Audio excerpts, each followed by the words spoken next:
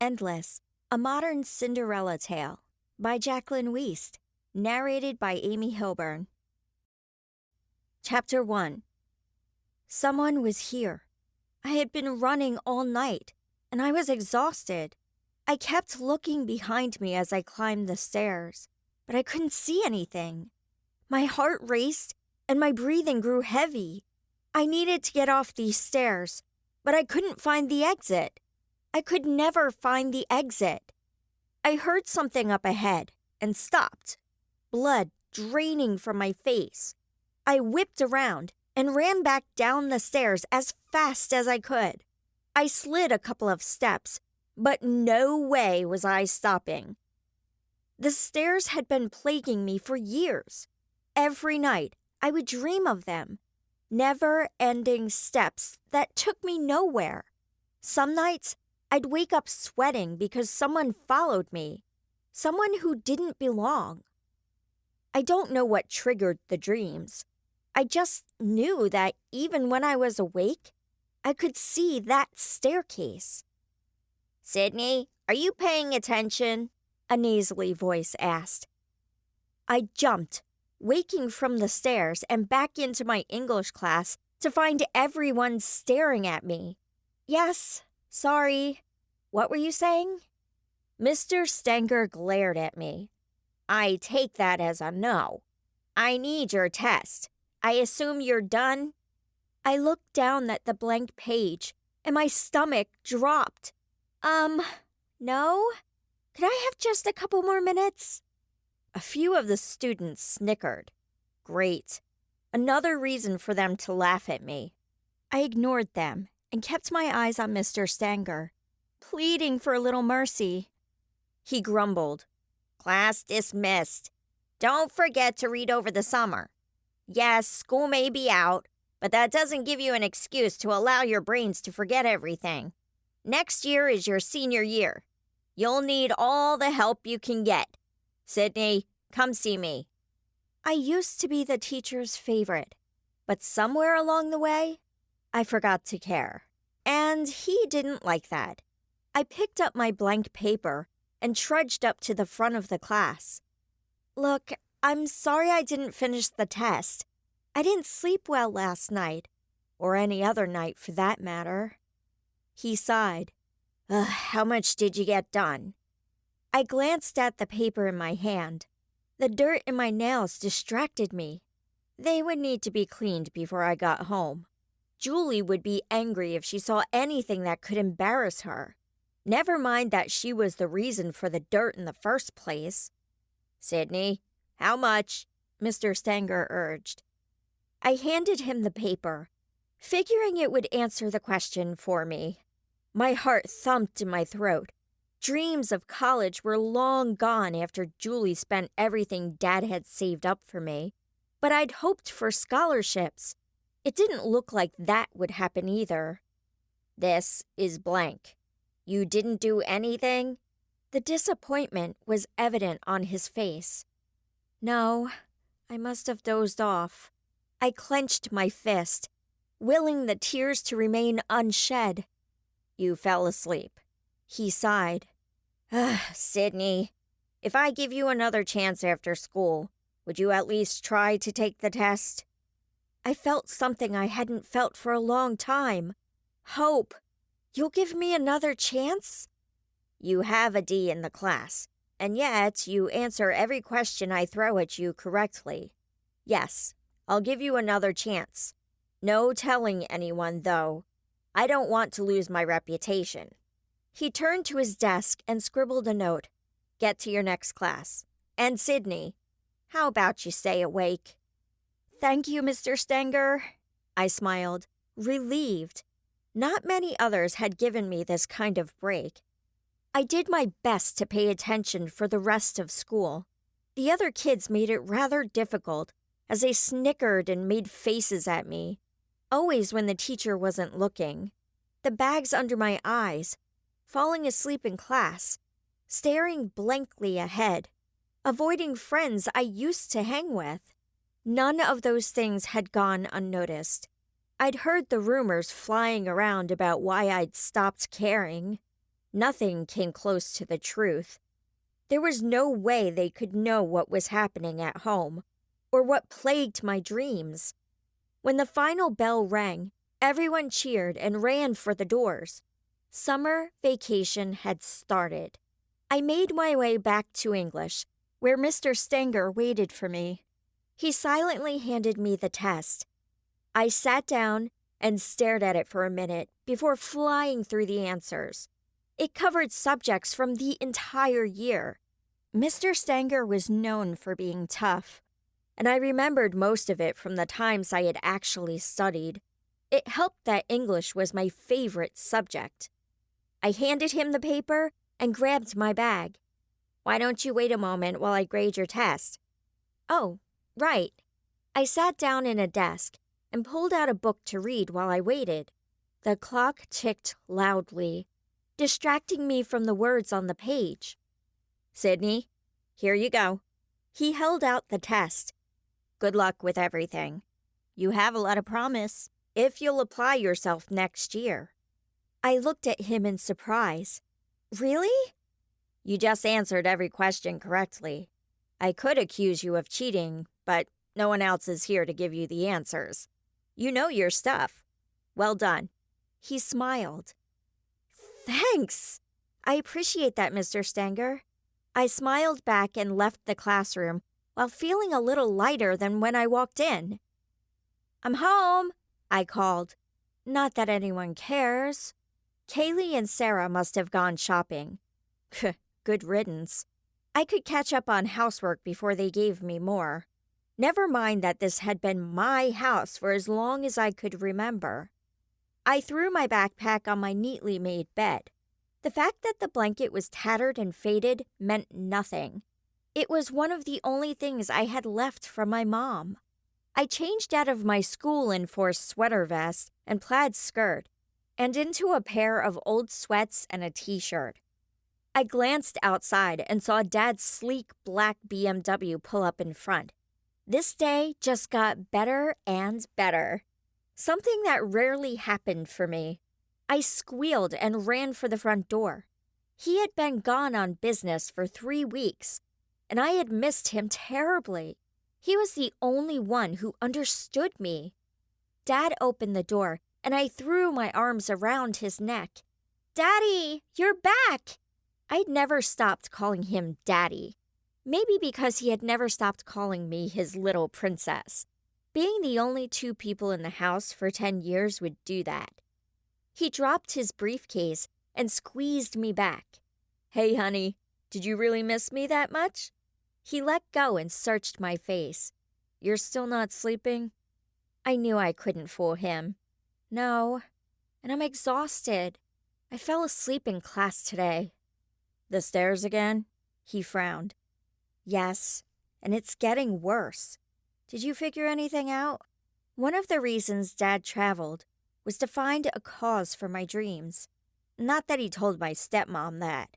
She figured a good cure for my hallucinations was taking me to a shrink. When that didn't help, she didn't want to deal with it and decided to send me off to camp. If she knew what he was really doing, who knows what she would have done? He sighed. "No, I didn't. I thought I found a charm you could wear, but when I caught the guy selling the same charm to transform someone into a cat, I didn't think you'd want to try it. Oh, but I did bring you this." He pulled out a bar of Swiss chocolate. My favorite. I took it from him and hugged him again. "Thank you. And thanks for not getting the charm. I don't feel like being a cat. Although, maybe cats don't dream." I picked up his briefcase. "Come on, I'll get dinner started, and you can tell me about the important banker stuff you did." The chocolate would wait until I was alone, so I could savor every bite. "You don't need to cook, Princess. Let me take you all out for dinner." He picked up his other bags off the porch and followed me in the house and back to the kitchen, where he dropped them by the counter. I'd get them later. He was the one person I didn't mind cleaning up after. "You've been out to eat every night since you left. I'll make you spaghetti and meatballs. Your favorites." It would also be nice to cook for someone who actually appreciated it. Your mom's recipe? He asked hopefully. His eyes softened, and he played with a napkin that sat in front of him. Of course. Is there any other? I smiled and pulled out the pots I would need. Mom had been a trained chef and used her best recipes on us. Even though I was only 4 when she passed away, she had taught me her love of cooking. I had found this recipe a few years back in one of Mom's cookbooks, and it always brought a smile to my dad's face. Has Julie treated you well? He started shredding the napkin. And where did she go? I shrugged. About the same. And I don't know. I haven't seen her or the girls since I got home from school. I couldn't help my bitter tone. I chopped the garlic a little harder than I normally would and slid it into the pan. She loves you. You know that, right? By that time, the napkin was a pile of scraps. I raised my eyebrows. You've got to be kidding me. Is that why she's sending me away? I chopped the onions and slipped those in. He smiled. I think it will do you some good. Maybe you can even make a friend. Or, dare I say it, a boyfriend?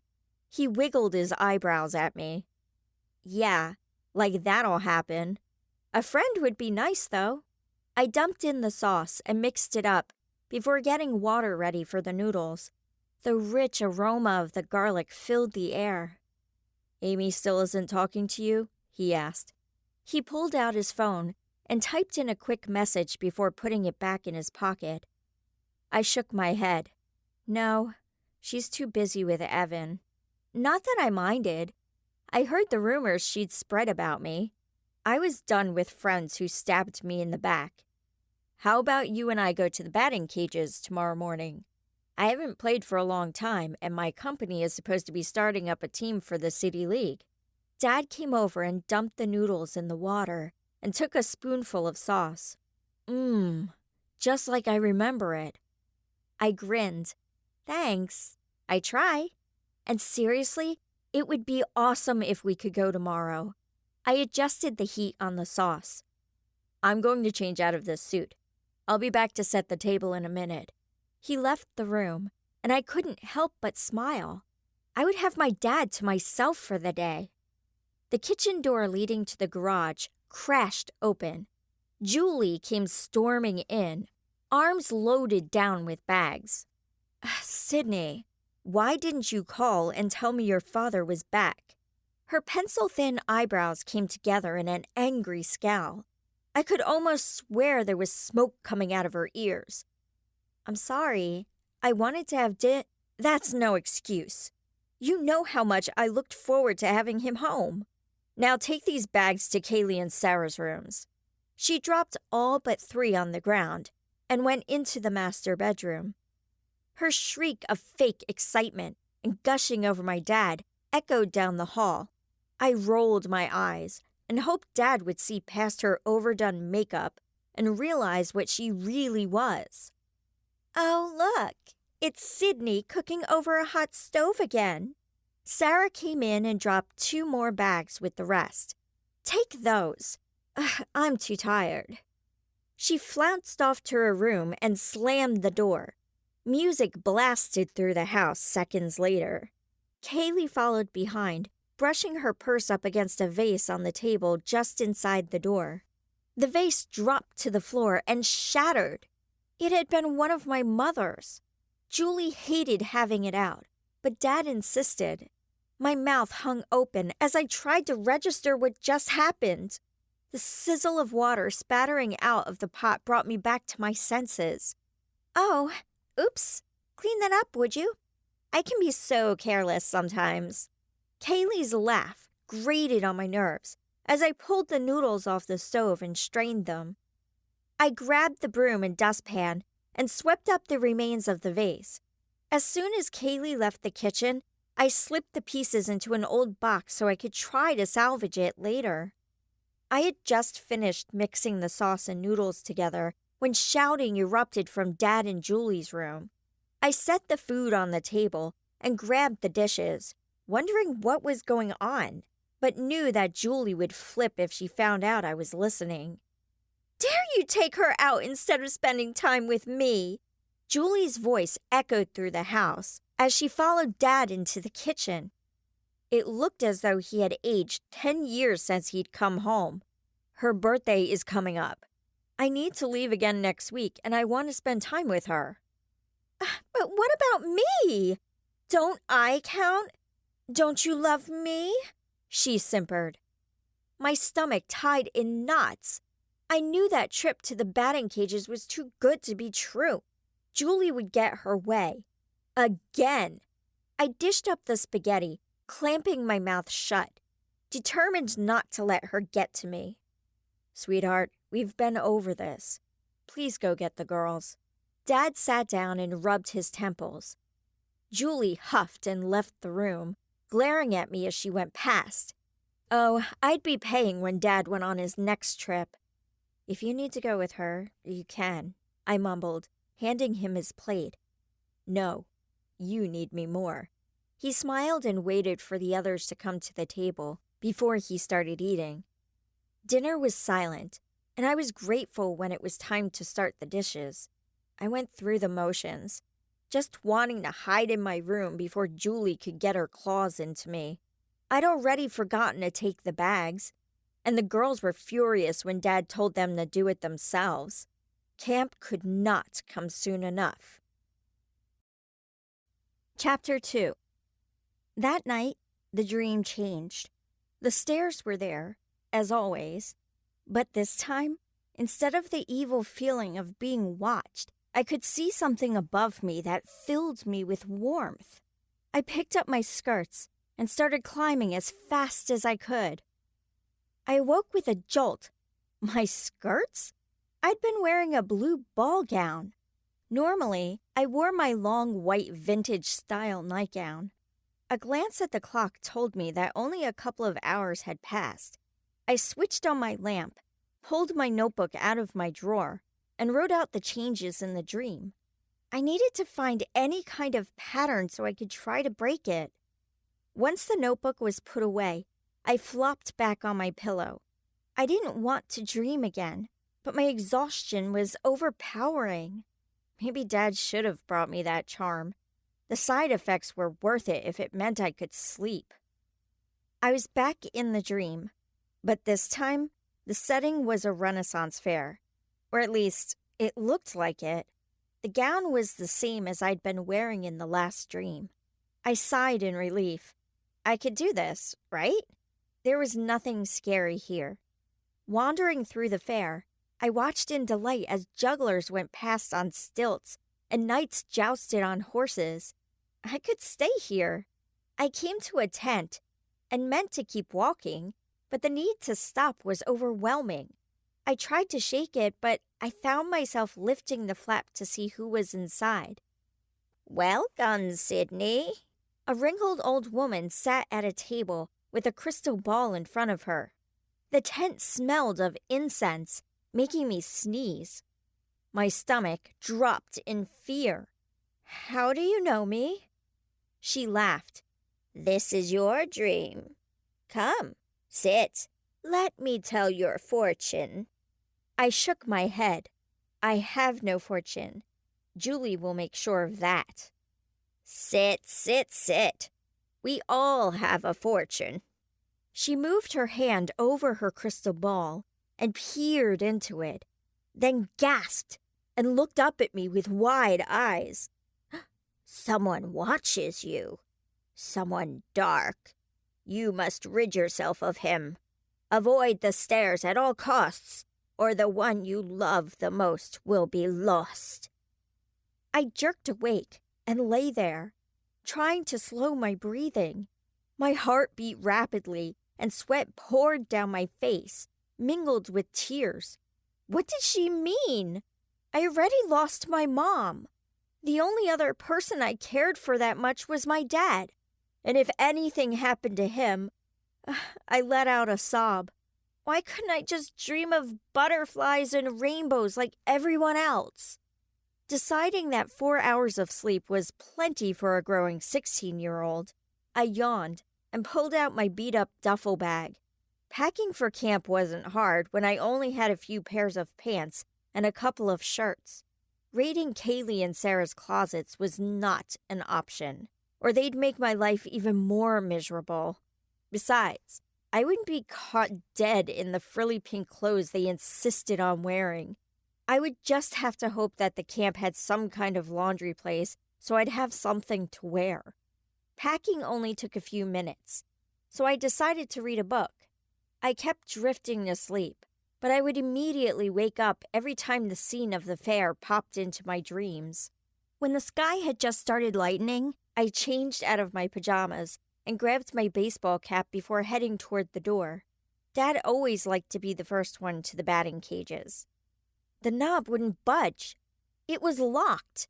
I tried again just to be sure, and then pounded on the door. "Hey! Let me out of here! Dad? Julie? I can't get out!"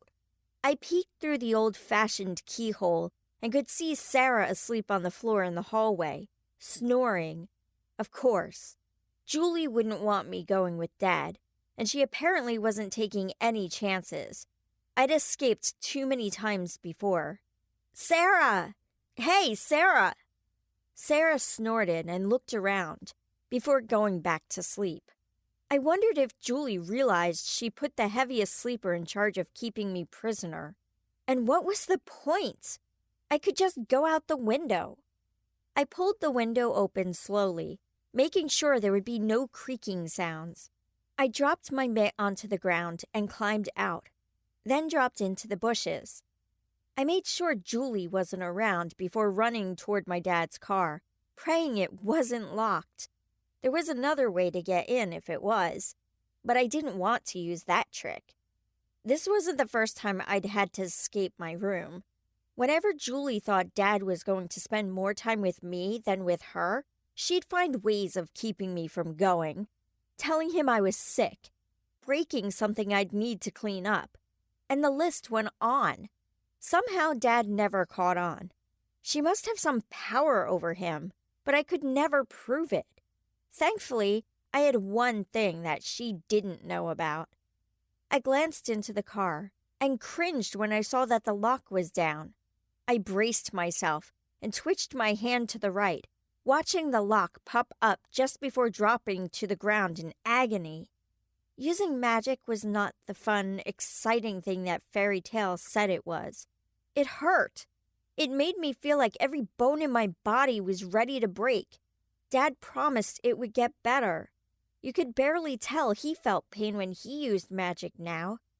Once I could stand, I opened the door and slid into the back seat to curl up in a ball and tried to sleep, so I could regain my strength before Dad came outside.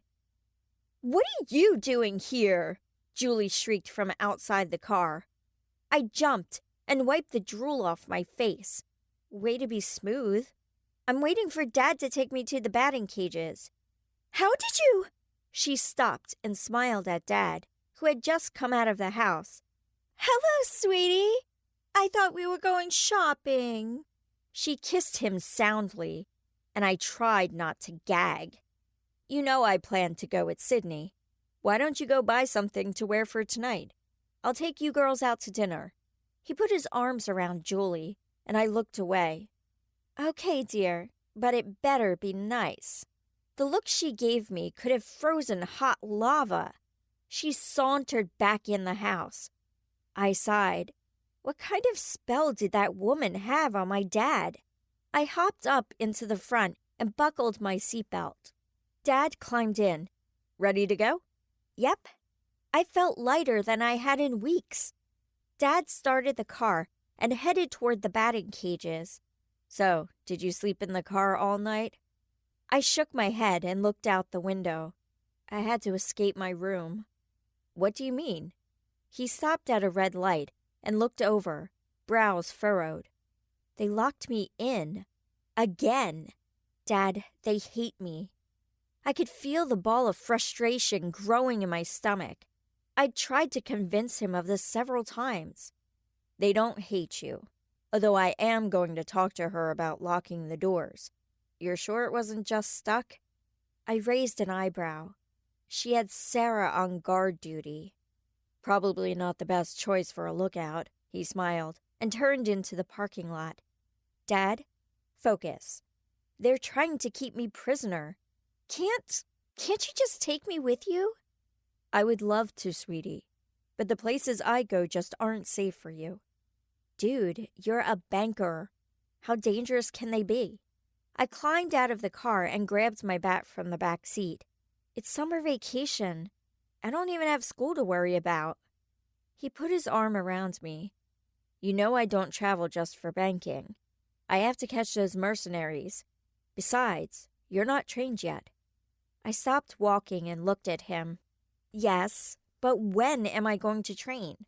I can't do it at home. Dad grinned. I might have a little influence on where you're going for camp. You mean? My heart rose in my throat. Yep, you're going to a magic camp. I jumped up and down and squealed. Thank you, Daddy! You'll have to work hard to catch up. Some of these kids have gone a few times already. I will! We went inside, and Dad paid for us before we went to the cages. We set the machine up for me, and Dad stood outside, watching. The balls began to come at me, and I got lost in the movement. I had been cut from the baseball team when my grades slipped. Getting back into the groove of smacking the ball as hard as I could helped wash away my stress. Pretending the ball was my stepmother's face helped even more. My turn ended and I left the cage, breathing hard. I knew I'd be feeling it the next day, but I didn't care. Your turn, Dad. You did really well, sweetie. You're a shoo-in for the team next year. He ruffled my hair and walked past, handing me his jacket. I have to keep my grades up. I don't see that happening anytime soon. I sighed and leaned against the net. Dad's phone rang in his jacket pocket. I pulled it out but didn't recognize the number. I glanced down to see a text message. Got it. Meet me in the usual place next week. It was so vague. It could mean anything. But in Dad's undercover wizard job, they were usually pretty careful with what information they passed on. Dad, you have a text. I'll get it in a minute. I'm almost done. He hit the last 2 balls and stretched his arms as he left the batting cage. I didn't hit as many as you did, but I think I scored pretty well. I handed him his phone. How does it feel to get beaten by your daughter? I grinned. Sweat dripped down Dad's face in the hot morning sun. It was definitely time to be done for the day. That just means I taught you well. He winked and checked the message, and his face lit up. They have it. They found your cure. I thought my heart would beat out of my chest. I could be free of these awful dreams? They did? Are they sure? Because I don't want to end up glowing in the dark or something. But a cure? I could sleep again. I'll have to check it out when I get there. I won't buy it if the side effects are outrageous. Ready to go home? I need to call him back and work out the details. Only if we could get a milkshake on the way. I fluttered my eyelashes and laughed. It wouldn't be a trip to the cages without one. He put his arm around me, and we walked out to the car. The big question is, what flavor do you want? Rocky Road? Is there any other kind? I threw the bats in the back seat, climbed in the front, and waited for Dad to get in. Not that I know of. Dad started the car and drove us to our favorite shake place. So how long will you be gone this time? I asked. I'm hoping for just a week or 2. I should be home when you get back from camp. Dad handed me my shake, and we pulled out of the drive-thru. The chocolatey goodness capped off our perfect day. I hope so. Maybe then someone will actually celebrate my birthday with me. Ah, your 17th birthday. The most magical year of your life. He winked at me.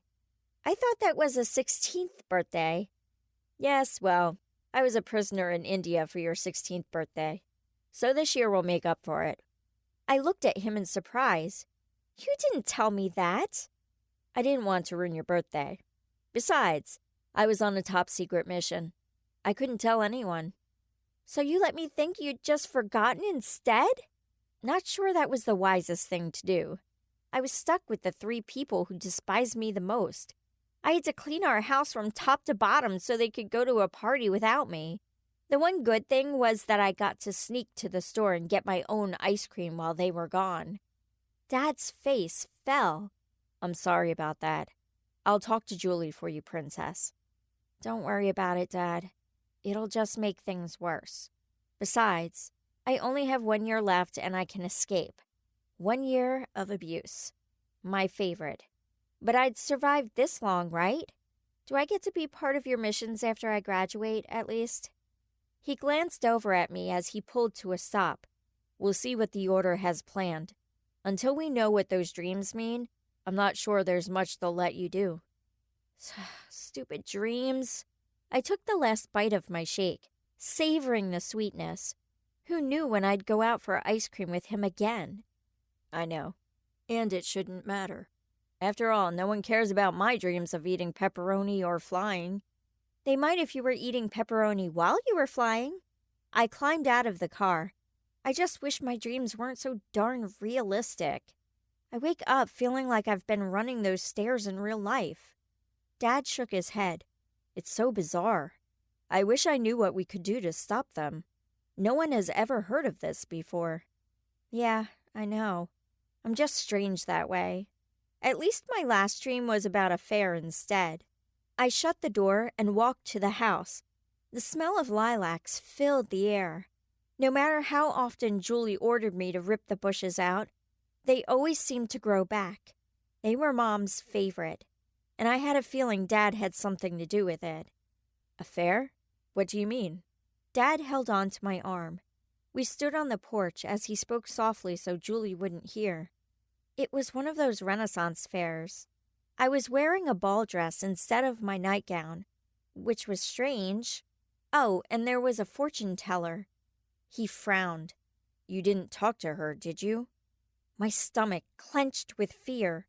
Yeah? Why? Could be nothing. How real was this dream? He let go of my arm and shoved his hands in his pockets. Same as the stairs. The lady was creepy. I just have to stay away from fairs and ball gowns and I'll be okay, right? I shivered, thinking of the way she had looked at me. I hope. Dad cut off when the door flew open. Oh, sweetie pie, you're home! Julie threw her arms around him and glared at me over his shoulder. We were getting worried about you. Dad laughed. It's only noon. We got home the same time we always do. Yes, well, I thought it might be nice for us to go boating today. At the country club. Alone. She threw another poisonous look at me before pulling back and kissing Dad soundly. Oh, brother. That was her way of telling me to get lost. I brushed past them and went to grab some clothes so I could hop in the shower. It was quick because I knew that the shrieking and complaining would start soon. They didn't like me taking my time in the bathroom. I got out and toweled off before noticing a note lying on the floor. Someone must have slid it under the door while I was in the shower. I picked it up and sighed at the list of chores to be done before we could leave for dinner that night. No wonder Julie had wanted to get out of the house. She needed Dad out of the way so she could force me to clean. I dressed and opened the door, smiling brightly at Kaylee and Sarah, who were standing in front of me, hands on their hips. It took you long enough. We need you to get to work right now. Mom wants all of this done before you leave for camp. I might clean the kitchen and living room, but I refuse to touch your rooms. Better hurry. Dad's taking us to dinner. I went into my room to gather my laundry so I could get started on the other chores. I kept telling myself I was doing this for my dad. Chapter 3. Princess, are you ready to go? Dad called into my room. Not really. I opened the door, yawning. The to-do list had taken forever. Kaylee and Sarah had made good and sure I was busy until the last minute. What happened to you? He raised an eyebrow and pointed at my hair. Cleaning the oven. My ponytail got stuck on the heating element. I pulled the ponytail holder out and ran my fingers through my dark brown curls. Ouch. We'll wait for you. Grab a dress. And a brush. I'll try to keep them calm. Thanks, Dad. I shut the door and went back to my closet, grimacing at the clothes inside. Nothing was fit for wearing to a nice dinner. I could hear yelling out in the hallway and knew I'd better choose something quick. I took the nicest dress I had and studied it for a moment. I held my breath, focused on what I wanted, and shoved those thoughts toward the dress. I smiled at my work just as I collapsed to the floor. The pounding on the door matched the pounding in my head. I groaned and rolled over to push myself up. Unlocking doors was one thing. Trying to make a dress look fabulous was a whole new level of magic I hadn't attempted before. I would definitely not be doing this to the rest of my wardrobe. Sydney? Is everything okay, Princess? Dad's frantic call pulled me out of my daze. Fine, Dad. I'll be right out. I quickly put on my new dark blue sequin dress and threw my hair up in a bun.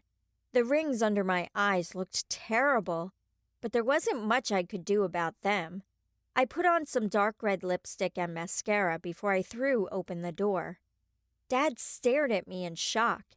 You look just like... He glanced over at Julie and swallowed. You look beautiful. Where did you get that dress? I smiled. It's just something I threw together. Let's go. I walked toward the garage, smiling at the reaction from Julie and her daughters. Kaylee's mouth was wide open, and Sarah glared. Their matching form-fitting red dresses were gorgeous and would probably catch the eye of every boy there, but I had a feeling they would be demanding my dress when we got home. I wasn't allowed to look better than they did. We piled into Dad's BMW, and I was forced to squish myself into a tiny corner so the girls wouldn't be crowded. I didn't mind. It gave me the chance to look out the window and pretend they didn't exist. The sun was beginning to set when we pulled into the parking lot of the most expensive restaurant in town. I trailed behind the family and smiled at the glares my stepsisters kept throwing at me. I guess I'd done a better job with the dress than I'd planned. My head still throbbed from the magic I'd used. It wouldn't happen again anytime soon. Dad gave our name to the man at the front desk, and we waited for a seat, making polite conversation. When we were led to a table, they took away the wine glasses after Dad told them we wouldn't need them, and I glanced at the menu. I ordered steak with the veggie side and took in everything going on around us. The restaurant was packed with guests, eating and quietly talking. The room was dimly lit with candles on each of the tables. The deep red decor made the place feel homey. Of course, at home I didn't spend $40 on steak. So, Sydney, are you packed for tomorrow? Julie asked, her eyes boring into my skull. Pretty much. I don't have a lot to pack, so I just need my pillow and sleeping bag. Do you know if they'll have laundry rooms there? My stomach clenched in fear. I knew what bringing this up in front of Julie would mean. Dad laughed. Laundry rooms? What in the world for? You're only there a week. I know, but I'll need to wash my pants. I only have a couple of pairs left. I ducked my head and dug into the salad the waitress brought me. What do you mean? What happened to the rest of your clothes? I looked up at him and peeked over at Julie. They're either too small or they have holes. I'm fine, though. I can just deal with what I have. Julie let me know that all the time. She would insist that her girls were having a growth spurt, or they were invited to a party and needed to look perfect. I didn't need anything new because, according to Julie, I never went anywhere important anyway. Dad's face turned red. Something that only happens when he's super upset but doesn't want to yell. Why haven't you gone shopping? I send you an allowance. You do? I asked in surprise. Julie stood abruptly. I need to visit the ladies' room. Wait a minute. Dad took Julie's hand. Where does Sydney's allowance go?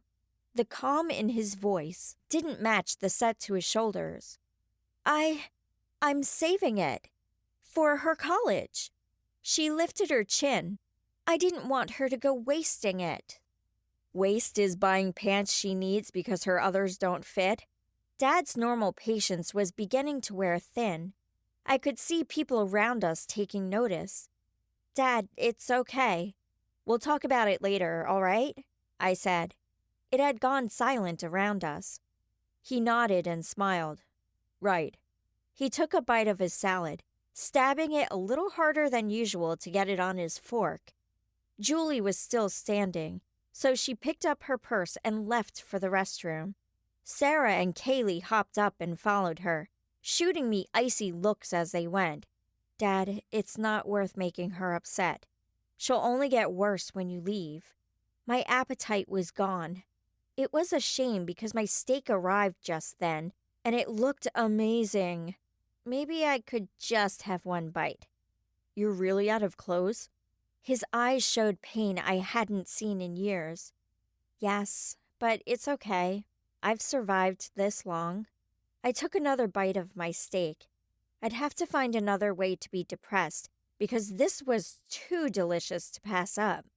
No, it's not. We'll go shopping tonight after we're done here. It's not embarrassing to go shopping with your dad, is it? I laughed. Maybe a little. I don't know how many stores will be open this late, though. We'll make it work. I'm sorry, Princess. I should be here for you more. It's not fair.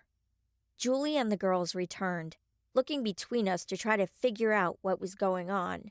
When we didn't say anything, Julie cleared her throat and sat down, pretending like nothing had happened. Dad and I exchanged an amused look and kept eating. We moved on to dessert, and I ordered a slice of cheesecake, thoroughly enjoying it while my stepsisters and stepmom looked on in disgust. How can you eat something with so many calories? Julie asked. Easy. I put it on my fork, stick it in my mouth, and savor every single bite. I demonstrated and smiled when I caught my dad's snicker that he instantly turned into a cough. Julie huffed. Well, I hope they feed you well at camp. I hate to think of the junk you'll force into yourself there. Are we quite done? I must get home. I have an awful headache coming on. Of course. Dad waved to let the waiter know he was ready for the check. I'll drop you three off and then head over to the mall with Sydney. Julie spit the water she was drinking all over the table. What? You didn't get her clothes, so I will. Dad pulled out his wallet and gave his credit card to the waiter. That way I can make sure her allowance goes to the right place. Well, I think my head is feeling better. Maybe her stepmother should go with her. Mother's touch and all that. The smile she gave me looked more like a crocodile and less like a caring mom. I glanced over at Dad, horrified. No, I'll do it. I need to grab a new tablet anyway. He stood and helped Julie out of her chair, and then helped Sarah and Kaylee. I was last before we headed out. Can I get your car, sir? A valet asked. He smiled at me, and my heart sped up. His clear blue eyes and dimples left me breathless, which immediately made me suspicious. Why was he paying attention to me? And I could swear someone was watching me. The eerie feeling I had in my dreams was here, and I didn't like it even a little bit. The stairs were dark and creepy anyway, but the prickling on the back of my neck and the knotted feeling in my stomach always had me running faster. Only this time, I couldn't just escape. Not with everyone watching. Not when I didn't know what I was running from. Dad handed him the ticket and turned to us. He noticed my look and glanced back to where the valet had been standing. I see you noticed Luke. He's the son of one of my partners. He's gorgeous, Sarah said. Do you think he'd go out with me? Dad laughed. Maybe so. He'll be coming to Sydney's birthday party, along with a few other young men I think you'd like. Dylan seems more your type. He gestured toward another guy coming up to the restaurant with his family. Sarah wrinkled her nose. No, he's more Kaylee's type. Oh, here's Luke with the car. She hurried forward so she'd be standing in front when he'd opened the door.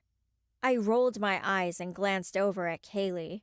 She was too busy staring at Dylan to notice me. Sarah was right, I guess. I climbed in the other side of the car, hoping to avoid the embarrassment of Sarah throwing herself at Luke. Dad climbed in right after. You don't want to meet him? I shook my head. No, not right now at least. Dad, that feeling is here. Someone's watching me, and I don't know who. What if it's Luke? You felt it too, huh? There's a bad feeling here, but it's not him. His dad. He stopped when Julie climbed in.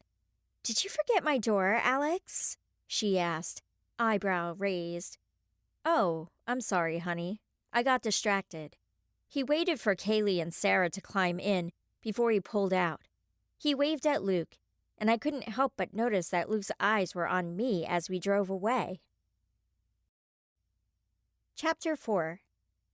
When we got home, I quickly changed into an old pair of denim shorts and a mint green t-shirt before going into the office to find Dad.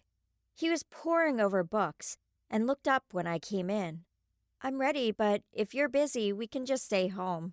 It's okay, really. He stopped what he was doing and came around the desk. Nope, I'm good. Let's go. He locked the office door and slipped the key into his pocket. It drove Julie crazy that she could never get into the office. Dad kept it locked at all times when he was gone. There were a lot of magic books and scrolls hidden in this room that he didn't want her to see. I'll just go tell Julie goodbye. 'Kay, I'll be out in the car. It's unlocked, right? I felt my stomach drop a little at the mention of Julie. She would try again to get him to stay home, and I worried that he'd listen. Sometimes she could get him to do anything. Yes, it should be. Dad went to his room, and I grabbed my purse before heading toward the front door. We know what you're doing. Sarah stood in front of the door, arms folded. Kaylee stood next to her, filing her nails. What do you mean? I asked, confused. It was Dad's idea to go shopping, not mine. I backed up as Kaylee advanced on me. One of them attacking me was bad enough. It was pure torture when they confronted me together. You're trying to turn your dad against our mom. It's not going to work. And you can forget about your birthday party. Mom said it wouldn't happen. I rolled my eyes. I don't care what your mom says or does. Now move, please. I pushed my way between them. My heart pounded. I cared more about what her mom thought than I wanted to admit, but only out of fear. She could make my life miserable when Dad was gone. I tried to push it away, but they knew where to hit me. We're watching you. We know there's something wrong with you, and we're going to find out what, Kaylee hissed. I turned back in shock, feeling like I'd been slapped. How could they know about the magic? I'd been so careful. What do you mean? I saw Dad coming out of his room and pleaded with him mentally to do something. You don't sleep. And that dress? That wasn't in your room earlier. What did you do? Steal it? She backed up when she saw Dad. I shook my head and decided to ignore them.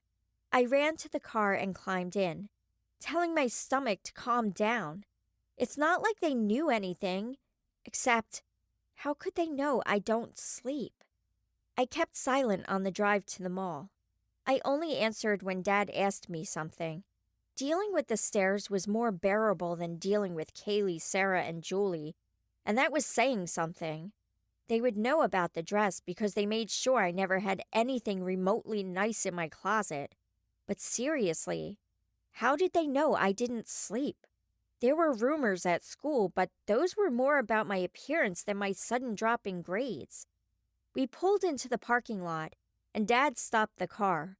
Okay, out with it. What did they say to you? Nothing. They just told me they were going to find out my secret. I rubbed my face. I wish them luck. His eyes flashed, but he attempted to smile to help me feel better. They're just teenage girls, and they're jealous of their beautiful stepsister. I rolled my eyes. Yeah, right. But thanks for trying to cheer me up.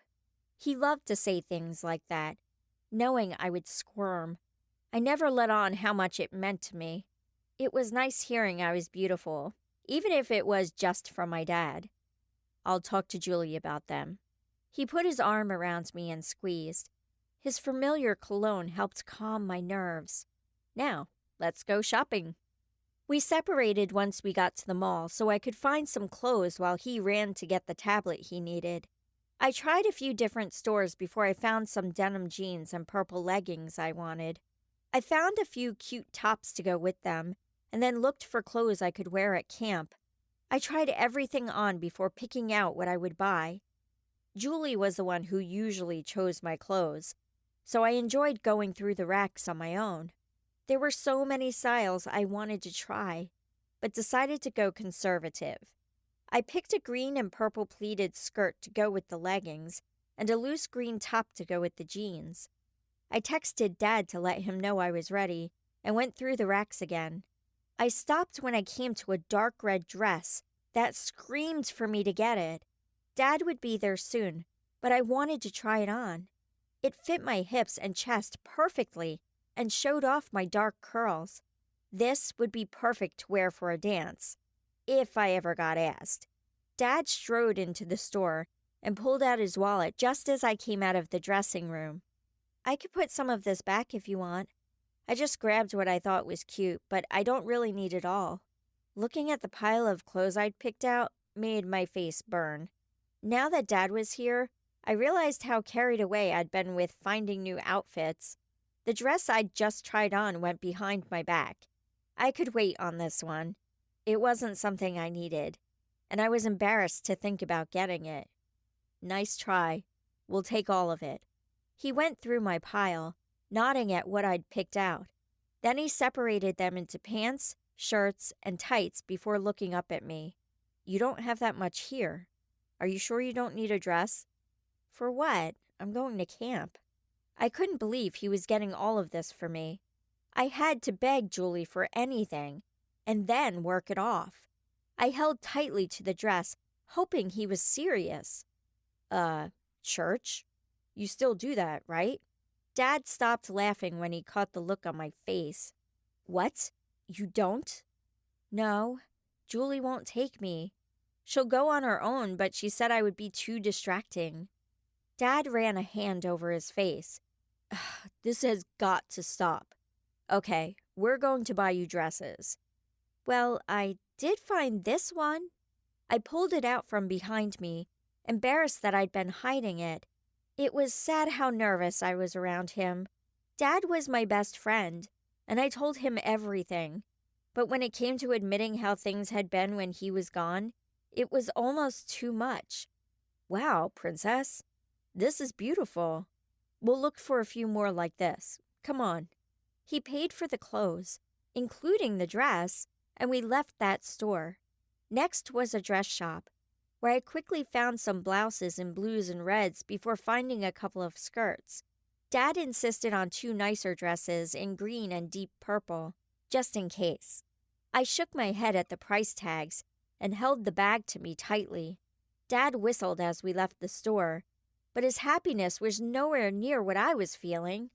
The old ratty clothes I had at home could go in the garbage because now I had actual clean, nice outfits to wear. I felt like a whole new person, which was silly because they were just clothes. Maybe I wouldn't be laughed out of camp now. I was relieved when we got home and I saw that Julie's car was gone.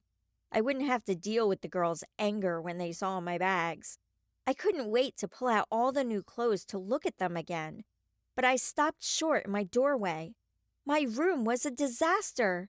My posters were shredded, and my blanket had been thrown into a corner in pieces. The clothes in my closet were all on the floor, except the blue dress. It wasn't anywhere. Anger bubbled beneath the surface.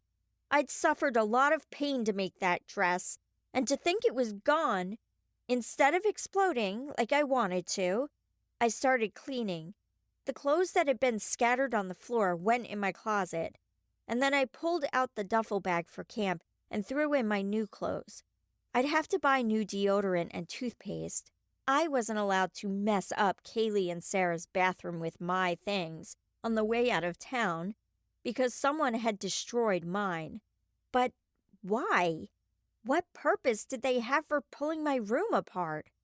A shriek came from Sarah's room. "Sydney! Come here right now!" I ran to her room, curious to see what she wanted. "What do you—" I stopped in shock. Sarah's room was torn apart even worse than mine. What happened? She stood in the middle of the floor, hands clenched. "How dare you!" "What are you talking about? I just got home. My room was trashed too." Dad came up behind me. "What's going on, girls?" His eyes widened when he saw the mess. "I see your room was hit as well. Do you know when this would have happened? Everything was fine when we left." "I don't know. You were taking too long shopping with Sydney, so we went out for a smoothie. When we got back, we found the mess that she made." Sarah pointed at me. Her eyes narrowed. "Nonsense. She was with me the whole time. Clean this up and stop attacking your sister." His annoyance at their accusations was evident in his voice. He left the room, and I followed. "Someone has been through our whole house. Have you noticed anything missing?" "My blue dress is gone. But otherwise, no. They did ruin my quilt, though." Tears welled up in my eyes. Nearly everything of my mom's had been destroyed in the space of just a couple of days. Losing another piece of her was a huge blow to me. The excitement from shopping had been shattered. He pulled me into a hug. "I'm sorry, sweetie. Do you think you can save it?" "Maybe. It was already a patchwork anyway. Who would do this?" "I don't know. Maybe they thought I was too close to the cure." He pulled away, worry lines etched in his face. "I called the police after I saw my room. They should be here soon. Let's go clean up and then we can see what can be done about the blanket." When he opened the door to his room, I saw papers and clothes scattered across the floor. One of his paintings of an old vineyard was nothing but a shredded mess. He closed the door, drowning Julie's shrieks about her precious belongings, and I went back to my room. Once the last of my belongings were put away, I pulled what remained of my blanket onto my bed. I was soon lost in rearranging the pieces, but then something caught my eye in the middle of the pile. It was a black piece of cloth that was thick and rough. Wool? There was a strange feeling surrounding it. Something familiar, but not in a good way. It must have been left by the intruder because no one in this house would come near this type of material. When I touched it, a sharp pain shot through my head, making me sick to my stomach at its intensity. I was yanked through darkness and transported to the stairs from my dream. No, no, no! This wasn't supposed to happen. My head spun from being sucked in. And what was going on with my body? Was it still back at home, or was I really here? I glanced at the cloth in my hand, sure that whoever had left it in my room was here with me. I could feel them. Somewhere. I whipped around, trying to find whoever it was. My stomach clenched in fear. "What do you want?" I screamed. The dreams had felt real before, but this was different. I reached out to touch the wood railing and felt the roughness under my fingers. It was cold and smelled musty. I hadn't experienced it this way before. Usually my sensations were muted, and while I climbed and woke up tired, I didn't actually feel like I was here. So, did that mean my body wasn't back at home? I shook my head. No, I wouldn't freak out. There had to be a way out. I got in, right? From all my previous searches, I knew there were no windows or doors, so like every other night, it was time to walk the stairs. I looked at the staircase below and decided the last thing I wanted to do was go down. The bad guys in horror movies are always in the basement, right?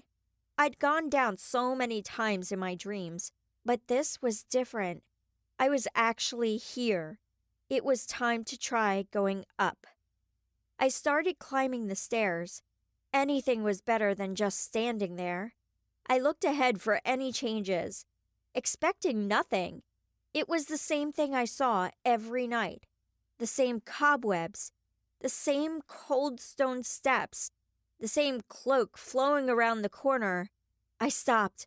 My breath stuck in my throat. A cloak? There'd never been a cloak before. I climbed faster to catch up and nearly tripped when I saw it again. The black cloak flowed behind someone just a flight ahead of me. I gasped in surprise. The material seemed to match the piece in my room. Wait! Stop! I took the steps 2 at a time.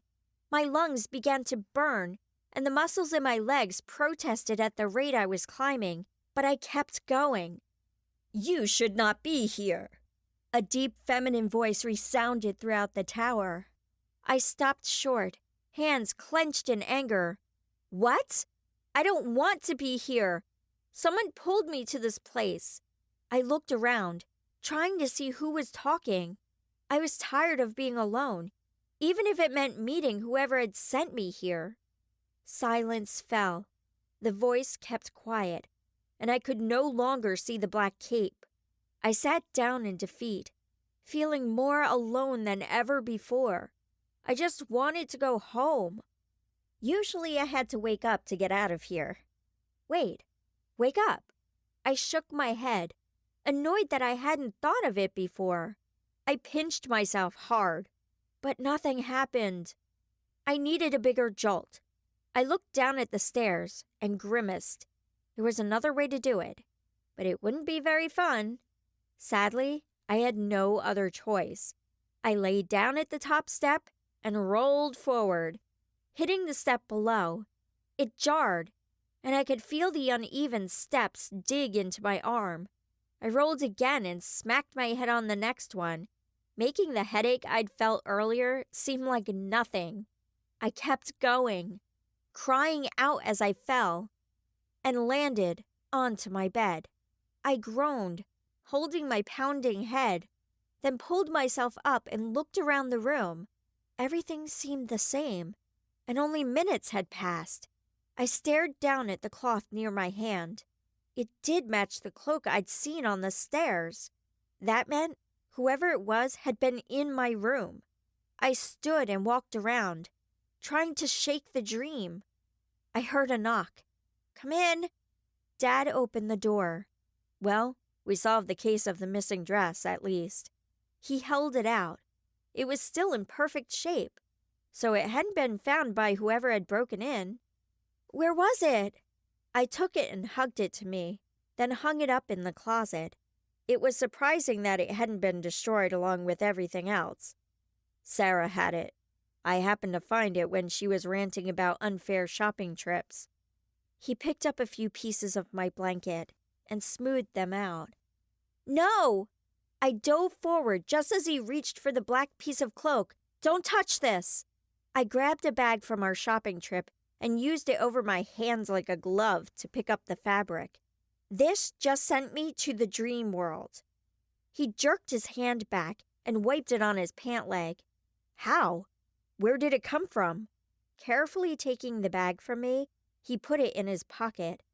I shrugged and sat on the bed next to him. I don't know.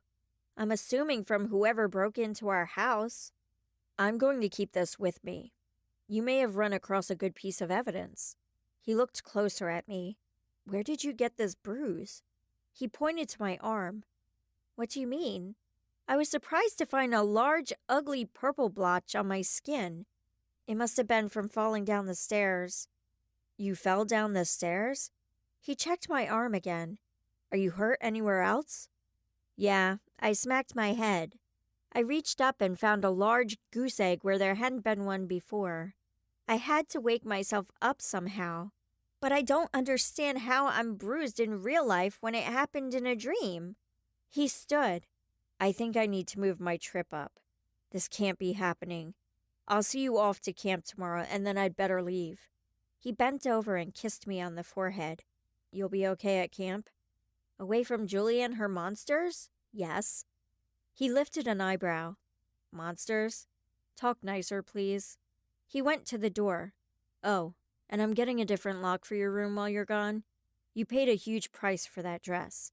Not how I would have advised you to use your magic, but it's good to see you practicing. Night, honey. Night, Dad. I picked up all the pieces of my blanket and set them in the chest at the end of my bed.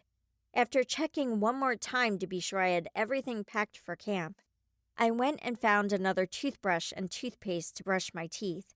I had to sneak into the crawlspace storage area to get them, so Julie wouldn't find out. She was very picky about how often I replaced anything, and she'd just given me a toothbrush a couple of weeks before. Once my teeth were brushed, I sneaked back to my room and climbed into bed. I said a quick little prayer of thanks for my dad and what he'd given me, and then pulled out a book to read. I wanted to stay awake as long as possible. I wasn't looking forward to going back to the stairs. Chapter 5. I took one last look at my room before hefting my bag up on my shoulder. I really hoped Dad would lock my door and hide the key, because I had noticed Sarah eyeing my closet earlier that morning. It was a 2-hour trip to camp, so I had loaded my bags with books. There was no way I wanted to fall asleep on a bus full of other people. If I screamed out in my dreams, I'd never hear the end of it. I waved at Sarah and Kaylee before climbing into Dad's BMW. They didn't have to know that the smile on my face was because I was free of them for a week. Julie sulked and refused to wave as we pulled away, but I was totally okay with that. There are a few things you need to know before you head off to camp, Dad started. I won't go near boys, Dad. I watched out the window as we passed by the businesses in town.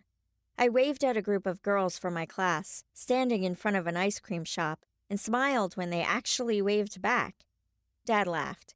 That's not what I was going to say. And it would be nice if you actually did meet a boy.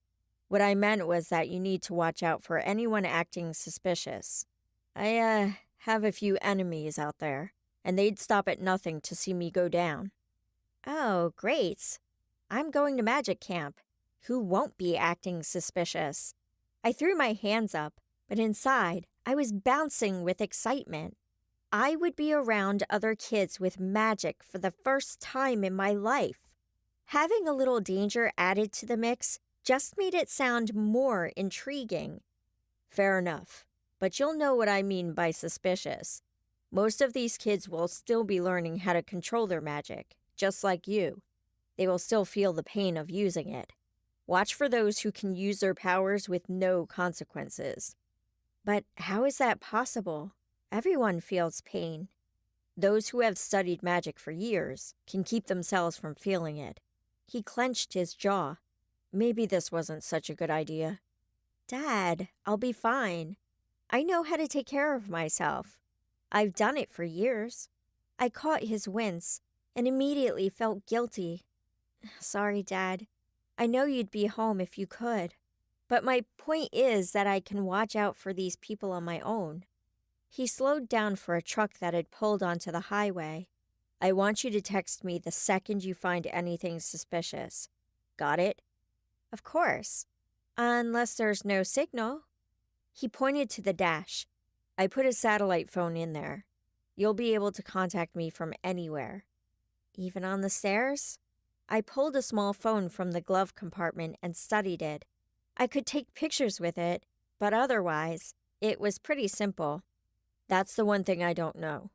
Since you're the only person who seems to have these dreams, we can't test that. So, just stay away from them, okay? He glanced over and smiled at me. Got it. Of course, if I knew how to do that, I had somehow managed to stay away from the stairs the night before, but the dreams had still been disturbing. I was at a ball, rushing away from someone or something. I'd bolted out of bed before I could find out who or what it was. Dad's cell phone rang, and he answered it, leaving me to my thoughts. He was still making his travel arrangements when we pulled into a parking lot next to an old cabin. He helped me grab my bag and kissed me on the cheek with a whispered, "I love you, good luck," and climbed back into his car. I sighed and went over to the check-in by myself. After making sure they had my name right, I picked up the registration packet and handed off my luggage. We would be catching a bus from there to the camp. Everyone else had someone to talk to, so I found a place to sit by myself until it was time to leave. A few minutes later, Dad left his car and ran over to me. "Sorry about that. The arrangements are made, and I'll be flying out in just a few hours. I have a spa day scheduled for Julie and the girls, so they'll be more understanding when I take off." "So, if you're leaving, how will you help me if I'm in trouble?" I asked, picking at the threads on my bag. "I have a few friends who'll be around, keeping an eye on you. You'll be fine." He kissed me on the forehead just as the director announced it was time to load up. "Good luck, Princess. Remember who you are, and know your mom is watching over you." He pulled me into a hug. "Thanks, Dad. I love you." I kissed him on the cheek and ran to the bus. I would miss him, but the thought of finally being around others with magic was exciting. I found a seat no one had taken and dropped into it. Dad stood with his hands in his pockets, waiting for us to leave. I waved at him through the window to let him know where I was. He brightened and waved back. "Is the seat taken?" a girl's voice asked. I looked up to see a thin girl with long brown hair staring down at me, biting her lip. Her floral peasant skirt clashed with the stripes on her blouse. "Nope, you can sit here." I scooted over so she had room. "I'm Jade," she said. I looked over at her. "I'm Sydney." I had no idea what else to say. People didn't usually talk to me. "This is my second year. My mom is one of the instructors. How about you?" She pulled her hair back and put it into a ponytail. "Nope, this is my first year." I paused. I didn't even know they had these camps. I usually just teach myself. "You teach yourself?" she asked, eyebrows raised. "Isn't that dangerous?" I shrugged. If it was, I had no idea. I'd never known anyone else with magic except for Dad. Maybe. It's never caused problems before. I don't use it very often. My stepsisters and stepmom don't know we have magic. I'd prefer they never find out. I clamped my mouth shut. I was so excited to have someone to talk to, I couldn't help but tell her everything. Jade made a face. "Ugh, that sounds awful." She smiled again. "Well, you'll learn all kinds of magic here. And the best part is the competition the last day of camp."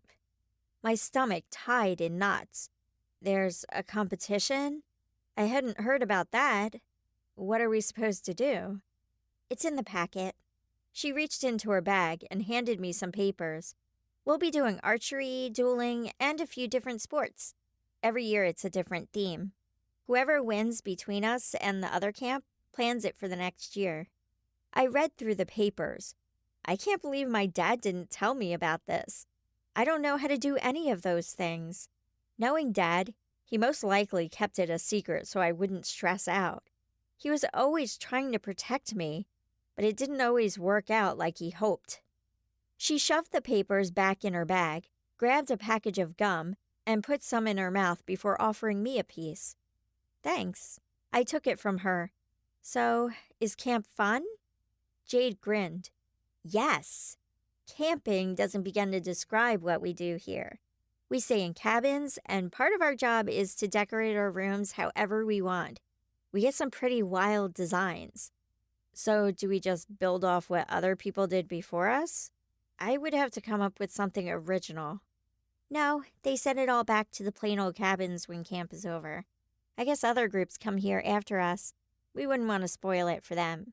She leaned back and blew a bubble, allowing it to pop in her face. "How did you decorate yours last year?" I asked, hoping for ideas. "I went retro, and I'll probably do the same thing this year. If you couldn't tell by my clothes, I love the hippie movement. What are you going to do?"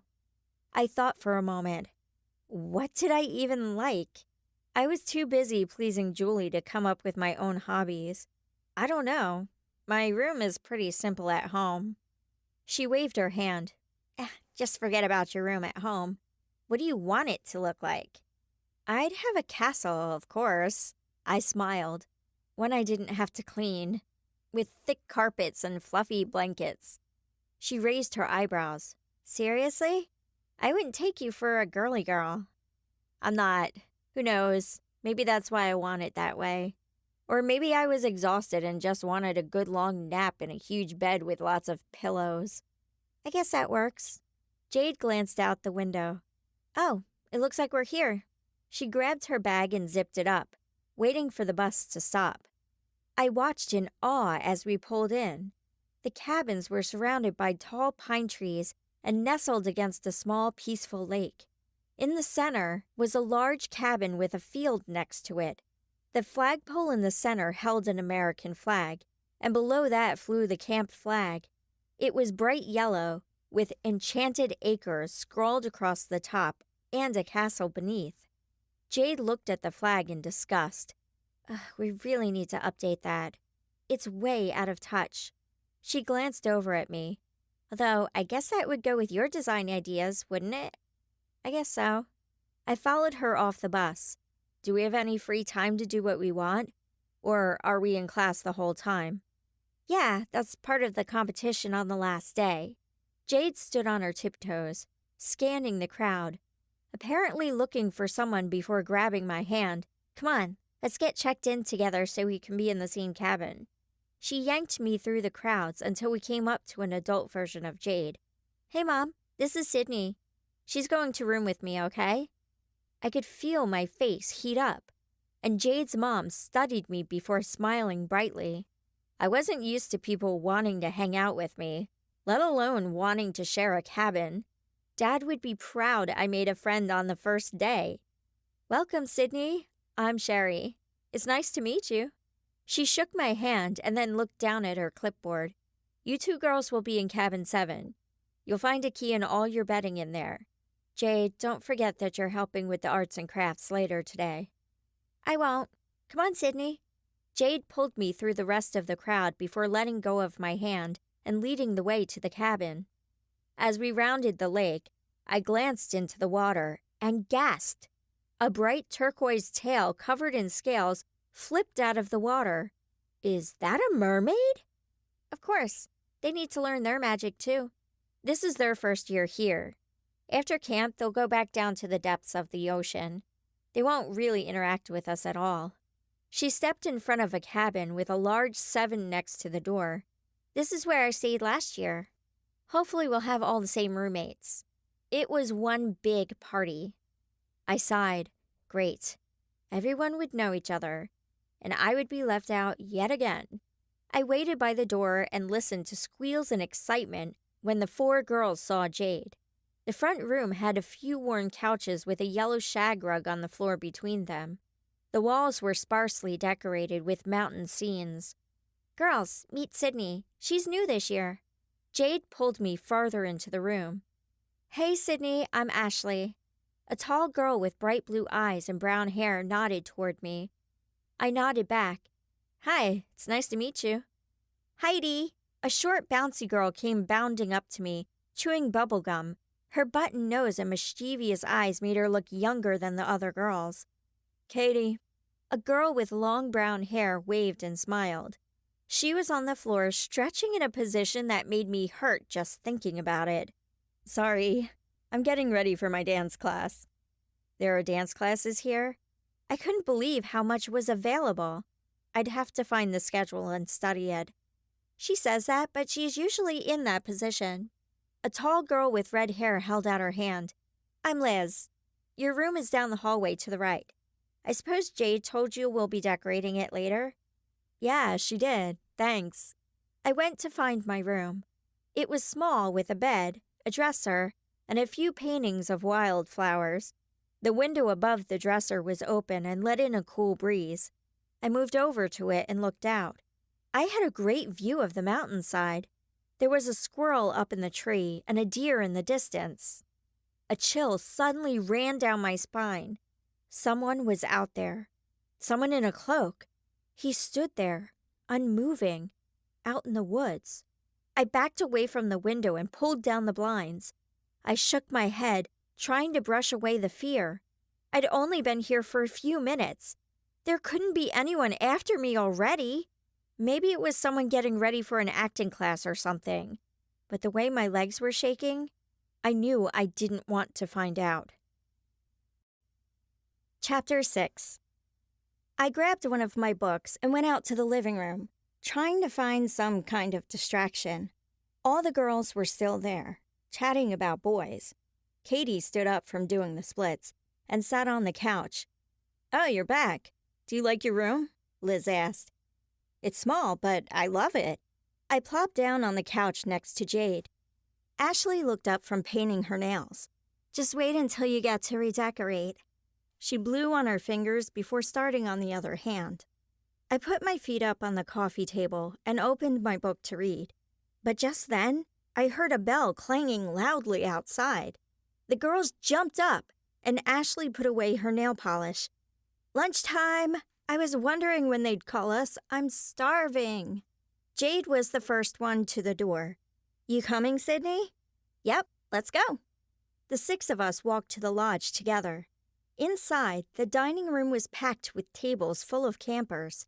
The serving area was in the back, and the line trailed toward the door we'd just come through. My roommates giggled, and I was surprised when they all turned to me. "What?" Liz giggled again and nodded toward a table of boys. "You didn't notice the guy looking at you? His eyes followed you all the way in here."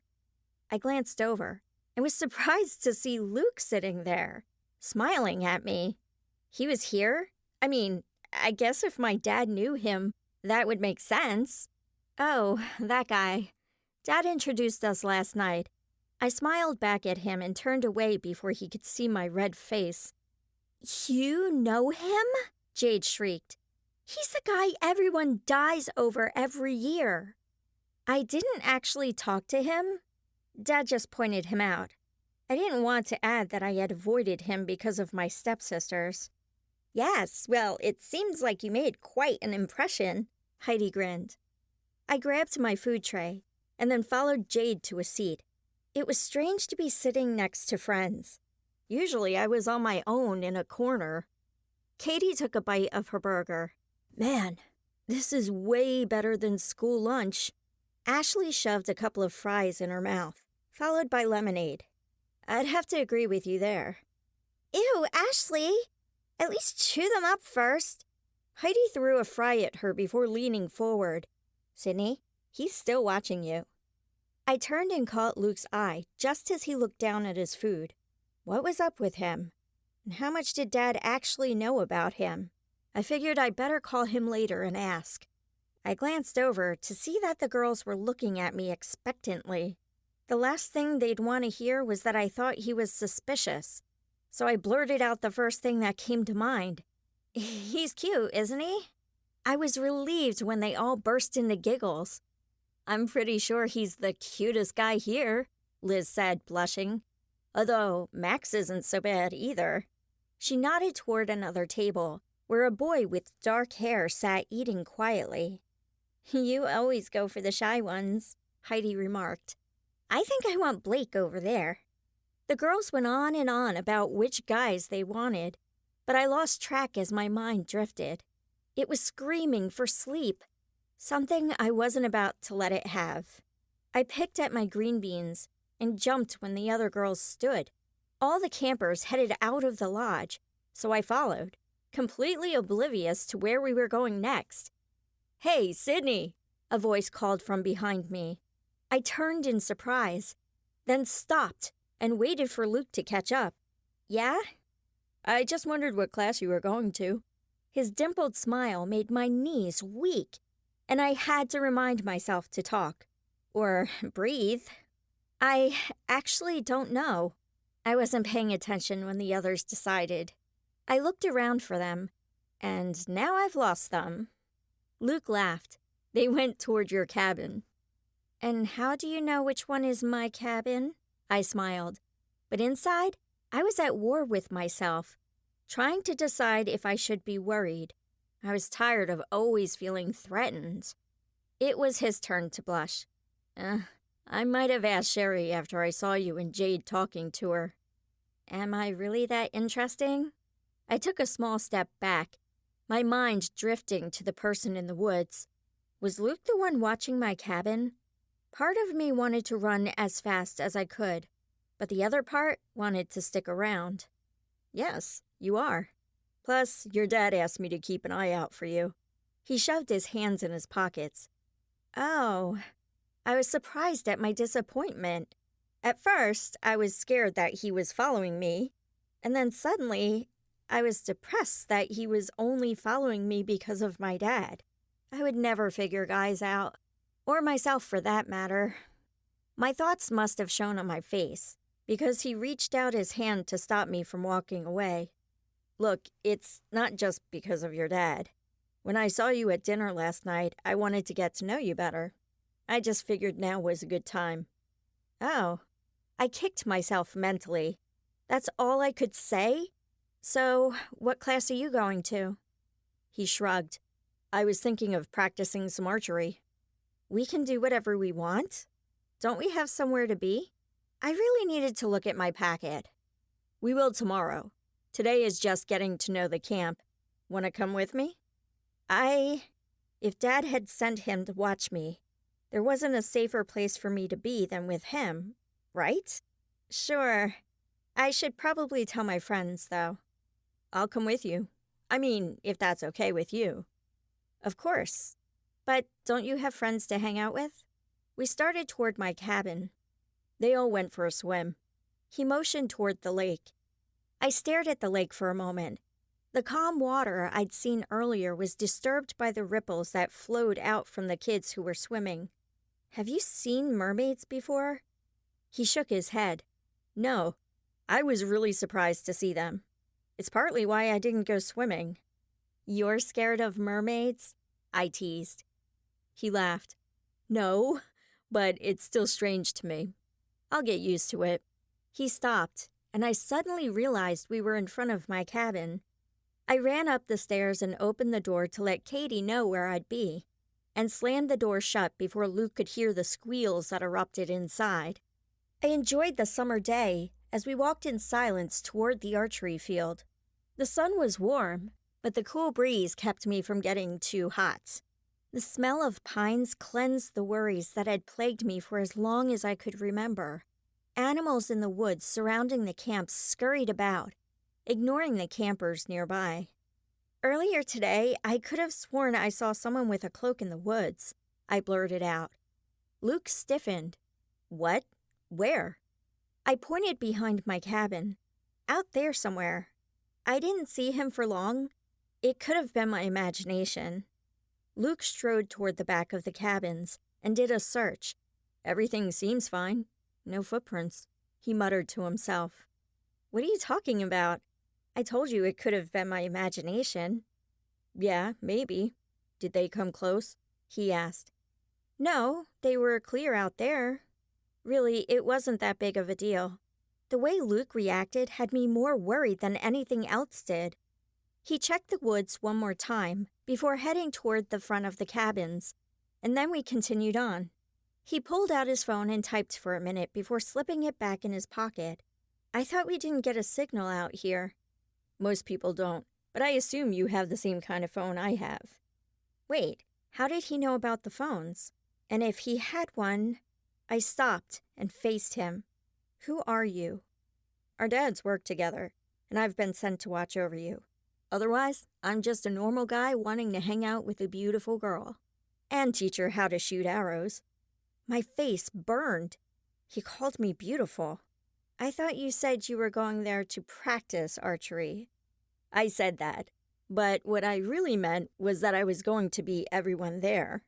His mischievous grin had my heart beating rapidly. I stepped in front of him, hands on my hips. I see how you are. I'll watch you this time. But then I challenge you to a game of baseball. Ah, baseball, huh? I have a feeling you'll beat me there. Maybe we should go for something we're both bad at, like canoeing. Hey, Who said I was bad at canoeing? Well, can you actually do it? I peeked over at the canoes. Well, no, but that's beside the point. Luke chuckled as he picked out a bow for himself and then helped me choose one. We went over to the targets, and Luke demonstrated how to use the bow. I was thankful I had built up muscle going to the batting cages because I needed it to help me pull back on the bowstring. I let the first arrow loose, and it didn't go anywhere near the target. I watched Luke shoot a few times, hitting near the bullseye each time before I tried again. I missed the target when Luke stood close to me and helped me get everything in the correct position. My arms were where they should be, but inside, my brain and heart were going wild. I'd never had a boy this close to me before, and I fully enjoyed every second of it. He helped me get the arrow where it needed to be, and then stepped back. I shot and hit near the center of the target. Hey, that's much better. But then, my teaching skills are pretty amazing. Yes, they are. Thanks. I tried one more arrow, and this time it came even closer. Wow, never thought I'd do that well. Of course, I never imagined I'd be shooting a bow in the first place. Luke took my bow from me and set both of them by a haystack, and we went in search of the arrows. His were easy because they were all on the target. We had looked for about 10 minutes before I finally spotted my last one. We took everything back, set it with the other equipment, and walked toward my cabin. So, what do we want to do next? Luke asked. Baseball? I was dying to see the field. Plus, it would help me relax. I kicked a stone, watching it roll toward the lake and land with a splash. Ah, see, that requires more than just the two of us. He took a step ahead of me and walked backwards. You sure you want that? Hey, we did your thing. Now it's time for mine. Or are you afraid you'll lose? I asked, grinning. I waved at Heidi and Ashley as they jogged past. In the distance, other campers were practicing magic by making fireballs in their hands. I couldn't imagine the control it would take to do that. Oh, you're on. You find a team and I'll find a team, and we'll meet on the field at, he checked his watch, 4 o'clock. Does that work? I looked down at my watch, surprised that 2 hours had already passed since lunch. Deal. I'll see you then. I waved, ran up the steps to my cabin, and turned back to watch him leave, hands in his pockets. Chapter 7. So, someone was gone for a really long time. Jade stood by the door, her arms folded and eyebrows raised. We were practicing archery. It takes a while. I went past all the staring girls and into my room. A glance in the mirror showed my flushed cheeks. Maybe it was the sunshine, but I was pretty sure it was the cute boy who had just chosen to hang out with me. I flopped on my bed, thinking of how it felt to have him so near. I pulled out my phone and sent a text to my dad, thanking him for sending Luke to watch over me, and then went back to daydreaming. Someone knocked, and I opened the door to find all 5 girls standing there, smiling.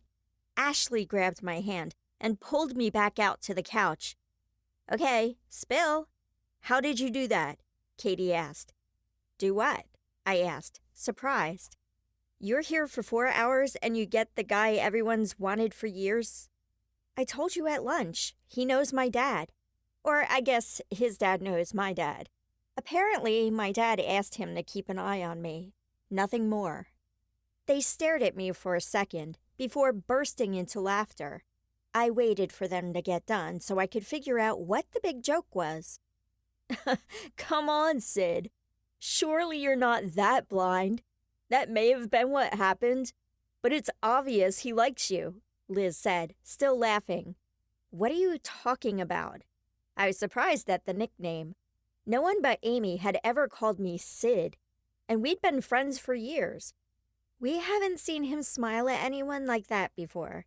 And believe me, we know. Everyone watches him, Heidi said. He liked me? I mean, I wanted him to, but To think he actually might? Creepy.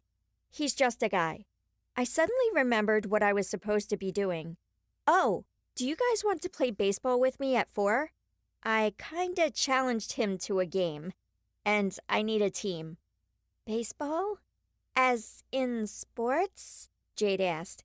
Will boys be there? I laughed. Yes. Or at least, I assume so. I doubt Luke will get a team of girls together. Please?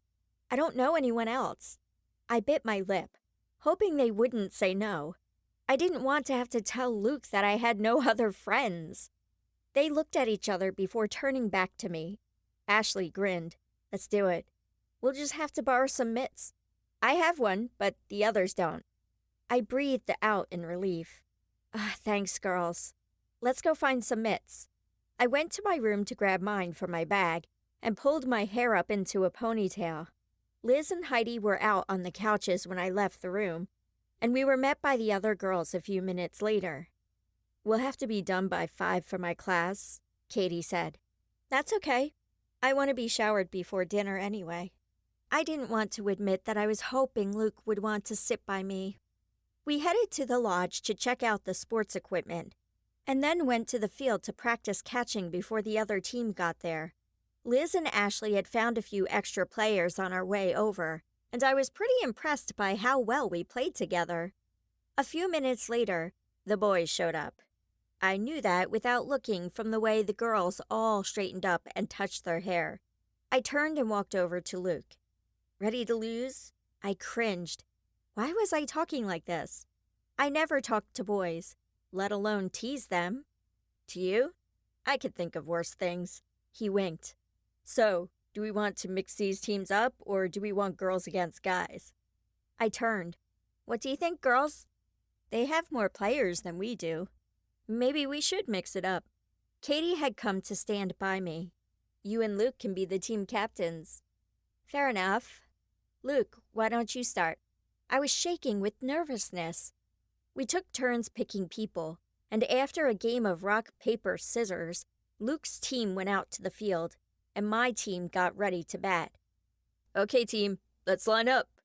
A tall boy with dark hair and glasses stood up in front. Hey, this is Sydney's team, Liz said from the bench. Yeah? Well, I'm in charge now. I'll bat first. He looked over at me and smirked. He looked familiar somehow. I stared at him, trying to figure out how I knew him.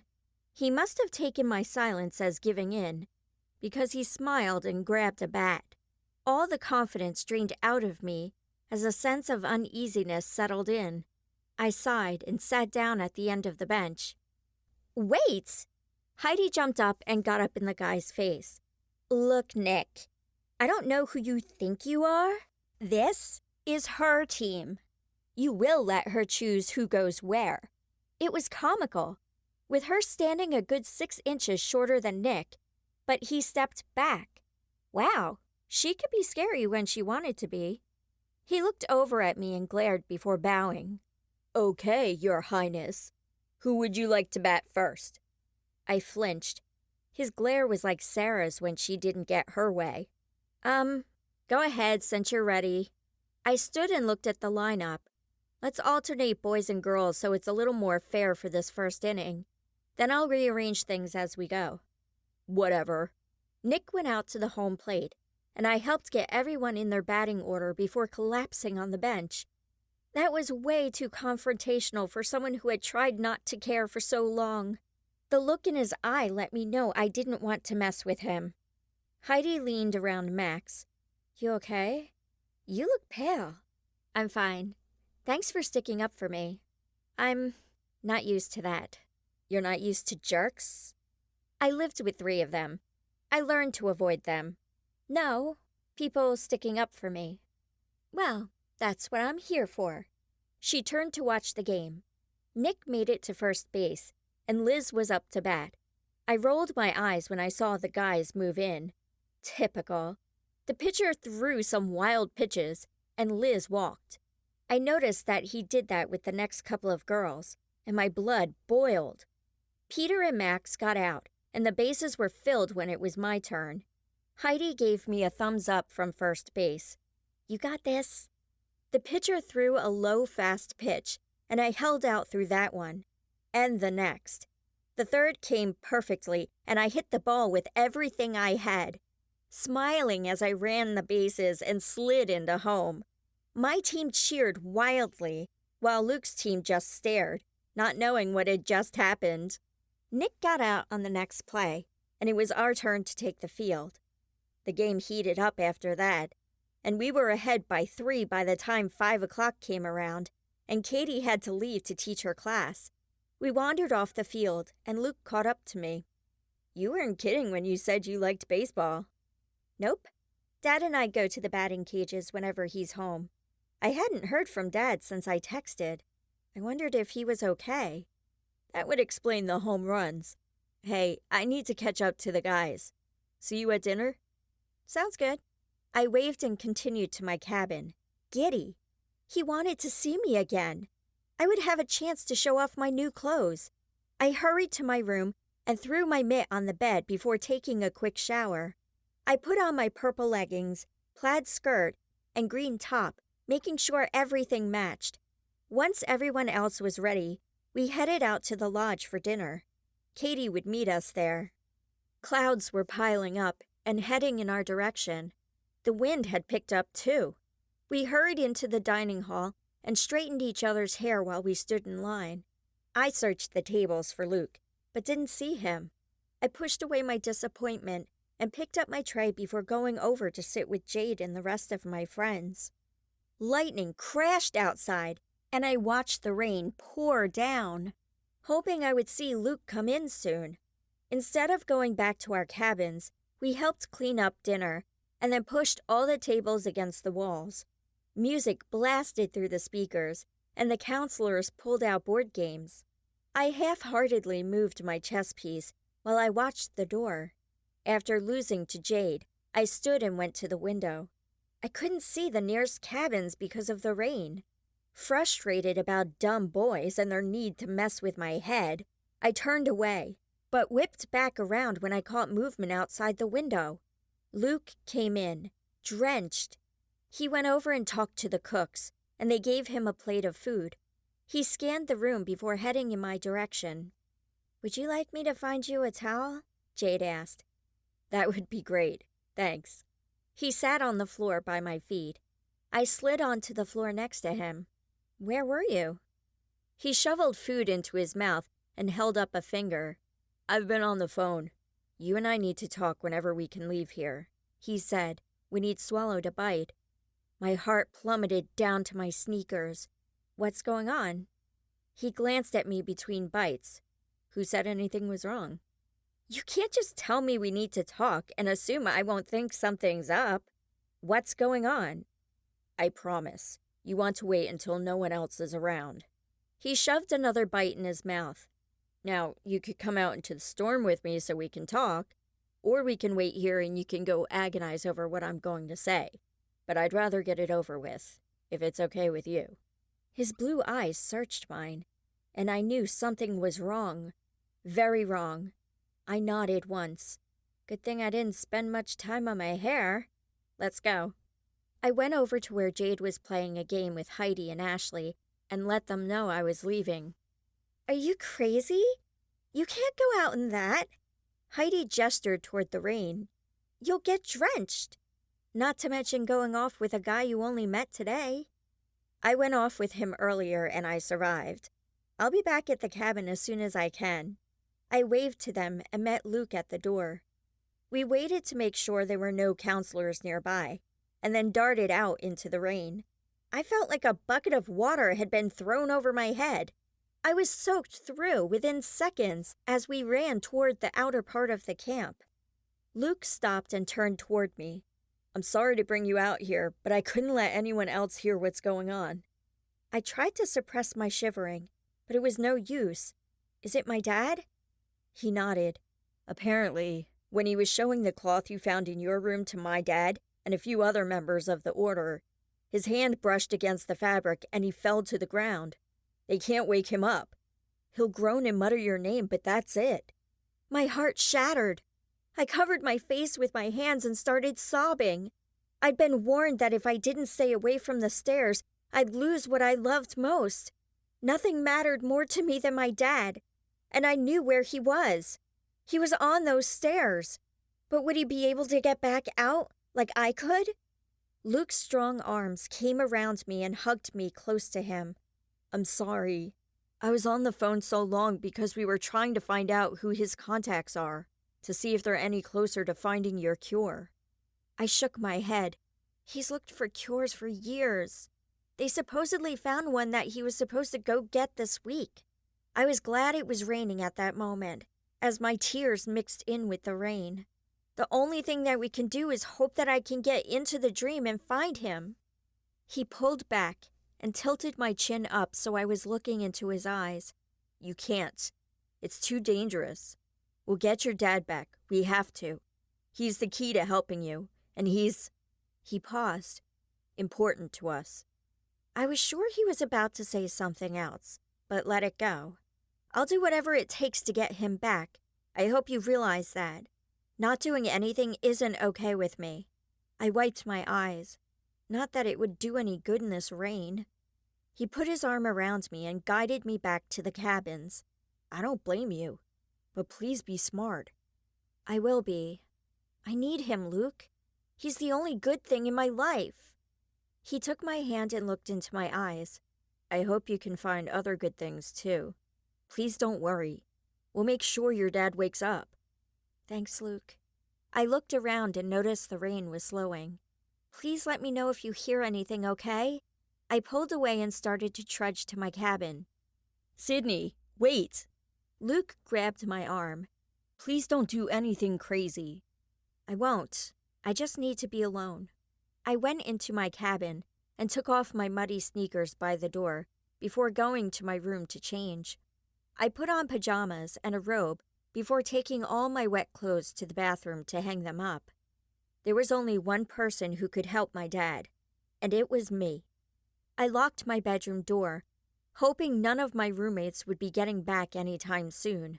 I needed to find Dad on the stairs, and I didn't want to be interrupted. It wouldn't be hard for me to fall asleep. I was exhausted after just the first day here. Chapter 8. I stood in the middle of the staircase. This was the first time I had ever been happy to see this place. I turned in circles, trying to decide which way I should go. My dress brushed against the steps. Ugh, back in the dress again. I picked up the skirts and began climbing. Dad? I called, and then laughed to myself. Of course he wouldn't answer. That would be too easy. I ran upstairs, hoping for any sort of change in the stairs, but I should have known better. They never changed. Suddenly, I heard a noise from above, and I started running faster. A door. I reached it, breathing heavily, and grasped the handle. The door was heavy, and I struggled to open it. Inside was a brightly lit room, and I had to shield my eyes. The walls were stone and covered with cobwebs, like the stairs. It wasn't furnished, except for the dais in the center. It reminded me of the bed in the story of Snow White, except that it was Dad who lay on it, not moving. I ran forward and grabbed his hand. Dad? Dad? Are you okay? I tried to wake him by patting his cheek and shaking his shoulder, but nothing worked. Come on, wake up! He won't awaken. I jerked and whipped around to find the woman from the fair I dreamed about a few days before.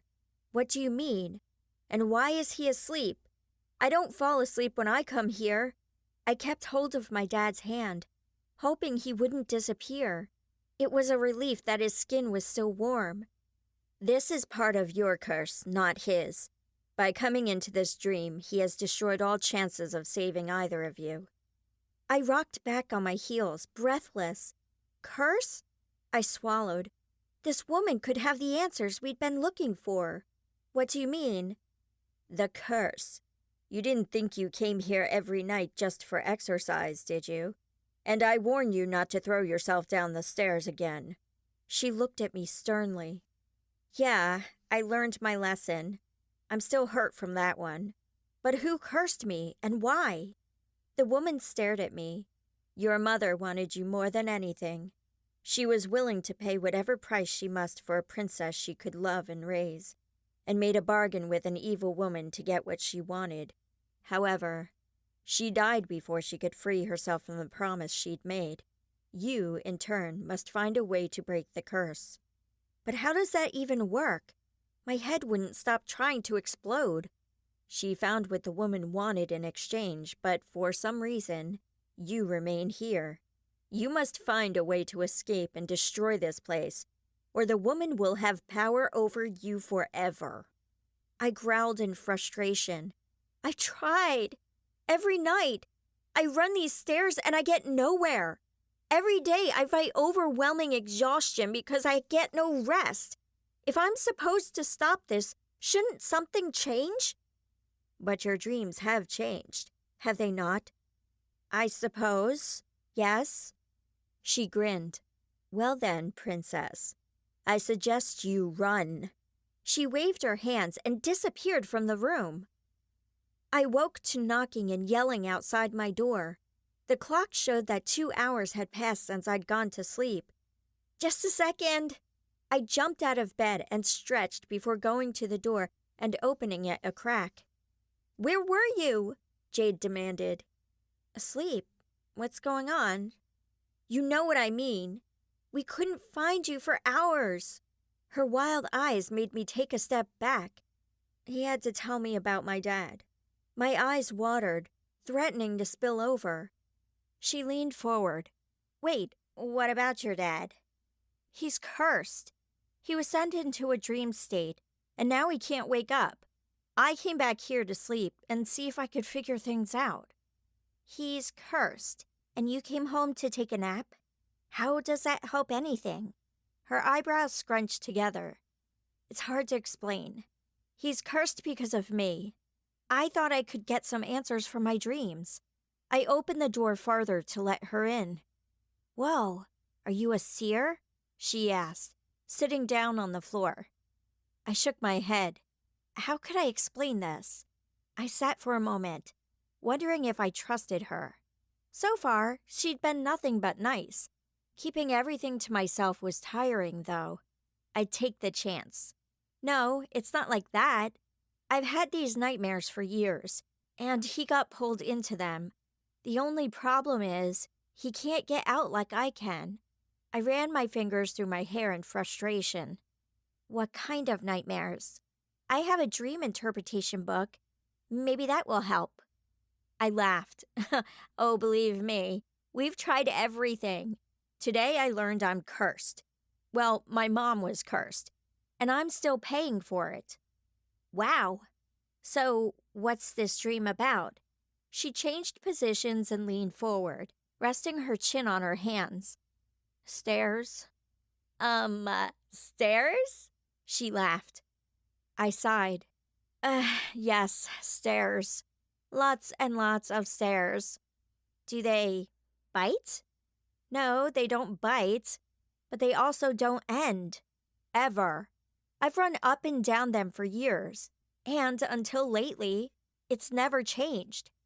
She perked up. It's changed? How? Someone watches me, and today I found a door to a room where my dad was. She shivered. Girl, that's creepy. You say that no one can interpret your dreams, but you've never tried magic, have you? Well, no. Although I don't know why my dad didn't think of that. Probably so he wouldn't have to explain to my stepmom why I wasn't going to the shrink she chose. Ugh, shrinks. I've been to a few of those. Look, let me see what I can do. My mom might be able to help because of the kind of magic she has. Any help would be great. I just don't want to make things worse for my dad. I stood up and pulled the blankets on my bed. Judging by the mess they'd become, I must have been restless in my sleep. What do you mean, worse? She stood and stretched her legs. I don't want to stop having these dreams until I know my dad is safe.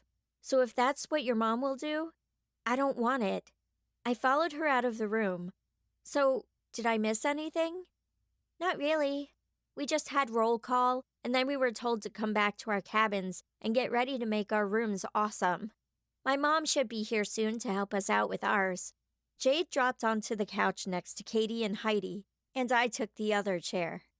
Oh, so you are alive, Katie said. Yeah, I was napping. I never got to ask how your dance class went. I pulled off my robe, finally warm after the rainstorm. It went well. There were several people there, but it's the first day. Tomorrow they'll probably go to all the magic classes. She picked up a magazine and flipped through it. They'd be crazy to skip your classes. Heidi turned to me. Stretching helps get rid of some of the pain from doing magic. That's why it's included here, along with the other sports. The more in shape you are, the less magic will strain your body. That's really cool. Except, I still hurt after working out at the batting cages with my dad. Oh, you still hurt. It just won't be as bad. Come on, I'll show you. Katie slid onto the floor and waited for me. She ran through a couple of different stretches with me, ignoring the knock at the door. Jade ran to the door and opened it. Hey, Mom, we're ready for you. Jade's mom, Sherry, walked into the cabin. Ah, I see you're getting all stretched. Perfect. That will make my job easier. We'll start with Katie's room and go from there. Come on, girls. Her matter-of-fact manner was different from Jade's easygoing attitude. I pulled myself up off the floor and followed the girls into the hallway. Jade's mom and Katie stood in the middle of Katie's room. Okay, let's get started. I know Katie is ready for this, but we're going to run through it for Sydney's sake. You empty your mind and envision exactly what you want your room to look like. Take a deep breath and then push all those thoughts out into the room around you. If it's not right the first time, it's okay. We can try again. Sherry stepped out of the room, and we followed. Katie got into place, closed her eyes, and while she concentrated, I could feel a tingle in the air. I enjoyed the sense of magic flowing around me without having to deal with the pain afterward. We all gasped as the room suddenly became a small version of a dance studio. A bar ran along one wall in front of a mirror. Her bed was covered in soft blankets and pillows. Pink curtains covered the windows, and a large stereo sat in the corner playing music from The Nutcracker. Katie jumped onto her bed. Ah, that's nice. Okay, well, Katie enjoys her new room. We'll move on to Liz's. We followed Sherry into the next room, and Liz stepped forward. She stood in the middle and closed her eyes. The flash of magic was quick, and then her room became an art studio. She grinned and ran over to the canvas and easel. Perfect! Ashley's room was filled with sports memorabilia and beads for crafting. Jade's room was themed with posters covered in peace signs, and her quilt was tie-dyed, which I already knew would happen. Heidi's room was filled with fluffy pink pillows and curtains. She flopped on her bed and pulled out a magazine to read. Then it was my turn, and my stomach bubbled with nervousness. They'd all done this before. My breath caught when I saw everyone coming down the hallway to watch. Are you girls sure you don't want to enjoy your rooms? I walked inside slowly, cringing. None of them had shown any pain at all. I hoped it would be the same for me. I shook out my hands and stretched my neck, hoping to calm myself down. This is your first time. We like to make sure you have a cheering squad. Jade leaned against the doorway. Okay, Sydney, you've watched this 5 times now. You can do it. Relax, breathe, and then picture what you want. Sherry smiled and backed up. Easy for you to say, I muttered. I worked on the meditation Dad had taught me and tried to calm the jitters. I shouldn't have thought of Dad. Pictures of the stairs came to mind, and I forced them to go away. I clenched my fists and shook my hands out again. Light, butterflies, rainbows. I could feel my pulse slow, and I relaxed. Okay, castle, big bed, lots of pillows, Sitting room. Breeze coming in through the window. I smiled and pushed the vision out of myself, and my eyes flew open at the gasps from the other girls. I hadn't tried to think of the stairs just before I pushed. They'd slipped in at the last second, and now they were here. Not the stairs themselves, but the stone walls. Dark curtains covered the windows, and torches surrounded the room instead of the light on the ceiling. My heart beat wildly as I looked over at the doorway. "Wow, Sid, I never took you for the gothic type," Katie remarked. The other girls stared at the room from behind her. "I'm not. This is what I see every night. The terror from my dreams made my bones hurt, but I realized I had no actual pain from the magic." "Well, unless you want to sleep in this, whatever it is. Let's try again. Think you can get the right picture this time?" Sherry asked, studying the room. "Yeah, I had the picture. I just got distracted. I'll try again." I closed my eyes and concentrated on a castle. Not just the room, but the whole castle. I pictured the chandeliers and the tapestries and the thick rugs. I pictured the throne room and the main hall, and then jumped to the bedrooms. My room was breathtaking. The deep purples accented the marbled walls perfectly. When I felt certain I could make this happen, I pushed hard. The oohs and ahs let me know I'd done what I'd wanted just before I collapsed from searing pain that shot through my body. I tried to keep the scream inside, but it ripped out of me. Shrieks erupted, and I was picked up by several hands and set on top of a bed that was much softer than the one I'd napped on just an hour before. "Sydney, honey, can you open your eyes?" Sherry's voice was close to my ear. My eyes didn't want to open, but I finally forced one to obey. I groaned, trying to roll over. Bad idea. Every muscle screamed at me for using my magic. "You scared us, Sid. What happened?" Liz's voice came from behind me. Wait, I was on my bed. How is she behind me? I forced my eyes to focus.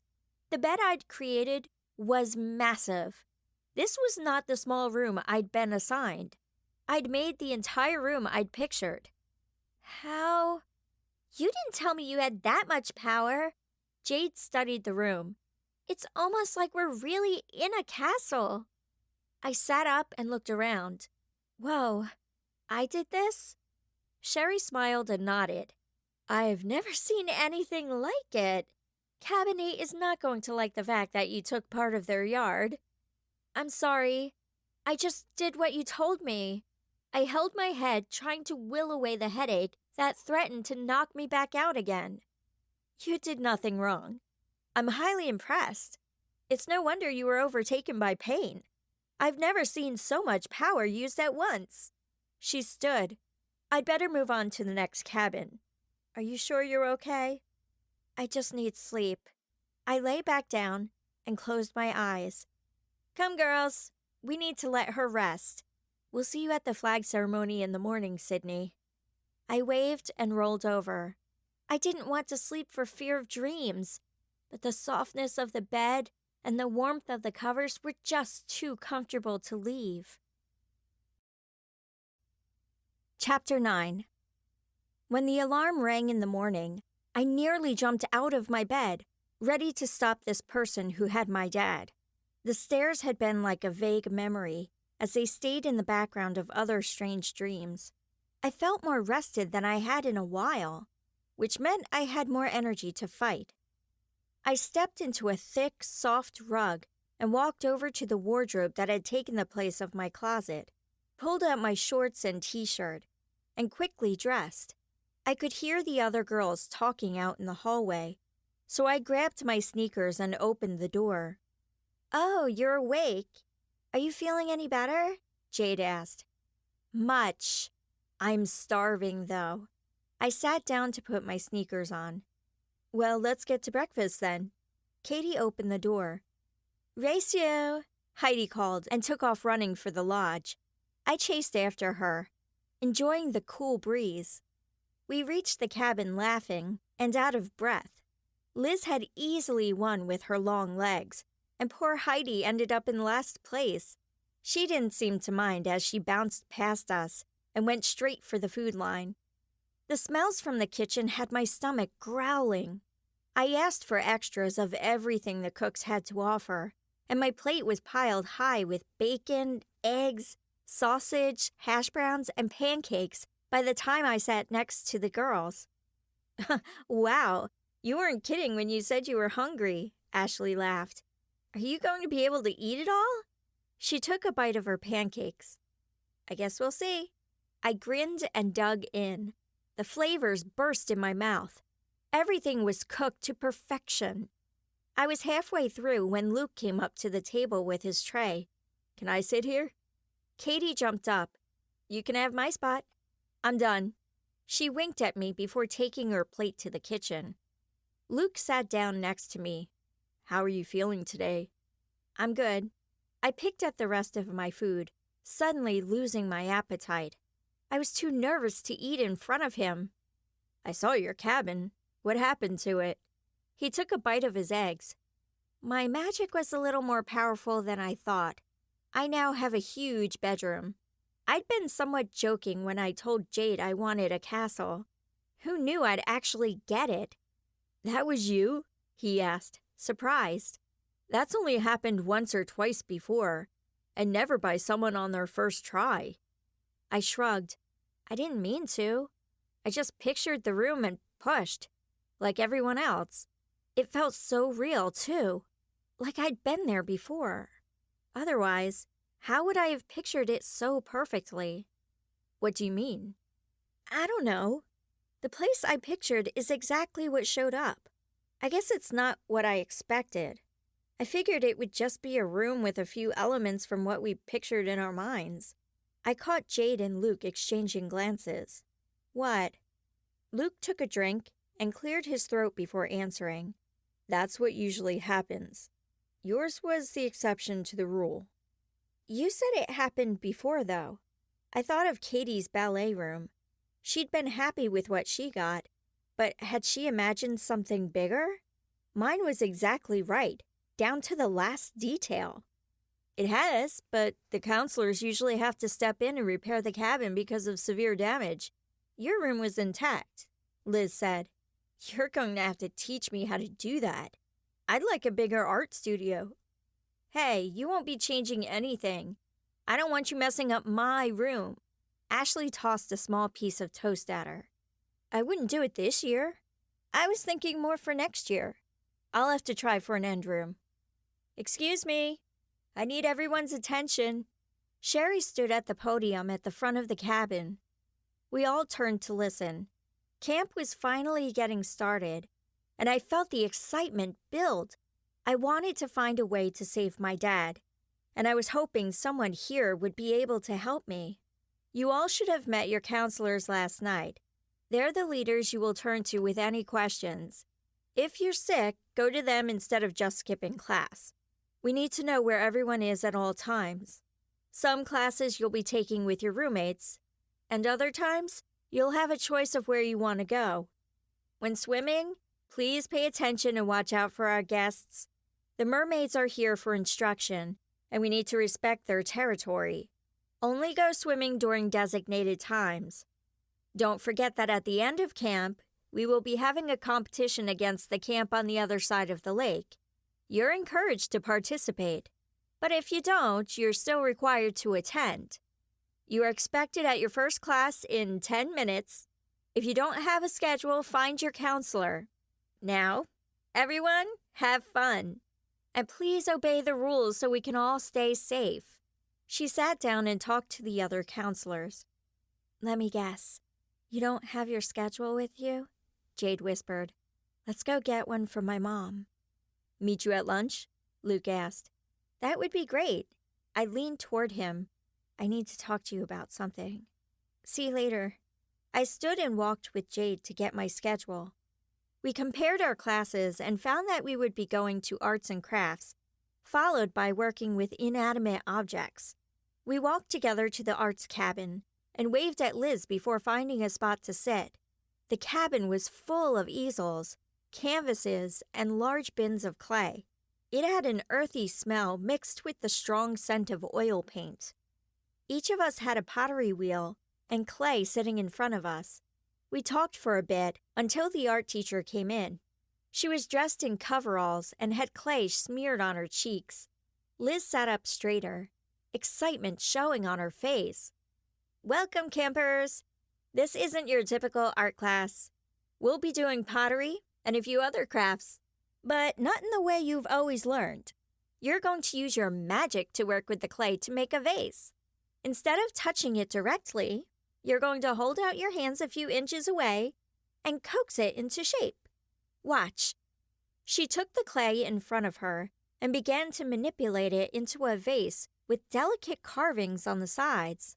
I sat in awe, watching as she worked. "Okay, now your turn. Just concentrate and feel what you want your vase to look like." I stared at my clay for a minute, unsure what to do. After turning the wheel, I did what she told us and pictured what I wanted. Putting my hands near the clay, I tried to push my magic into it, but nothing seemed to happen. A glance around the classroom showed me that no one else had figured it out either.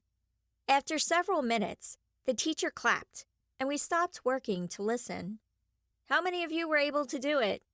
Only a couple of hands went up in the air. This was to illustrate a point.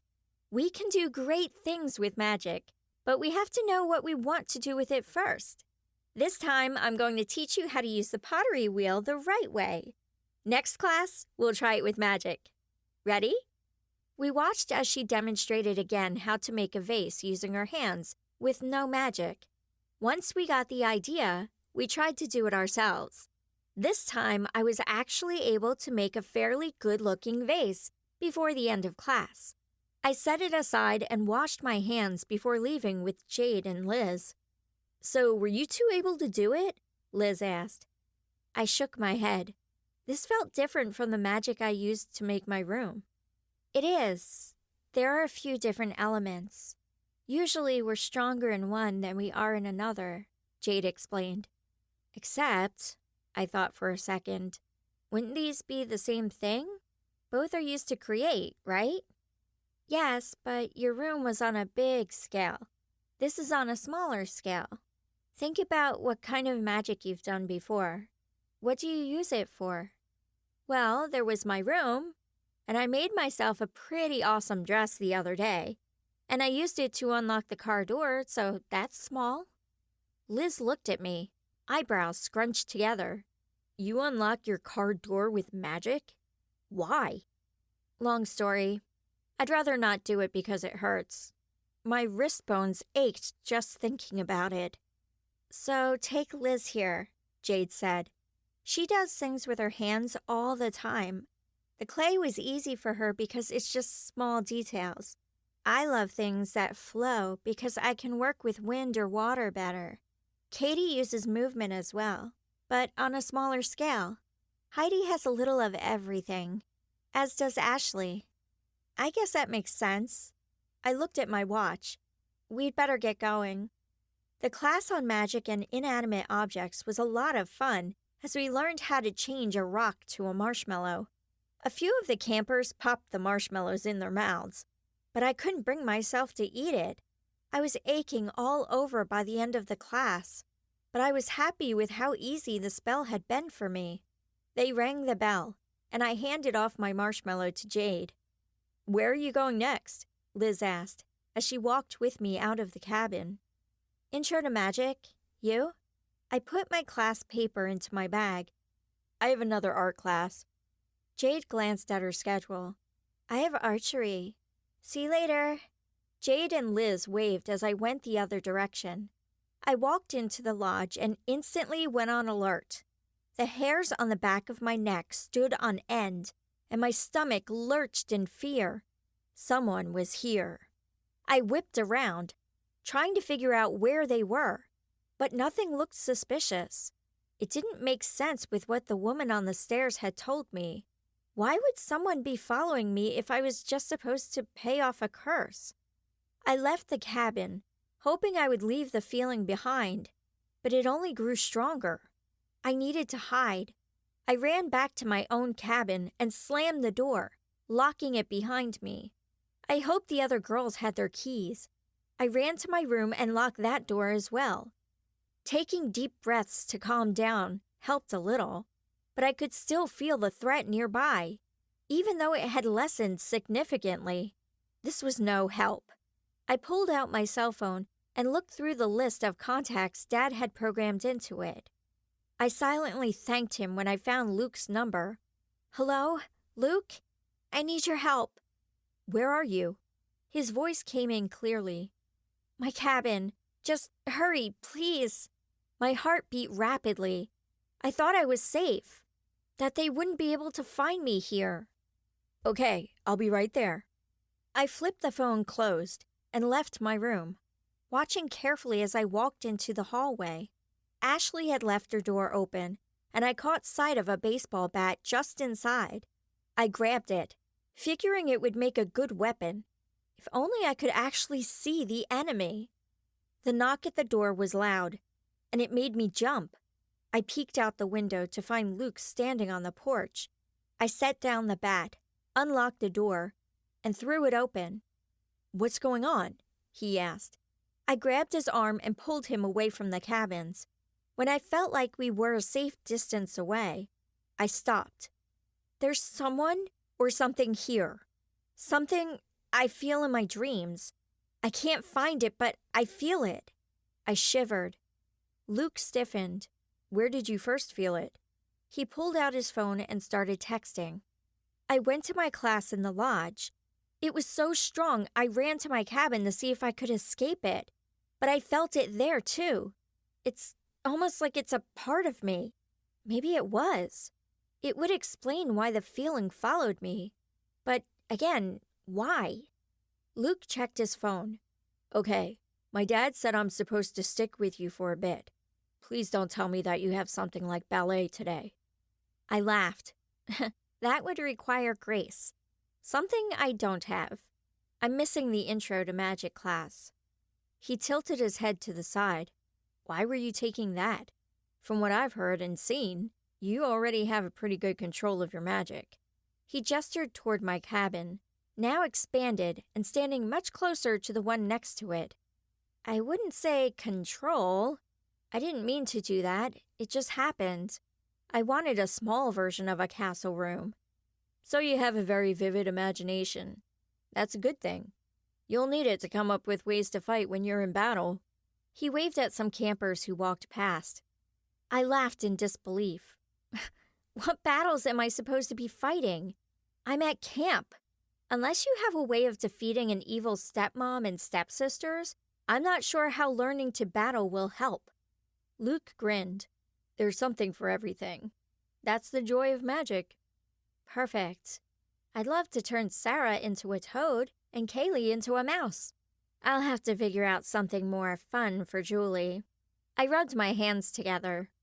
"Wow, you're downright evil." He turned and started walking. "Okay, learning to battle with magic it is." I hurried to catch up. No way. They don't really have that class, do they? I was still nervous from the feelings of being watched, but that only made me want to learn to fight even more. I had to protect myself. Mom was gone, and Dad was in a deep sleep. "No, they don't. But I can teach you. We just have to find an area of the field that's not being used for classes." "And they won't care that you're teaching me?" I bit my lip. I really didn't want to get in trouble. "They have archery and sword fighting. They can't really get mad at us for using our magic." He went inside the main lodge and found one of the leaders. I held back, but Luke put his arm around me and pulled me closer. "Hey, Miss Smith, I'm going to be teaching her how to battle. Are you okay with that?" He smiled, his dimple showing. My knees went weak, and I could tell it had the same effect on everyone around me. Except the counselor. She studied me. "To my office, now." She turned and walked toward a room at the back of the lodge. She sat in a large, plush chair, and I sank into the hard seat across from her. Luke stood behind me, his hands on my shoulders. The warmth from his fingers comforted me. Now, would you like to tell me why you want to try to blow up my camp?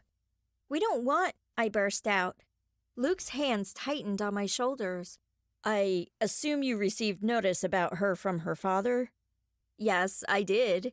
And it's all the more reason to keep her magic hidden. I looked up at Luke, confused. What does she mean? I could see his jaw clench. It means, Sydney, that until you get your magic completely under control, you are a danger to those around you. I sat back in shock. What do you mean? I always have control of my magic. Mostly. That wasn't at all what I'd just told Luke, but she didn't have to know that. She smirked. Would you like to tell me about your cabin? Did you have that under control? Well, no.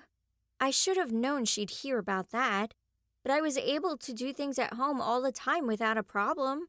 This time, I just concentrated harder, and it kind of burst out of me. Okay, so that probably didn't help my case, but it really was something I'd never experienced before. Pain, yes, but not letting the magic escape. I assume you've only done small things. Opening yourself up to your full potential is completely different. Sherry told me you passed out. I guess so, but I was hit with pain so hard and fast, I couldn't take it. I don't think anyone could have. I burst out. I stopped in shock. What was I doing?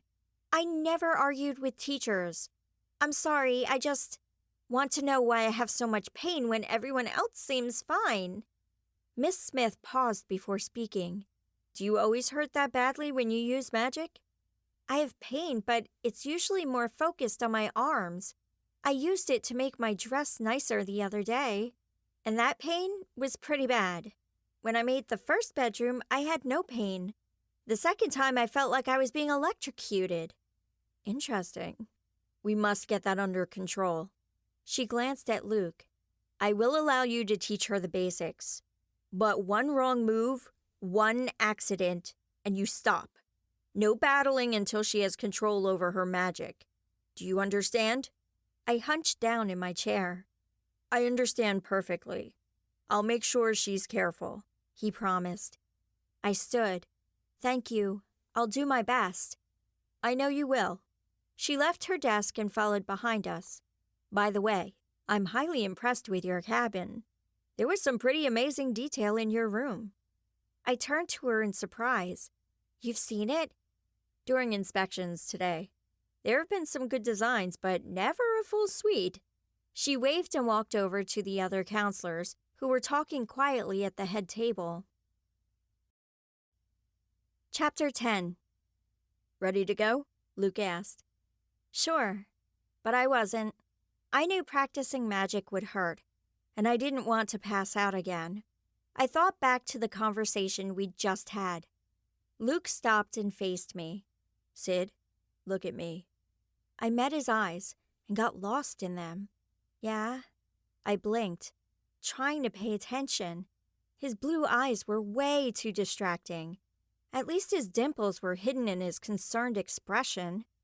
Things will be okay. We'll get your dad back, and we'll get your magic under control.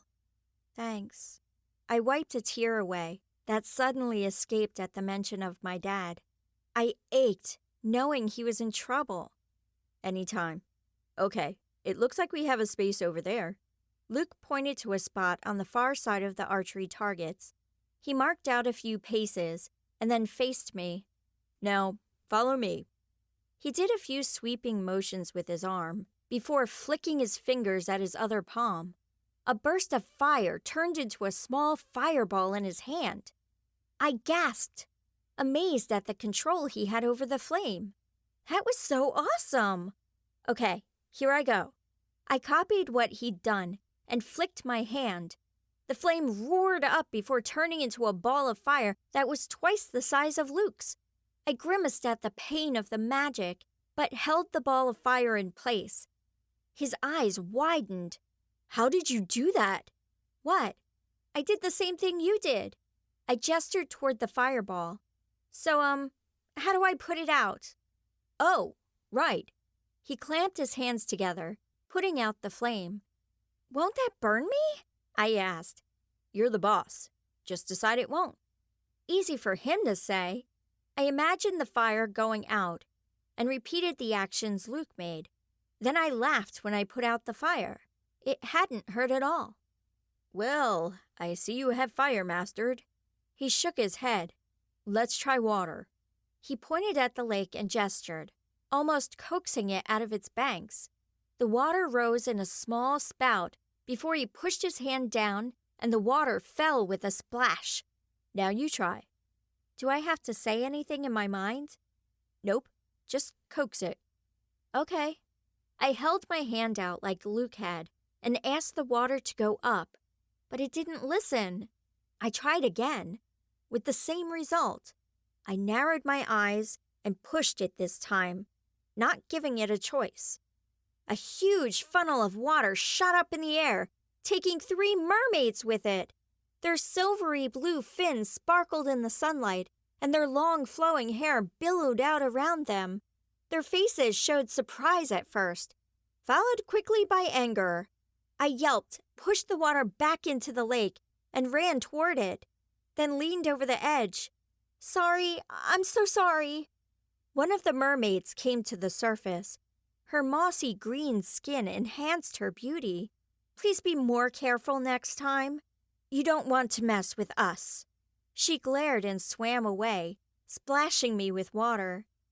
I said I was sorry, I mumbled, wiping off my face. Well done, but we'll stay away from the lake, too.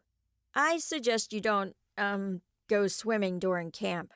He led me away, looking over his shoulder. They wouldn't really do anything to me, would they? I tried to turn, but Luke pulled me farther away. Don't look back. They're making some rather impolite gestures, and you don't want to see. Let's get as far away as possible before Miss Smith finds out. But it was an accident, I protested. It wasn't like I'd hurt any of them. I wanted to go back to talk to them, but Luke was probably right. Yes, the kind of accident she was trying to avoid. We went to the far end of the field, and he thought for a moment before dropping his arms to his side. Okay, something smaller. But first, how did you feel after that last spell? I hadn't felt anything. My jaw dropped. I'm fine. No pain at all. He smiled. You'll feel it later. You pushed the pain away when you forced your power onto the water, but it will come back. It always does. Just pray it's after you're in bed tonight. Okay. So is that why I didn't see the other girls react to using their magic last night? That made so much more sense. Yep. Although you still seem to feel the pain more than most. I think it's because of your unfiltered magic. We just have to learn to filter it. I think you're figuring it out, though. You have to remind the pain to wait until later. I raised an eyebrow. Easier said than done? Yes, he laughed. Okay, I'd teach you how to work with wind, but we probably have a tornado on our hands. Just know that you'd use the magic the same way you use water. Just coax it where you want it to go. So, let's do earth. Instead of pulling it up, we're going to dig a hole. This time, concentrate on keeping it small. Tell it what to do, but make sure you keep it under control and only send a little at a time. Again, easier said than done. He demonstrated by holding his hand out and pushing down, making a twisting motion.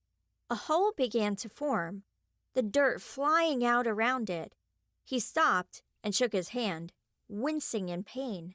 Sorry, Earth and I don't always agree. I have to push a little harder with this one. Your turn. I pushed this time, trying to keep it small. The dirt fought back and didn't do anything. I opened my magic to full power, and soon my hole was twice as deep and wide as Luke's. This time, the pain hit hard, and I doubled over. Luke put his arms around me, helping me to the ground. Easy, Sid. You did just fine. He brushed my hair away from my face until I stopped shaking. My body was still screaming at me, but I was able to sit up. I can see what you mean about fighting the earth. It fought against me, so I had to push harder. Man, I need a nap. I yawned and covered my face with my hands. You've been working hard, he chuckled, staring at the holes we'd just dug. You really know how to hurt a guy's ego. What do you mean? I was suddenly aware of how close he was, and blushed. Everything I did, you did twice as much. Yes, but I didn't try to. Do you think you'll be able to teach me better control? I asked. The thought of going up against someone without knowing how much power I had scared me. I didn't want to blow up the battlefield. Of course. Sit by me. He waited for me to position myself so I could watch him. Now, ask that blade of grass to grow. Just one. He pointed a finger and slowly raised it as the blade grew. I bit my lip and did the same thing. I thought I was doing pretty well, until Luke cleared his throat. What? He nodded behind me. The long guy isn't going to like us much. The grass was about a foot tall all around me. Ugh, but I was just talking to one. Stop thinking about everything else. Just think of that one blade. Try again. I sighed. Okay. I focused completely on the blade in front of me. It rose and sprouted seeds. I did it! I couldn't wait to show Dad everything I'd learned, if he ever woke up. Great job. Okay, next. You're going to dig a small hole. Very small. And then seek for the water underground to fill the hole. I stared at him. Seriously? How? He smiled. You ask it to come to you. All right. I pointed down at the ground and told the dirt to move out of the way. I could almost feel it grumble as the hole went a few inches into the ground. I stopped digging and then searched for the water. There it was. Cold water flowed far below the surface. Once I had its location, I asked it to come to the surface. When it refused, I pulled on it until it filled the hole. I was rather proud of myself until I noticed that the water kept coming. I panicked and pushed it back down, but the water wouldn't obey. Luke jumped up and put his hand out to help me. By the time we were able to stop it, the field was flooded. Let's keep you away from water magic, okay? I don't think it likes you. Or maybe it likes you too much. He pulled me away from the puddles. Come on, let's go before Miss Smith wonders why her field is now a swamp. Good idea. I watched the field clear of other campers. A few of them shot glances toward us as they left. We went to the lodge and got in line for lunch. I waved at Jade and the other girls before grabbing my plate. Hey, I'm going to sit with the guys. You okay with that? He thanked the cook for the food and waited for me to answer. Of course. Thanks for the help today. I squashed my disappointment. After all, I couldn't have him with me every second. No problem. We'll do more later tonight when you've had a chance to rest. He left and went to sit by the guys we'd played baseball with the day before. I sat next to Katie and took a bite of my chili, suddenly ravenous. I looked up to see everyone staring at me, smiling. What? What? You've spent the last 2 days with the hottest guy in camp. Spill. Katie stabbed her salad and took a bite. I shrugged. Not much to tell. He helped me with magic. Really? I thought we weren't allowed to practice without a teacher, Liz said. We got permission first. He took me over to the field and we worked on a few things.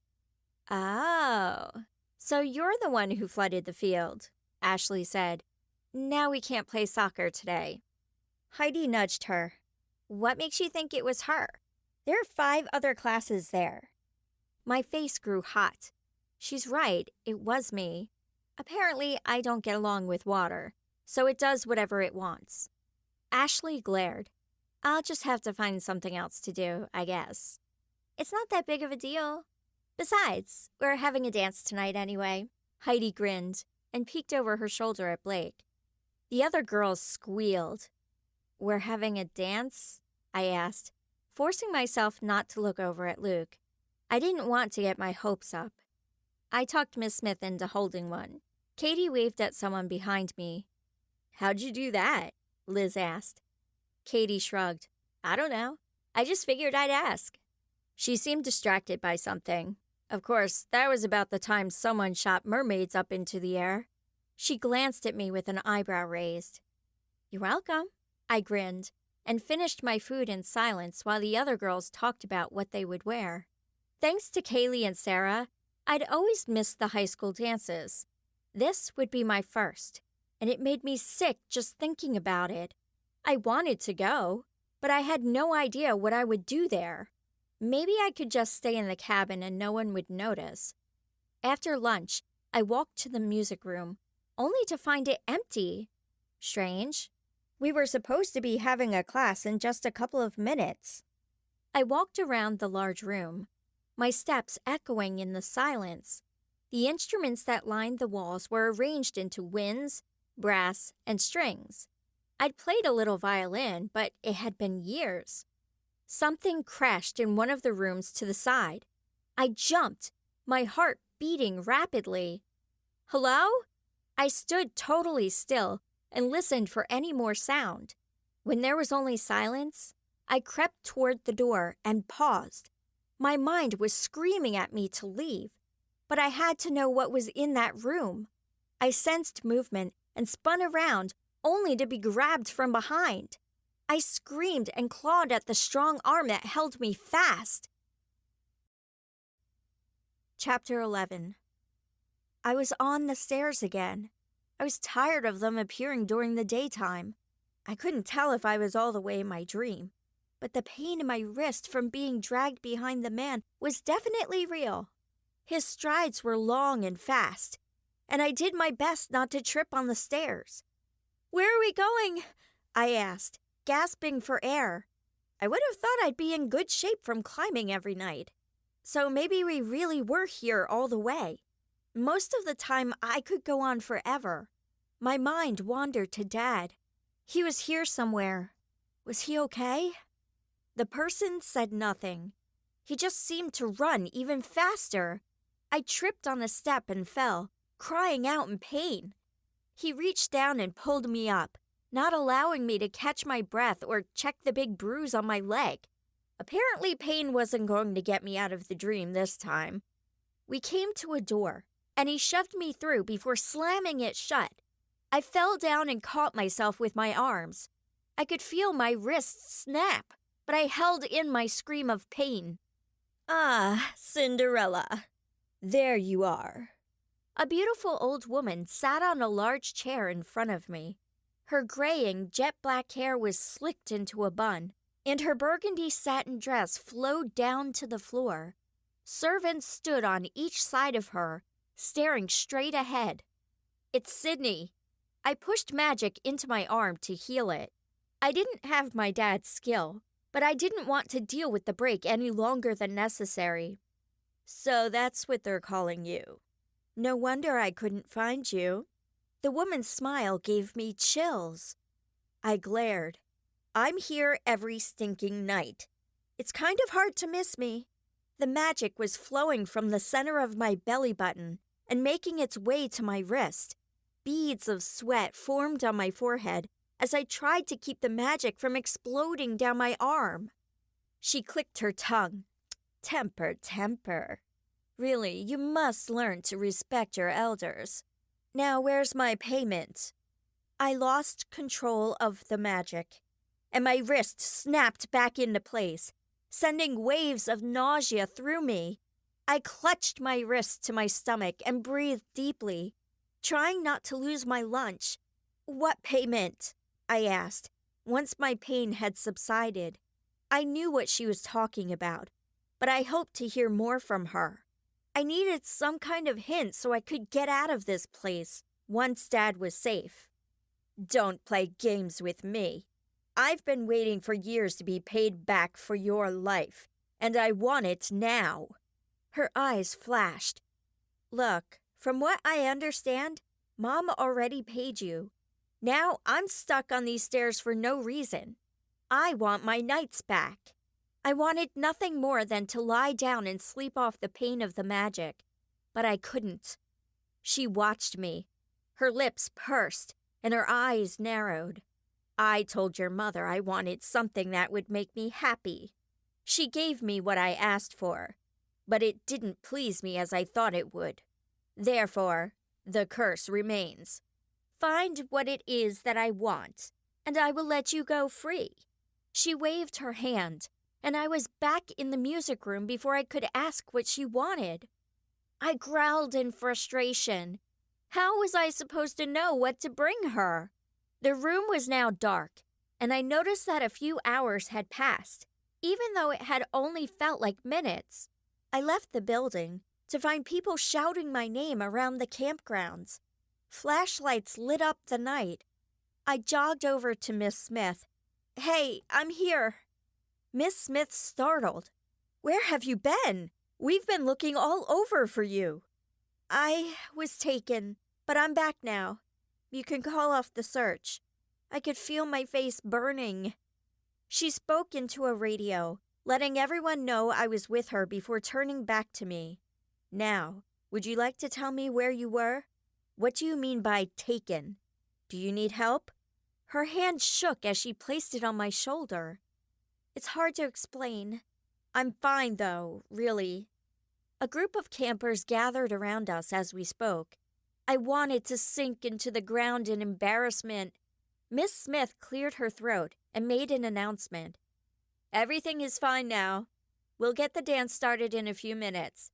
Go into the lodge." As everyone headed toward the dance, a few people glanced at me as they passed by. Jade ran up and grabbed me in a hug. "Don't ever do that again. You had us worried sick." She tugged on my arm and pulled me into the room behind her. "Spill, where were you?" "Just wait until the music starts, okay? I don't want the whole world to hear about it." I nodded toward a few girls who were staring at me. When they realized they'd been caught, they hurried over to the other side of the room. She leaned closer. "Did it have something to do with Luke?" she whispered. "What? No. Why?" I looked around. "Where is he?" "Looking for you. He's frantic, but I wasn't sure if it was real or just an act." "He's supposed to be watching out for me." "Oh, there he is." I waved at him. Jade sighed. "Fine, go be with your guy, but you will tell me what happens later." She wandered off toward Peter. Luke dashed over and grabbed me in a hug. "Where were you? You had me so scared." "Not now." I glanced around at the others who were watching.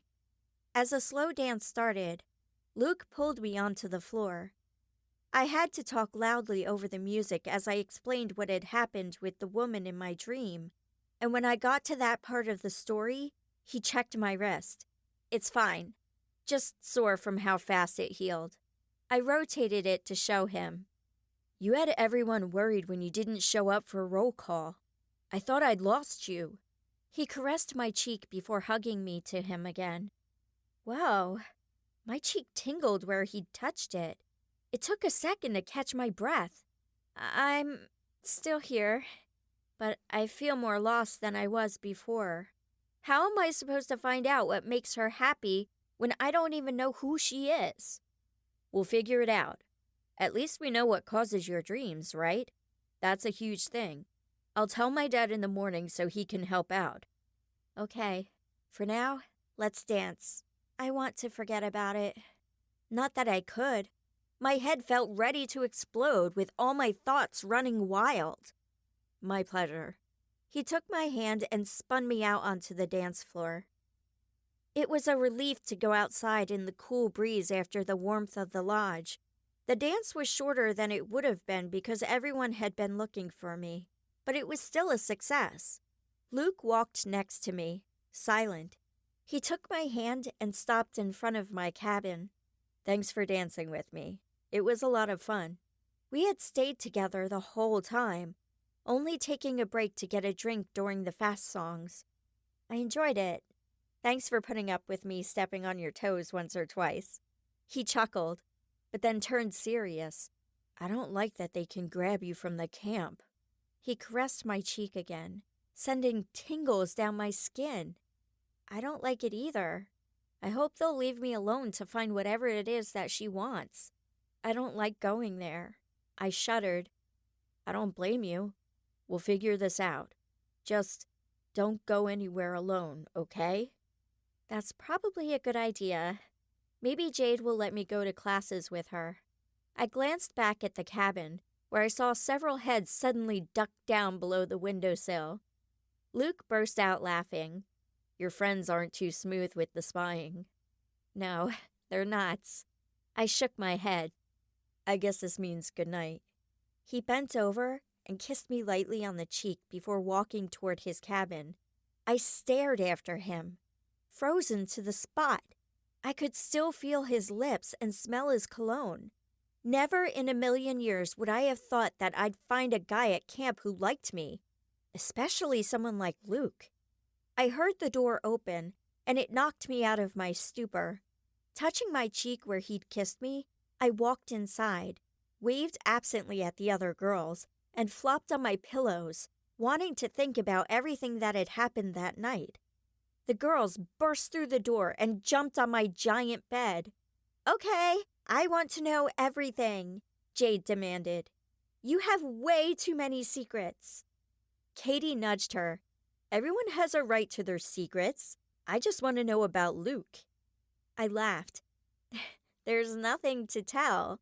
We danced, and he walked me home. He watches over me. I couldn't keep the memory of his eyes or his dimples out of my head. Okay, so really, I had a major crush on the guy. Nothing to tell? He kissed you, Heidi squealed. And you didn't dance with anyone else the entire night. And the way he looked at you? Man, he's got it bad. She pretended to faint. Oh, brother. Jade rolled her eyes. What I really want to know is where you went. You were gone for hours. Last thing we knew, you were headed to music class. And then we suddenly had to organize a search party. Out with it. I hesitated. What if they didn't believe me? Or worse, what if they did believe me and didn't want anything to do with me? Liz smiled and patted my foot. It's okay. We can help. Remember the room I made before this one? I waved my hand around. Well, I go there every night in my dreams. We've tried to figure out why for years. Then a few nights ago, I found out it's a debt I have to pay off. Usually I only visit it in my dreams, but this time, someone grabbed me and took me there while I was awake. I met this creepy old woman who told me that I had to make her happy in order to break the curse. I ran my fingers through my hair. Thing is, she sent me back before I could ask her what she wants. The room was silent for a moment. I knew it. I knew I shouldn't have said anything. I picked at the comforter on my bed, wishing I could climb under the covers and hide away from the other girls. Of course, that would mean going back to those stairs once I fell asleep. Whoa, Sid. I had no idea. When you said you went there every night, I was thinking like a recurring dream. Jade leaned over and gave me a hug. So, are you locked in a room? No, I run stairs. Up or down, it doesn't matter. It's always the same. Don't you ever just stop and sit down? Heidi asked. Not really, but I might just do it tonight. I'm tired. I yawned, thinking of how nice it would be to sit instead of climbing. But sometimes I feel like someone's there, watching me, and I've actually felt it a few times while I've been here at camp. Liz shuddered. That's creepy. She paused and then brightened. Maybe she wants a puppy. Doesn't sound like it. Maybe you should clean her tower. From the looks of the creepy room you made, it could use some tidying. Ashley shuddered. I don't know how you stand it. I already do enough cleaning at home. I don't want to do it in my dreams, too. I rubbed my eyes. I hate to kick you all out, but I'm exhausted. Jade climbed off the bed. Take care of yourself. Night, Sid. Have a good night. I waved as Katie closed the door and then climbed under my covers. As I relaxed, I was hit by a wave of exhaustion and pain that dwarfed anything I'd felt before in my life. It felt as though fire was shooting through my veins. Every bone ached like they were going to shatter. The side effects of the magic I'd used earlier that day finally showed, and I didn't know if I'd survive it. Trying to get my mind off the agony, I decided to figure out how to make the woman happy. The puppy and the cleaning were a long shot. I thought about what I'd seen while I was there, but nothing gave me any clues. She just sat there, all snooty in her chair and fancy gown. Wait, the gown. Maybe I could make a dress she would like. If that's what it took, I'd make her a whole new wardrobe. I knew how to do it, and I was already in pain, so it couldn't get much worse, right? With a plan in mind, I allowed myself to drift off. Chapter 12. Back so soon? The woman asked. Not that I had much of a choice. I stood in the center of the room, facing her chair again. This time, her dress was a green satin, accented by a necklace and earrings encrusted with emeralds. I just hoped this would work. No, you really didn't. What did you bring me? I was going to bring you a gown. The woman studied me for a moment. As you can see, I already have gowns. Why are yours so much better? I make them using magic. I held my hands behind my back to hide their shaking. What? You're going to crochet me a dress or something? The woman's laugh was like ice down my back. No. Do you have an old dress lying around? I asked. This would only work if I had something to start with. The woman waved her servant away, and he brought back an old tattered gown. Okay, watch. I closed my eyes and imagined a rich maroon dress with ribbon around the neck and sleeves. I threw in some embroidery just to see how it would work, and then pushed it toward the dress in front of me. The woman gasped. How did you do that? I opened my eyes, a wave of exhaustion nearly knocking me off my feet. I just told the dress what to look like. The woman stood and came toward me. She took the dress and inspected it closely. This is perfection. She glanced over at me. I have never seen its equal. I was proud of what I'd done. I shook out my hands, trying to rid them of the pain from the magic. It felt different here, easier to use. Does this mean I'm done? Did I break the curse? She looked at me in surprise. Of course not. This is beautiful, but it's not what I wanted. Come back and try again. She flicked her hand, and the dream faded out. The next morning came way sooner than I wanted. My muscles screamed as I stretched. After the pain I'd dealt with the night before, it wasn't surprising that my body didn't want to behave. I stood and touched my toes and did a few other exercises until I was loose enough to move without wanting to cry. I changed into a t-shirt and shorts and hurried out of the cabin. I was starving and didn't want to wait any longer for breakfast. My legs didn't want to move fast, so I had plenty of time to enjoy the scenery.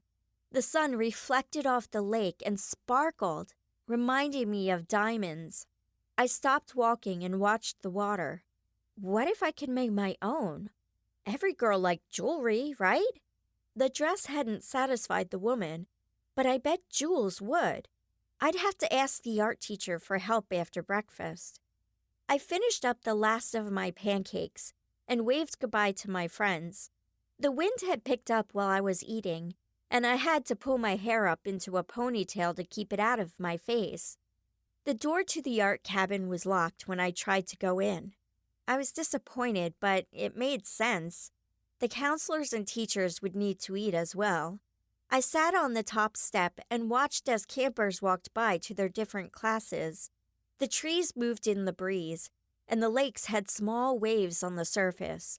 After several minutes, I saw a woman heading for the cabin. "Can I help you?" the camp leader asked. Her name tag read Anne in bold letters. I'm just anxious to learn, I smiled. Well, come on in. You can help me get things set up.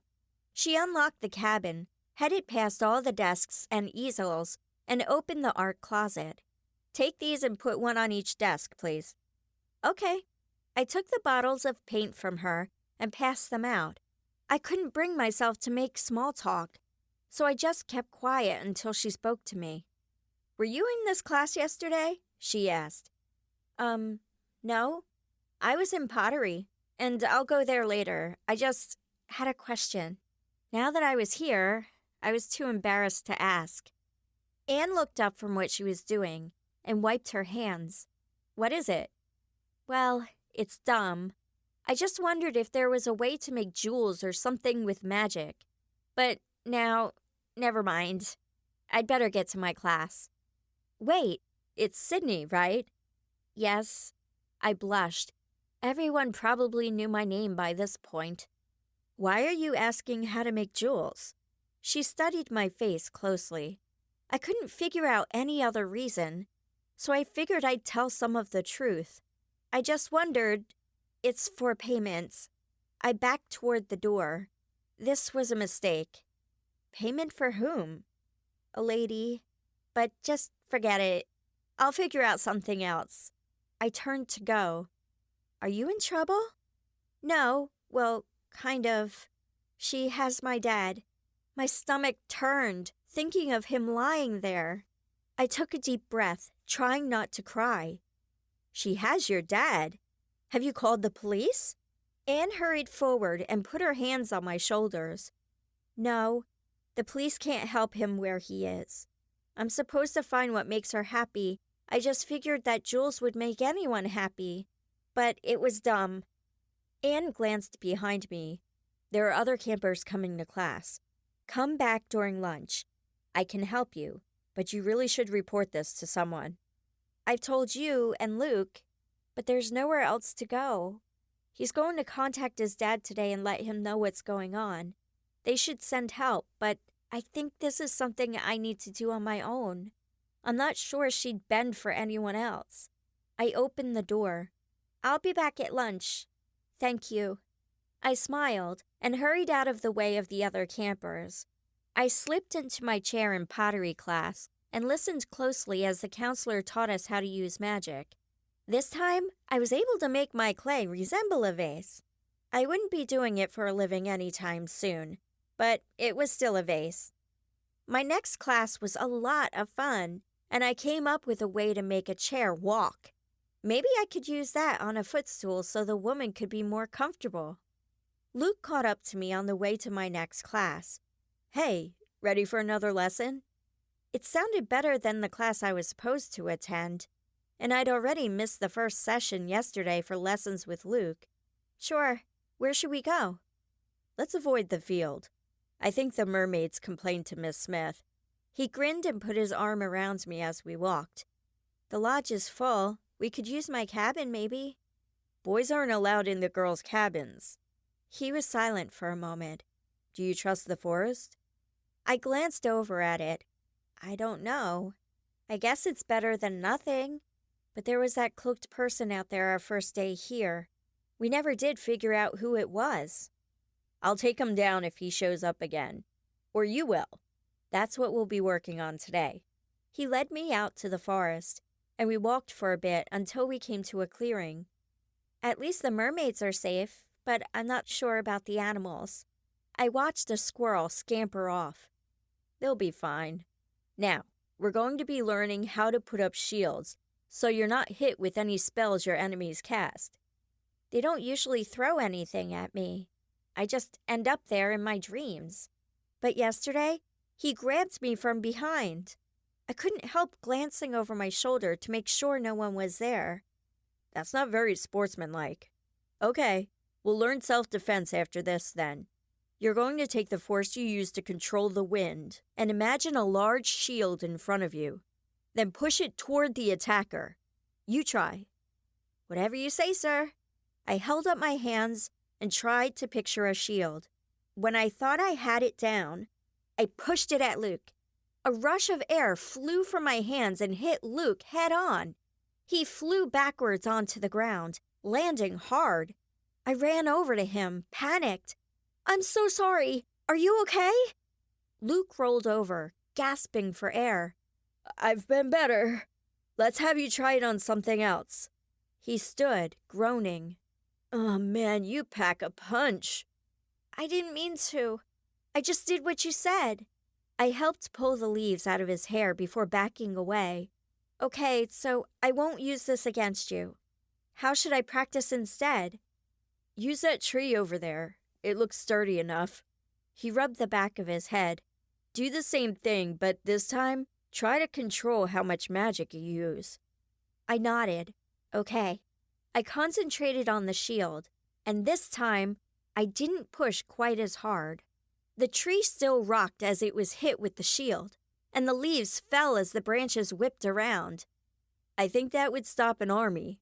Try one more time, and think of it more like a flick of the wrist instead of a full-on push." All right. I tried again. This time, the branches only moved slightly. "Perfect. Now, one more time with me. I want you to count to 3, but be ready to throw the shield because I'm going to throw something else at the same time." He walked several feet away and got into a fighting stance. My heart beat rapidly as I tried to concentrate on what I was supposed to be doing. 1, 2, 3. I threw out the shield and ducked, afraid of what he was going to throw. Slowly, I lifted my head, wondering if I'd hurt him again. But he was standing there, hands on his hips. "What was that?" he asked. "A shield?" I asked. He pointed behind me. "Not a very strong one." I turned. A tree was smoldering, hit by 2 curses from the look of the mark on its trunk. I pulled lightly on the water from a nearby puddle and shot it toward the tree, putting out the fire. "Well done with the water, but we still have to work on your shields. Come on." We tried several more times until I could push away his curses. He showed me a couple of my own to try, and I had them down after several minutes. The fireball was harder to control, but I loved shooting the flames. The ball of ice came easily, and I had to stop so I wouldn't kill the tree I'd been practicing on. "Can we move on to self-defense? I think it's almost time for lunch, and I'm starving.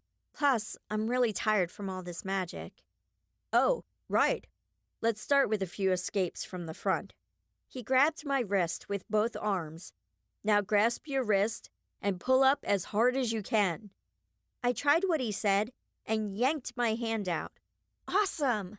What's next? Luke showed me 2 more escapes, and I quickly caught on. "Now for the harder ones." He moved behind me and grabbed me by the shoulders. "Use the same pressure points I showed you and slip out." I tried to concentrate on what he was saying, but I couldn't get over the fact that his arms were around me. My fingers trembled as they reached for the pressure points. "Sid, are you okay?" he asked softly. I gulped. "Yeah, I'm fine." I shoved his hotness factor out of my head and pushed on his pressure points before getting away. "There you go. Let's try another one." Luke pulled me close, and his breathing next to my ear distracted me again. I really needed to get this done.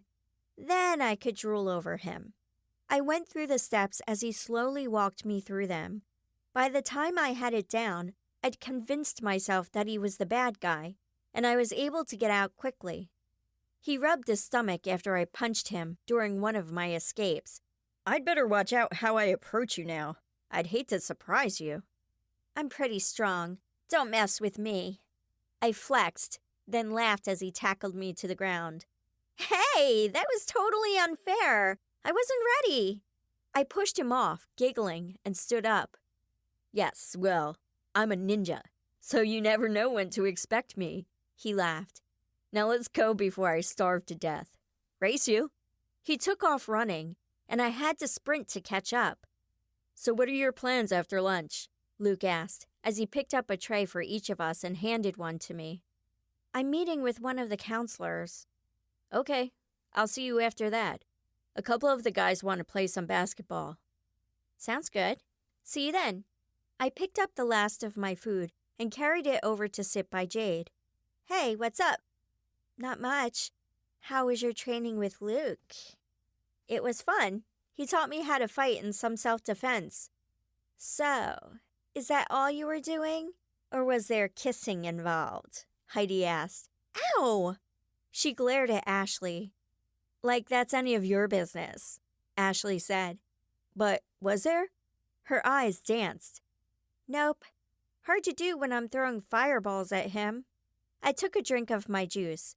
Jade stood up with her tray. I'll see you guys later. I want to watch the basketball game, and the guys just took off. See ya. I finished the rest of my lunch and walked over to put my plate away. There was only a half an hour left of lunch, and I needed to see what Anne could teach me. The door was open when I got to the art room, and I slipped inside on alert. Hello? Oh, Sydney, I'll be right there, Anne called from another room. I walked around the classroom, looking at all the paintings the other campers had done. Some were pretty simple, but others were beautiful with their detail. I was pulled in by one painting of a castle on a hill, strangely feeling like I'd been there before. I reached out to touch it. Okay, let's get started. I startled, not realizing Anne had come into the room. So, what do we do? Sit down and I'll show you. These aren't anywhere near as valuable as real jewels, but we can make some fakes that look real. She pulled out some different stones and put them inside a box. These will have to undergo large amounts of heat, so I hope you've learned to control your fire magic. Mostly. Luke was just teaching me. Wonderful. Okay, make a fireball and hold it over the stone until it changes. Depending on the strength of your magic, it could take minutes or hours. The longer you can hold it, the better it will be. Most wizards don't make their own because it takes so much energy. She looked up at me. From what I hear, you have more power than you know what to do with. Let's see how it works. I sat down in front of her and made the fireball before pushing it onto the stones. After several minutes, Anne told me to stop. Wow, you really are strong. See these crystals?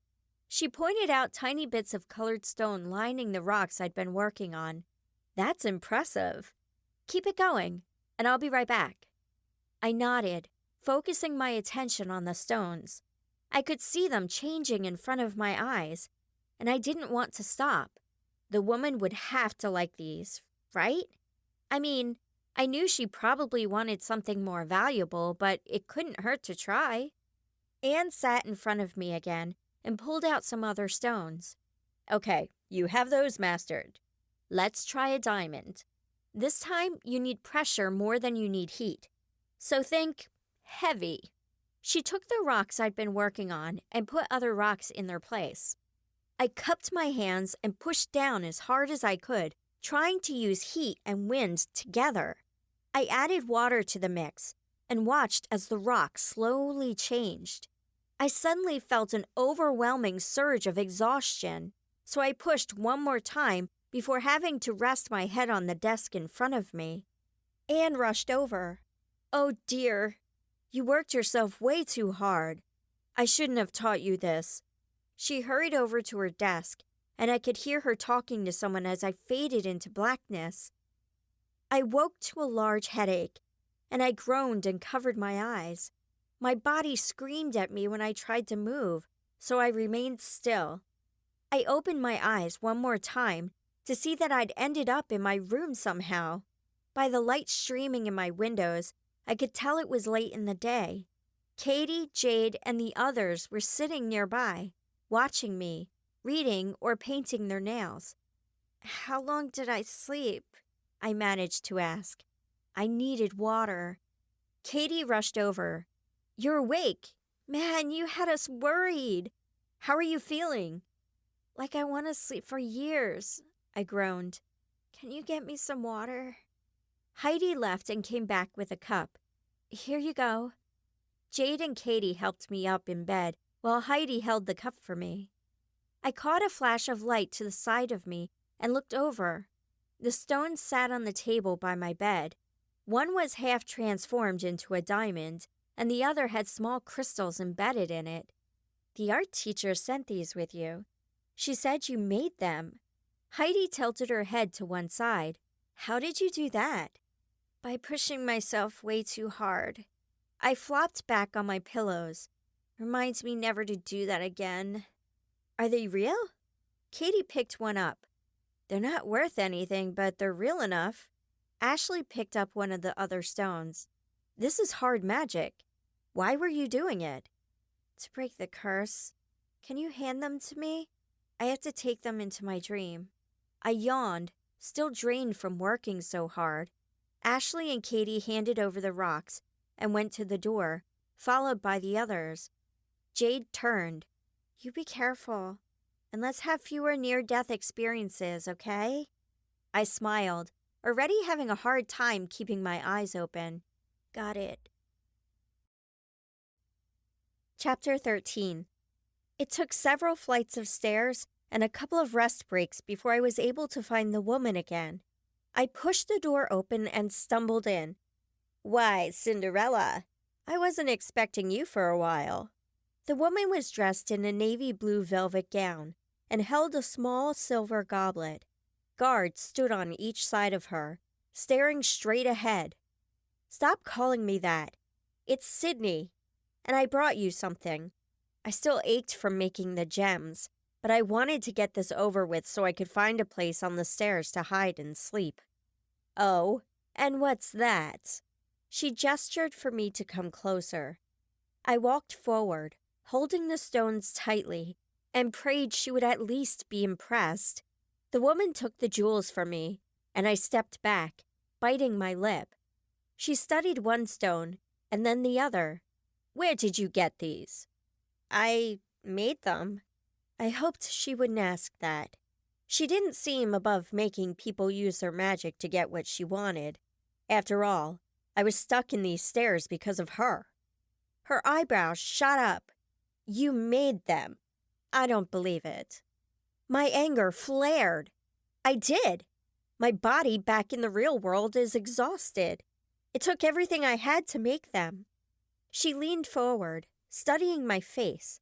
How? My art teacher taught me to push fire and wind into the stone. I added water to harden it. I caught her hungry expression, and I didn't like it. Do it again. Her smile was a little forced, and the way she leaned forward made me back up a few steps. No, it almost killed me. Do it. If you really have that much power, I want proof. She snapped her fingers, and a short, thin guard hurried to her side. Get me some rocks. Quickly. I clenched my hands into fists. This wasn't possible. I barely had control over my magic when I was awake. How was I supposed to control so much of it in my sleep? The little guard brought back a couple of stones and waited for another man to set up a table. I'll melt the table. I looked up at the woman. I use a huge fireball. This isn't going to work. I can just do it on the floor. The woman smiled. The table is fireproof. Now, let's see what you can do. She leaned back, lacing her fingers together. I took a deep breath before putting my hands over the stones. I hesitated and glanced up at her. This might not work. I'm tired and I'm not awake. She brushed away my concern. You'll do fine. Now, get on with it. No more stalling. Fine. I made a ball of fire and pushed down. I was surprised to see that I didn't have to push as hard this time. I stopped and stretched my cramped muscles. She laughed in delight. Excellent! I'll have to think on this. For now, I'll give you 2 nights of rest. Use them wisely. She waved her hand, and the room faded away. I woke and tried to sit up, but I still couldn't move without pain. I made a mental note that doing magic in my dream may have been easier, but it still had its consequences. Along with the pain came ravenous hunger, so I pulled myself out of bed and limped to the bathroom. After a hot shower, I was ready for the day. Mostly. Jade had stayed back to walk to breakfast with me. So, what happened last night? You were so restless you woke me up. I had to make more jewels for the woman in my dream. She gave me no choice. I could still see her hungry expression when she'd heard what I could do. Ugh, you must be exhausted. I could sleep for another few days. I saw Anne in the distance, and I thought back to the day before. Hey, how did I get home from the art cabin yesterday? Anne radioed for help, and the counselors carried you back. Luke wouldn't leave your side until you were in bed, and then stayed out on our porch until this morning. She looked over at me, smiling. He must really like you. I guess so. I felt a little lighter as we walked into the lodge. It was nice to have Luke as a protector. We had to eat breakfast quickly because we were going to be working on our events for the competition. My roommates headed off for their activities, and I wandered toward the archery field. It was the only thing I felt good about doing, besides baseball. The mermaids were racing across the lake as I walked past. They were fascinating to watch, with their tails flashing out of the water. When I got to the field, there were several other campers practicing. My heart leaped when I noticed that Luke had just gotten there as well. Hey, Luke. I zipped up my sweater to block out the cold morning breeze. I didn't expect you up yet. How are you feeling? He gave me a hug and handed me a bow. I'm sore, but good. The jewels I made were enough to impress her, so she's giving me a couple nights of rest. Not that I believed her. I hadn't had 2 days off from those stairs since I started having the dreams years before. We stepped aside so other campers could walk past us. That's great. Now you can finally get the rest you need, and we can think of other ways to help break the curse.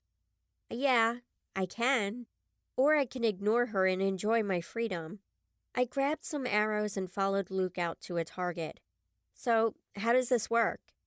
Well, you shoot at the target over there. I giggled. That's not what I meant. How does the competition work? I took aim at the target and shot, sinking the arrow near the bullseye. Nice. You're getting better all the time. He took his turn, hitting the center. We shoot at 25 yards, 50 yards, and then 100 yards. The lowest 3 drop out each time. Maybe this isn't the best event for me then. I hadn't shot anything past 25 yards, and I was terrible at that. But then, I didn't know how to do anything else but baseball. Maybe not, but we need a few more for the event. Besides, this way you can hang out with me, right? True. I suppose I could humiliate myself for that. I shot a few more, hitting the target each time. Luke stepped close and put his hand over mine. You need to loosen up. Stop worrying about where it's going to hit and let it go. I was distracted by his closeness, but it did the trick. The arrow went straight to the bullseye. I jumped up and down and threw my arms around Luke's neck. I did it! He laughed and hugged me back. I knew you could.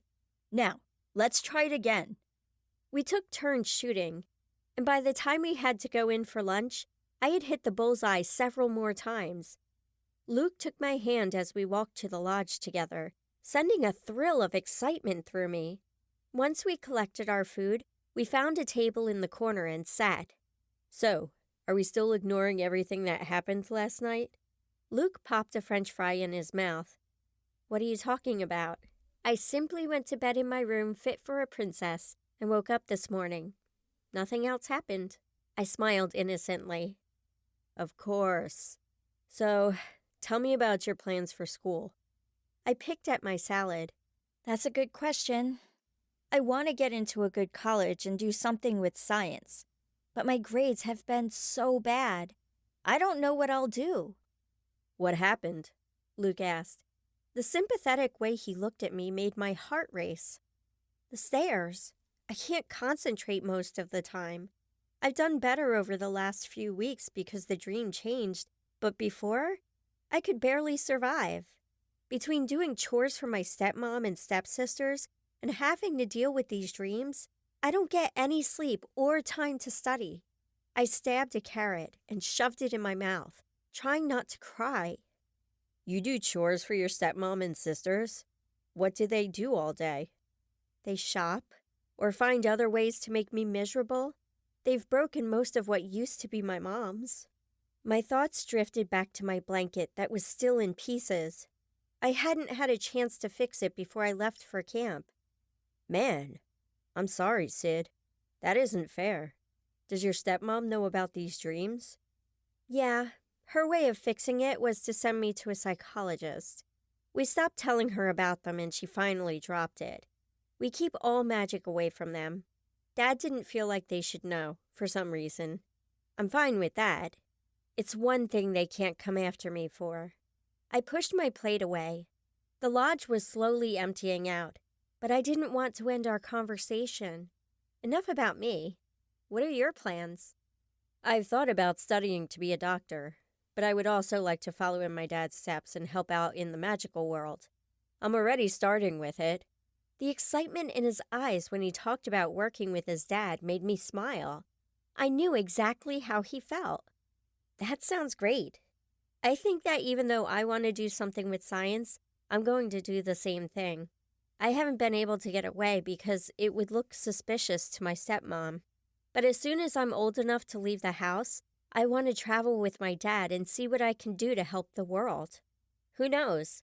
Maybe I can combine science and magic. Luke leaned forward. I bet you could. With the power you have now, you could do pretty much anything you wanted. He shook his head. I just don't understand how you have so much magic, but you never used it. Did you even know? Nope. I had to be sneaky, so I only got to do small things with it. It hadn't even dawned on me to use my magic for anything more than opening doors. Even making the dress was something out of the ordinary for me. That's too bad, because the world could use more of your power. His eyes danced. I think the mermaids would disagree with you. I pulled my plate back and took a few more bites. His words warmed my heart. It was nice hearing compliments from anyone, let alone a totally adorable guy. Well, that just means you'll have to stay away from them as you become rich and famous. Come on, I hear there's a pickup baseball game after lunch. Let's go play. Maybe you can get on the team for the competition. I jumped up. Let's go. I can't pass up a game. We got our mitts from our cabins and then headed over to the field. Luke and I were put on different teams again, and I went to the dugout so we could bat first. I groaned when I noticed Nick sitting on the bench, writing down names. He sneered when he saw me come into the box. Thankfully, he turned away instead of saying something to me. The umpire blew his whistle to get the game going, so Nick stood to pick a bat. Of course, he'd put himself first on the roster. Once the pitcher was ready, Nick went out and knocked the first pitch to the fence. He made it to home, and Max was up next. After a few more runs, it was our turn to take the field. Nick put me in right field, and I ran to get into position. I stood, waiting for a ball to come to me, and felt like something wasn't quite right. The feeling of being watched was back. I was supposed to be left alone. I shook it off and watched as runner after runner hit the ball over to the left or center field. When Luke took his turn at bat, I could have sworn he grinned at me. He hit the ball, and it came flying straight to me. I caught it and threw it in, making a triple play. Wow, Sid, that was awesome. Max clapped me on the shoulder once we got to the dugout. Thanks. You did great getting them out on third. I sat down next to him. I would be up after a few more batters. Yes, but if you hadn't caught it, I couldn't have made it work. He watched me pull on some batting gloves. Did you play in high school? No, but I play in a city league. When my stepmom let me out of the house, which wasn't often, I stood and checked out the available bats. I found the heaviest one that felt good in my hands and went out to practice my swing. Nick slid home, and then it was my turn. We were tied going into the 9th inning, and by the time we took the field the last time, Nick's face was one giant storm cloud. He got the first 2 batters out, and then Luke took his turn at bat again. He hit the ball out to left field and sprinted around the bases, making his team ahead by 1 point. The next batter hit it right to me, and the game was over. We ran in to cheer for the other team. Your school is crazy not to have you playing for them. Max shook his head in admiration. That was awesome. Please tell me you're playing at the competition. I'm planning on it, unless someone else has a problem with it. I looked right at Nick, who grumbled something under his breath and walked away. We did our cheer and ran to shake hands with the other team. I went back to the dugout to grab my gloves. As I left, Nick stood in my way, his arms folded. Enjoy your couple of nights off. They'll be your last. He laughed cruelly and turned to walk away. I stood there in shock, watching his back. He was the right size to be the guy in the cloak, and that feeling I got around him, I couldn't move. How had I not picked it up before? I'd brushed past him that day at the lodge when I felt like I was being watched. I just hadn't paid attention to him. Nice game, Sid. What's wrong? Luke glanced behind him. I swallowed, trying to make my mouth work. Luke, I think he's the guy who took me into the dream. My hands were shaking. He had plagued my nightmares for so long, and he had been standing right next to me. My legs were jello. Nick, are you sure? I mean, the guy's a jerk, but how do you know? He told me to enjoy the next couple of nights off, and he's just the right size to be the guy in the cloak. It was no wonder Nick was so rotten to me. Luke pulled me into a hug, squeezing me to him. Well, that explains a lot. We have guards around the perimeter of the camp, so we couldn't figure out how he got in. All this time, it was one of the campers. I nodded. But how do we stop him? We keep you away from him. He let go, pulling me toward the cabins. We'll just have to know where he is at all times and stay on the other side of camp. I need to talk to Max and a few other guys. Wait, they know about all this? My stomach plummeted. How many people knew about me? No, but they've seen how Nick treats you. We'll just play on that. I can't let him take you again. But I'm supposed to have a break. This is ridiculous. Can I go hide in the pottery room or something? That's actually a great idea. Doesn't Liz like art? Maybe she can stay with you while I call my dad to tell him what's up. Yeah, but I don't want her pulled into this. I jogged up the steps of my cabin, but Luke stopped me before I opened the door. Sydney, she's part of it just by being in the same cabin. We need to stop Nick. And right now, this is our only option. He caressed my cheek and leaned in to kiss me softly, making my knees weak. All the fear drained away, leaving nothing but joy. He pulled away and cupped my face in his hands. I can't lose you. Okay. I turned away and fumbled with the doorknob. My brain was still buzzing from the kiss, and I paused for a second, trying to remember what I was doing. Hello? Liz? Anyone? Katie came into the living room. Liz is at her art class. What's up? I just wanted to see if she could go to the pottery room with me. I stepped into the cabin, and Luke leaned up against the doorframe. Why can't Loverboy go with you? She winked at Luke and dropped onto the couch. Luke laughed. I have to make a phone call. Or I would. Sydney needs protection, and I figured you girls might be willing to help. Protection? What's going on? Katie hopped up from the couch, her eyes wide. I think Nick is the guy who kidnapped me, I explained. I knew it sounded crazy, but there wasn't much I could do about that. It was the story of my life. That jerk. Are you sure? She pulled on her shoes. I'm not positive, but he knows things about last night's dream that he shouldn't. I followed her outside as she brushed past us. Hey, I'm going to take off. I need to catch Dad before he heads into meetings. Luke kissed me again and jogged toward the entrance to camp. Katie raised her eyebrow. So, are you still going to deny that he likes you? I couldn't help grinning. No, it's so weird though. I don't know why he sticks around. We walked toward the art cabin. He likes you. That's all that matters. She pulled a rubber band out of her pocket and put her hair in a ponytail. So, what was it that Nick knew? The woman had me prove I made those gems. When I was able to create more, she gave me a few nights off from running the stairs. Today, Nick told me that I should enjoy them because they would be my last. I shuddered. Katie stopped. Wait, you made them again? In your sleep? I sighed. I know it sounds weird, but lately I've been dragged into my dreams, and I found out today it's Nick who's been doing it. I just don't get how you can go inside your dreams. I thought no one knew how to do that anymore. I looked at her, stunned. What do you mean? I didn't know anyone else had ever done it. Well, except for the ones torturing me. There were others who could do what I did? Why hadn't Dad said anything about them? It used to happen all the time a few centuries back, but it was banned, and the magic was lost.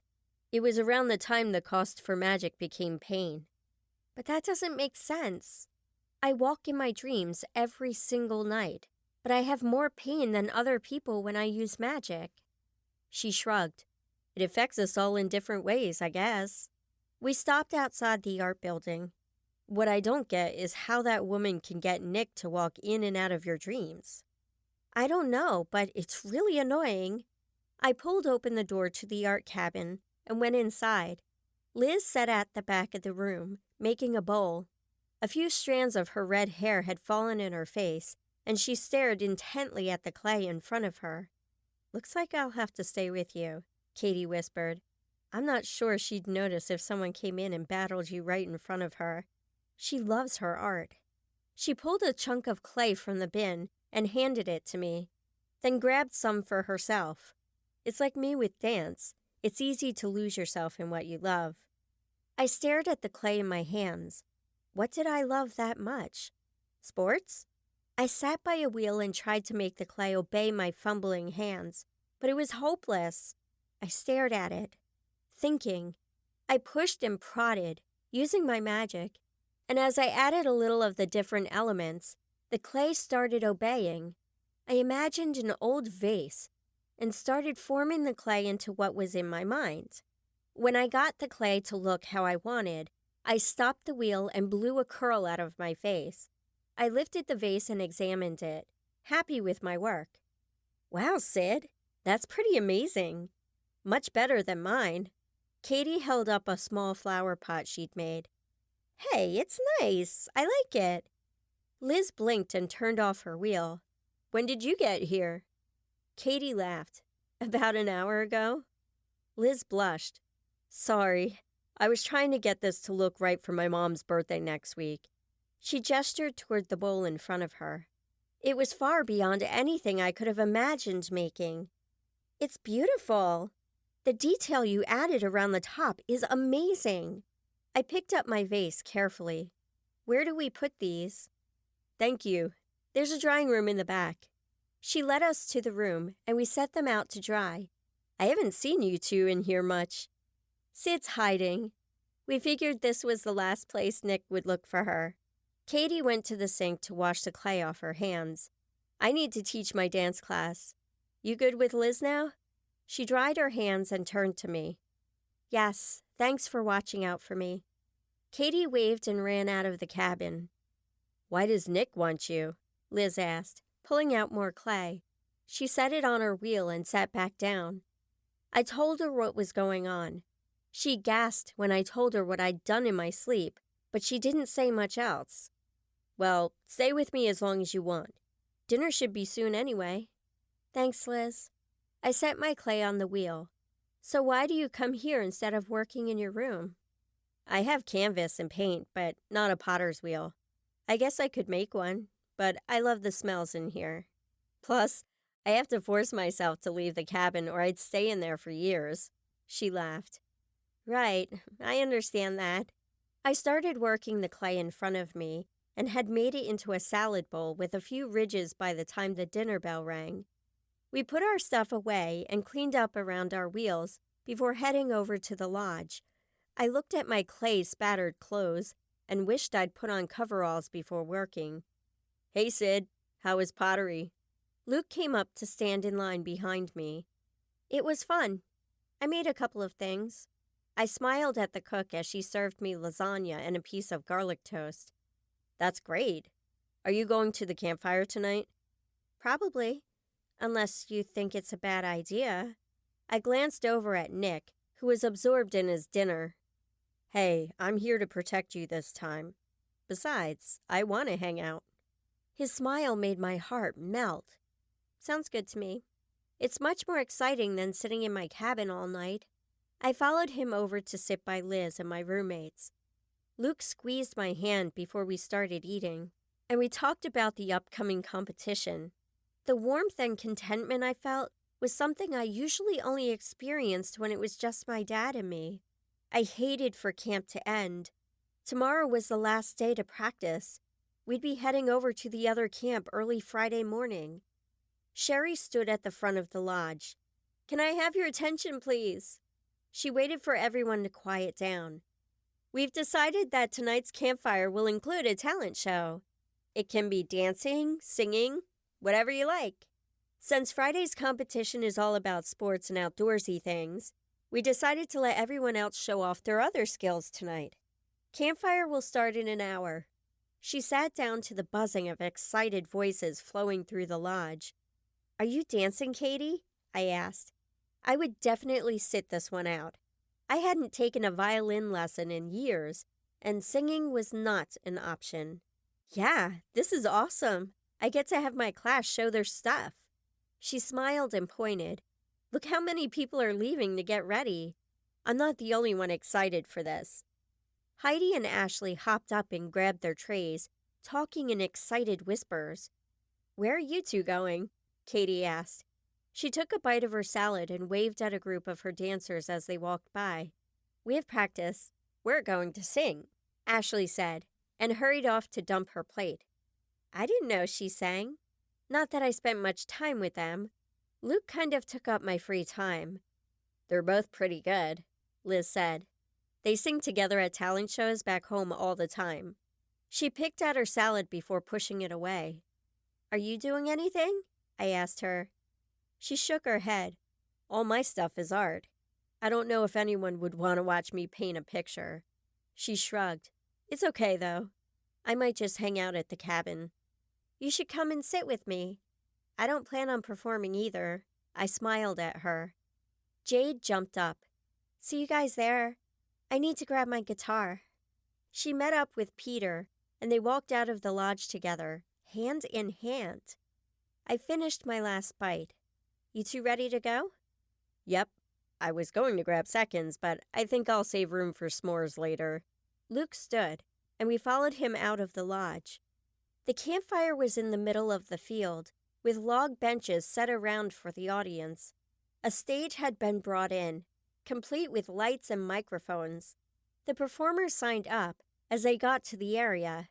I'd missed last night's campfire because of the whole not being able to move thing. Once the program got started, we enjoyed watching people dance, juggle, blow fire.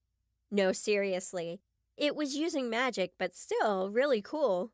And play the piano they'd wheeled out onto the field. Jade performed a song she'd written on her guitar. It brought tears to my eyes as it told of a boy and a girl who were never meant to be together. Katie's dance class filled the stage as they danced to anything from hip-hop to ballet. She came out after and did a solo. I was in awe as she did splits and leaps through the air. Her dance brought a standing ovation, and she bowed with a huge grin on her face. Heidi and Ashley performed a ballad that earned them several whistles from the boys in the crowd. Their voices harmonized perfectly as they sang a cappella. The night was chilly, and Luke draped his coat over my shoulders, his left arm around me, pulling me toward him. I laid my head on his shoulder, enjoying the closeness. I didn't know why I was so lucky to find this boy who cared so much for me. Near the end, I was surprised to see Liz stand and move to the front to talk to Sherry. She went up on the makeshift stage and nodded at Max, who was sitting at the piano. He started a classical piece, and Liz began what she did best. She painted, only this time it wasn't on canvas. She combined her art with fire and painted in the sky. No fireworks display could compare to the magic she performed that night. She added ice or wind where it was needed. Flowers burst into life, and cities grew in the night sky. The song ended along with the magic, and the crowd sat in stunned silence. Tears ran down my cheeks at the beauty, and I jumped up to clap for her. Luke joined me, and the rest of the campers cheered wildly. Liz sobbed on stage, frozen, as she got calls begging for her to do more. I hurried forward and helped her back down to sit by Luke and me. Everyone stood and went to grab sticks for s'mores, while Liz sobbed into my arms. When she finally composed herself, she sat up. "I'm sorry. I don't know what got into me." "Liz, that was the most beautiful—" My throat caught, and I had to clear it. "Where did you learn to do that?" She looked at her hands. "I live out on a farm, and there were fields all around me. When I can't take being cooped up in my house, I go out and paint the sky. My dad told me to stop doing it, but tonight, I just wanted to share something. That was the only way I knew how to do it." She buried her face in her hands. "I'm so embarrassed." Luke pulled her into his arms. "Liz, you have a talent no one else has. Don't be embarrassed by it." He nodded at Max and gently moved her into his arms. Max led her away from the campfire, talking softly to her. Luke turned to me and shook his head. "That was phenomenal. I hope she keeps it up." He picked up a stick and a marshmallow and handed them to me. "Thanks." I put the marshmallow on the stick and followed him to the fire pit. "And here I thought it was cool to open locks or change the appearance of a dress." I laughed. "Hey, those are impressive. Most people can't do that. Although I think you can do a lot more than that now." "Yeah, thanks to this camp. And to you." I blushed, but I meant it. He helped me learn more in just a few lessons than I could have ever learned on my own. "I didn't do much. I just taught you to channel it. You did the rest on your own." He popped his toasted marshmallow in his mouth and licked his fingers. I yelped when my marshmallow started on fire. I blew it out, admiring the burnt, crispy covering. "Ah, just the way I like it." I waited for him to finish with his, and then we went to get chocolate and a cracker. The flavors burst in my mouth when I bit into that gooey treat. "Now watch this." He took another marshmallow and put it on a toothpick. He flicked his hand to start a tiny fire on his fingertip. He roasted the marshmallow and let the flame go out. "Whoa, that's cool." I tried the same thing, making sure to let only a little magic through. I roasted mine and let go of the flow. I think I'm in trouble now that I know how to do this. My hips will never be the same. I popped it in my mouth. He chuckled. "Yeah, although you probably don't want to be doing it in your house. And your neighbors might look at you strangely if you did it in your backyard." Good points. We each had one more, and then wandered off toward my cabin. We sat on the step and watched everyone walk by. The night sky was filled with millions of stars. A cool breeze started up, making me shiver. "Be right back." I ran into the cabin and grabbed a blanket to wrap around us. Luke was on the phone, pacing back and forth when I came back out. I waited for him to finish, trying not to pay attention to what was going on, but his raised voice kept pulling me in. He finally hung up and came to sit by me, his shoulders stiff. "Everything okay?" I pulled the blanket around us. He shook his head. "No, they want you to leave camp, saying it's too dangerous for you to be here. I told them you have nowhere to go and camp was safe as long as they could bring in a couple more people, but they didn't want to listen." "They want me to leave?" I felt like I'd been slapped. He was right. I had nowhere to go. At least, nowhere I wanted to be. I had 2 more days before I was supposed to go home, and I really didn't want to face Julie or the girls sooner than necessary. They finally gave in. If this woman sticks by what she said, you should be fine until the end of camp. I'm not sure if I trust her, though. I know I don't. I shivered, and Luke pulled me closer. You'll be fine. We'll just keep you away from Nick again tomorrow. I'd better get going, though. Lights out and all that. Luke stood and pulled me up, then leaned down and kissed me softly. But I put my arms around his neck and kissed him harder. Luke looked dazed when he finally pulled away, and I could hardly breathe. Wow. Wow. He brushed his hand against my cheek. You have a good night and sleep well. Make sure you walk with Jade or someone to breakfast, and I'll see you there. I'll stay here until I know Jade and everyone else are back. He kissed me one more time and opened the door for me. Okay. Night, Luke. I floated into the cabin and went straight to my room to drop off my blanket.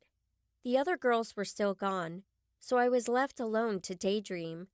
After brushing my teeth, I dragged myself to bed and drifted to sleep. My dreams that night were of me and Luke riding off on large white horses toward our new castle. Chapter 14. The day before the competition dragged on slowly. I wanted to be out playing sports, but it seemed like every time I turned around, Nick was there, glaring.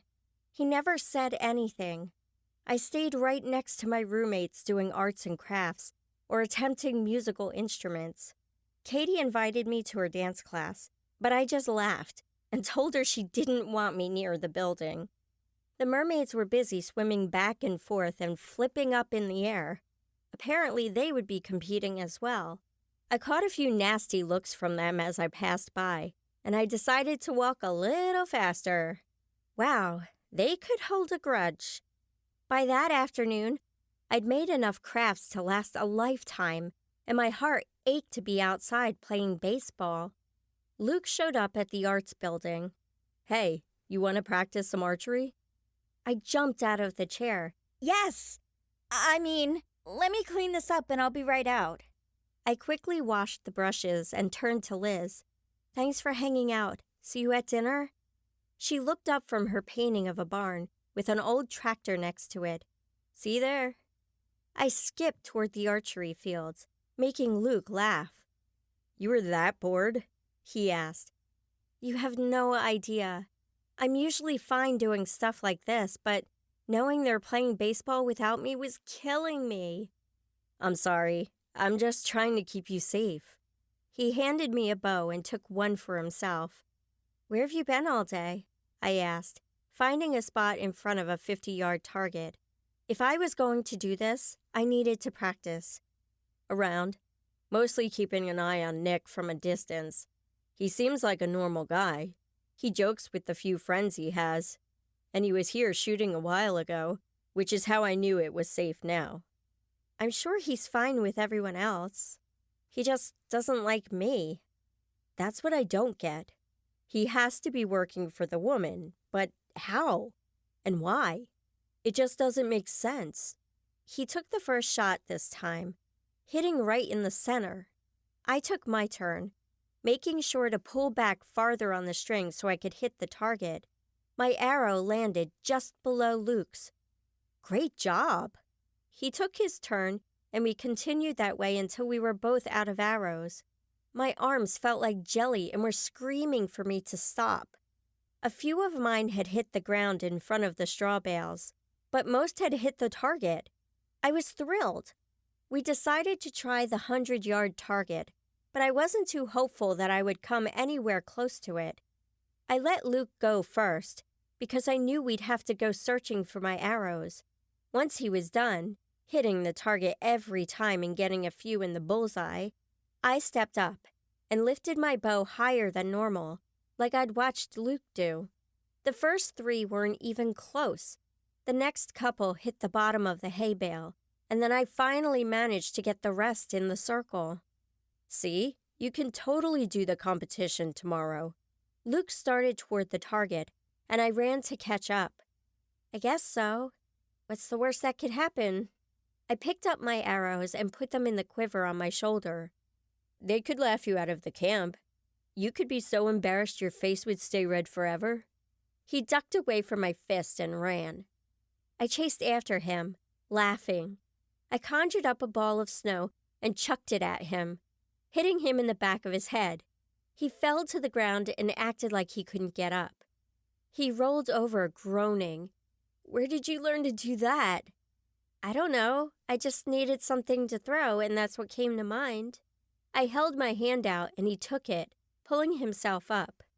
He rubbed the back of his head and pulled ice away from his hair. That was awesome. But seriously, a snowball? Hey, it could have been mud. I took my arrows from him. Forming that ball had been totally spur of the moment. I would have to figure out how I did it so I could do it again. I barely felt the familiar ache of using the magic. Strange. Maybe I would feel it later. We left the archery area and headed in for dinner. It was being held earlier that night so we could get rest for the next day. The lodge was louder than usual, with everyone excited about the competition. I was quiet, content to listen to everyone else, but then I looked up to see Nick staring at me again, and the peace I'd felt was gone. I stood up, surprising my friends. I want to go read a book before bedtime. See you guys at the cabin. I'll go with you. Liz, will you grab my plate? When Liz nodded, Jade followed me to the door. You don't have to leave. Peter looks like he was coming over to talk to you. I nodded my head toward him. She hesitated. No, I need to go with you. There's no way I'm letting someone get you again. Look, Nick's right there. I'm fine. I didn't feel fine, though. I was edgy. Something wasn't right, and it really bothered me. You don't know for sure it's him, though. It's not safe. Luke came up behind Jade. I'll go with her. It's all good. But we need to go soon. You're starting to attract attention, just standing here in front of the garbage can. Jade bit her lip. Are you sure? You can't go in the cabin. Then I'll keep watch outside like I've done the last couple of nights. He took my hand. Come on, Sid. I waved at Jade and left the lodge, feeling embarrassed. I didn't like having to be guarded everywhere I went. Thanks for saving Jade. She wants as much time with Peter as she can get. And of course, we'd be leaving Saturday morning, but I could see Luke after this. Or at least, I hoped so. Hey, it's my pleasure. Sorry I didn't sit with you. I was on the phone. It seems your dad is showing signs of waking up. I grinned. A weight suddenly lifted off my shoulders. Seriously? How do they know? Do you know where he is? I didn't want the surge of happiness that flowed through my body.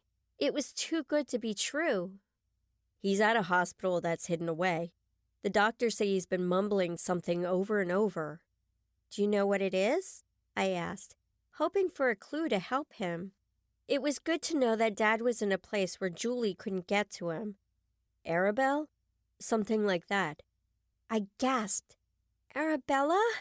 Tears welled up in my eyes. He hadn't talked about her by name in years. You know her? He turned to me and wiped away a tear that had fallen. That's my mom. She died when I was little. He was heartbroken. I think he still is. I'm so sorry. He pulled me into a hug. How did she die? He asked quietly. I shook my head. I'm not sure. It was sudden. There wasn't even a body at the funeral. Daddy doesn't know, but I checked. I was only 4, and I wanted to see her again. He never told you what happened? No, I never asked. I was too scared to know the answer. I wiped my eyes and walked toward my cabin. I want to see my dad. I know you do. I don't blame you. He was on a trip at the time, so you'll have to take a plane to get there. Don't worry. He's fine. I hope so. I don't want to be around my stepmom without him. I shuddered. Luke was silent for a moment. Why did he remarry if he was so heartbroken about your mom? I shrugged. I don't know. I never understood. A few years back, he came home with a new wife and daughters and announced that he was married. It was strange. Like some sort of weird curse was put on him or something. He was in a daze for a while, but the more time he spent away from the house, the more aware he became. Are you sure he isn't under a curse? I laughed. I pray every day that it will be broken, even though there isn't one. I think he's realizing just how rotten she is, but now he's kind of stuck with her. That doesn't sound like a fun life. He walked up the steps to the cabin. Now, you go in and get some sleep, and I'll be right out here if you need anything. Thank you. I kissed him on the cheek before opening my door. I think sleep is exactly what I need right now. Sweet dreams. He sat down on the step and gazed out over the lake. I smiled to myself, confident that Luke would help if he saw anything. The trumpet sounded before the sun was fully up the next morning. I stumbled out of bed and quickly showered and dressed to grab some breakfast. The other girls were yawning and grumpy, which made me realize how wide awake I felt. What had I even dreamed about the night before? After breakfast, everyone piled onto the buses. It was loud inside, with everyone so excited for the day. But I just watched out the window, nervous. I hadn't seen Luke that morning, so I wondered if he'd noticed anything last night. Just before we were ready to leave, Luke ran up, looking through the windows before finally getting into the last bus. I sat up straighter and searched for anyone that could be a threat to me, but everyone was busy talking, and I didn't see anything unusual. We headed toward the other camp, and my stomach tied into even more knots. I closed my eyes, envisioning everything I had to do to hit the target in archery. That was the event I was most worried about. The bus slowed and turned onto a different road. I opened my eyes to see a camp similar to ours. The flag above the lodge was red, with a knight in armor riding a horse. We stopped near the lodge, and I waited for my turn to get out. I was ready to compete, even if it was just to get it over with. We formed lines and headed toward the field located behind the lodge. Everyone oohed and awed at the setup of the camp as we went around the corner, but I stopped, my heart pounding wildly. I knew this place. The area was decorated like a Renaissance fair, the same fair from my dreams. The only difference was the people. I'd been alone before. Campers jostled me as they hurried toward the different booths. We were supposed to sign up for the events, so everyone headed for the desk where several counselors sat. Jade ran up to me. "Isn't this amazing? They even have costumes if you want to dress up. Come on." She pulled on my arm, not waiting for me to answer. "Jade, wait! I can't play baseball in a dress." I laughed at her excitement, letting go of my fear just a little. "Oh, right. But as soon as you're done, you'll have to come back and change." I waved and ran to find the rest of my team. We met at the field, and I watched for Nick as we started our warm-ups. I wanted to get the game over with so I could practice my archery. Luke jogged up. "There you are. I've been looking everywhere for you." "Sorry. I saw you get on a different bus. I didn't have any way of letting you know where I was." "That's what our phones are for." He looked more serious than I'd seen him since we got to camp. "Look, you need to stick with me or one of your friends as much as possible. You were right. I caught Nick near your cabin a few times. I would chase him off, only to find him near it again. I had to go check in, and by the time I got back, you were gone." "Well, I'm here now. Thanks for keeping watch. I was finally able to have normal dreams." "I'm glad you slept. That makes one of us." Luke yawned. I could see faint rings under his eyes. "Why didn't you sleep?" I hadn't meant for him to stay up all night. "Too much going on." He looked toward the baseball diamond. "They need a team captain. That's you." "Me? When did I become captain?" I was sure Nick would have insisted on taking that role, and I was perfectly okay with that. before we left. No one told you? He nudged me toward the field, and since no one argued, I ran out to meet the other team. The ump gave us a rundown of the basic rules and then had me call heads or tails. I called heads and got it, so we would be going out to field first. Luke helped me tell everyone their positions and then leaned over to me. Nick didn't show. I don't like this. I don't either. And that's not all, but I'll tell you later. I jogged to first base, and the game started. I wasn't going to think about anything else. Right now, I was here to play ball. The sun was hot, but the slight cool breeze kept us from burning up. Luke struck out the first batter. Then the second batter hit the ball out to center field, getting him to first base. The third batter hit a foul ball that I was able to get under and catch.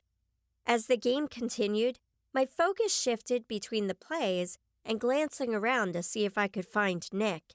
I hadn't seen him on the bus, but there were 3 others he could have taken. How his absence wasn't discovered during roll call, I don't know, but it wasn't like him to miss a game. We won by 3 runs. We cheered for the other team and then headed off to our next events. For Luke and me, it was the archery tournament. My hands were shaking and my stomach so tied in knots, I thought I was going to lose my breakfast. Luke was quiet and distant, which didn't help much. I somehow made it through the first round of the tournament and started getting my mind ready for the next round when I heard my name being called and found my roommates in the crowd, cheering. It helped me feel better, and I was able to pass through that round as well. You're doing a fantastic job. Just remember what we went over. Luke stood next to me, watching the others take their turn. Got it. I paused. Is everything okay? I'm fine. I'm just letting nerves get to me. He stepped up to the line and sent the arrow flying. It hit the center of the bullseye. Nice one, I called. I stepped forward, pulled back on my string, and took a deep breath. I knew what to do. I aimed carefully and let go. The arrow hit the target, but not inside the circle. It was disappointing, but I knew I was lucky to get as far as I had. I joined my roommates to watch Luke finish up the competition. I didn't know you could do that, Sid, Ashley said. I couldn't until this week. I have a good teacher. My face burned when the girls burst into giggles. I'd learn too if I had a teacher like that. Heidi giggled again. Oh, I need to head off to 100-meter relay. She took off, followed by Ashley, who would be running a couple of other races. I'll be back too. I promised I'd help my friend with a few dance moves. See you in a while. Katie ran off in the other direction, leaving me alone to watch Luke. Once he was done, the other campers surrounded him to congratulate him on his win, so I decided to go find Jade. She wasn't competing, so she must be over among the booths somewhere. I wandered around, looking at the different shops the campers had set up. It was pretty amazing. Some of them had made jewelry to sell, while others were selling clothes. I couldn't find Jade, but what I did find chilled me to my core. The fortune teller's tent was exactly where I'd found it in my dream. Goosebumps ran down my arms as I recognized the runes on the tent and the tattered appearance of the sign above the door. Desperate to get away, I turned and ran, keeping an eye out for Jade and making sure I didn't run into Nick. At the end of the row of tents, I took a right and stopped, my stomach clenching in fear. The tent stood there, beckoning me to come in. No, this couldn't be happening. I'd just left it behind. So why was it here? I pushed past the crowd of campers, waiting in line for food, and took another right. There it was again. My palms were sweaty, and my heart pounded. I ran my hand through my hair and gripped it, trying to gain some sense of control. After trying to get away from the tent only to have it appear another time, I took a moment and let anger replace the fear. I cursed under my breath and went straight for the tent. If it wasn't going to leave me alone, I would just take it head on. It had to be part of the camp ambiance, right? What else could it be? I was just scaring myself for no reason.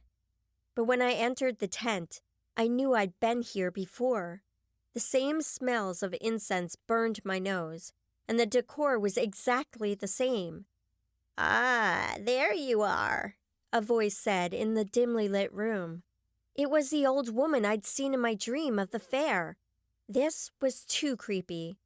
"What are you doing here?" I demanded. I had to hold tightly to that anger, or I would lose to the fear that threatened to overwhelm me.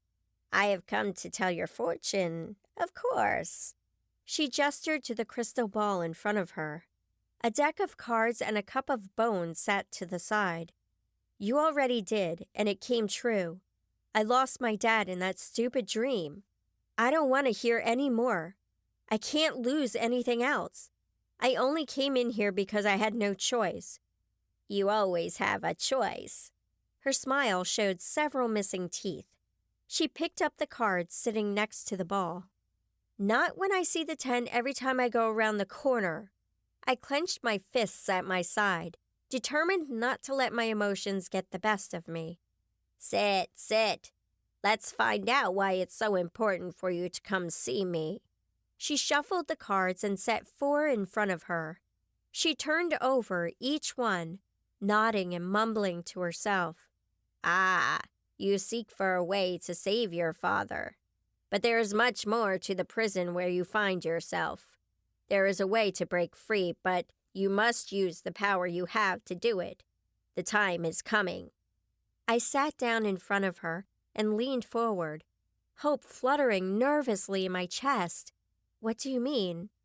"I only know what the cards tell me, but I warn you that things must happen soon. Time is running out." I glanced between her and the cards. "You know all of that from those cards. How in the world does that work?"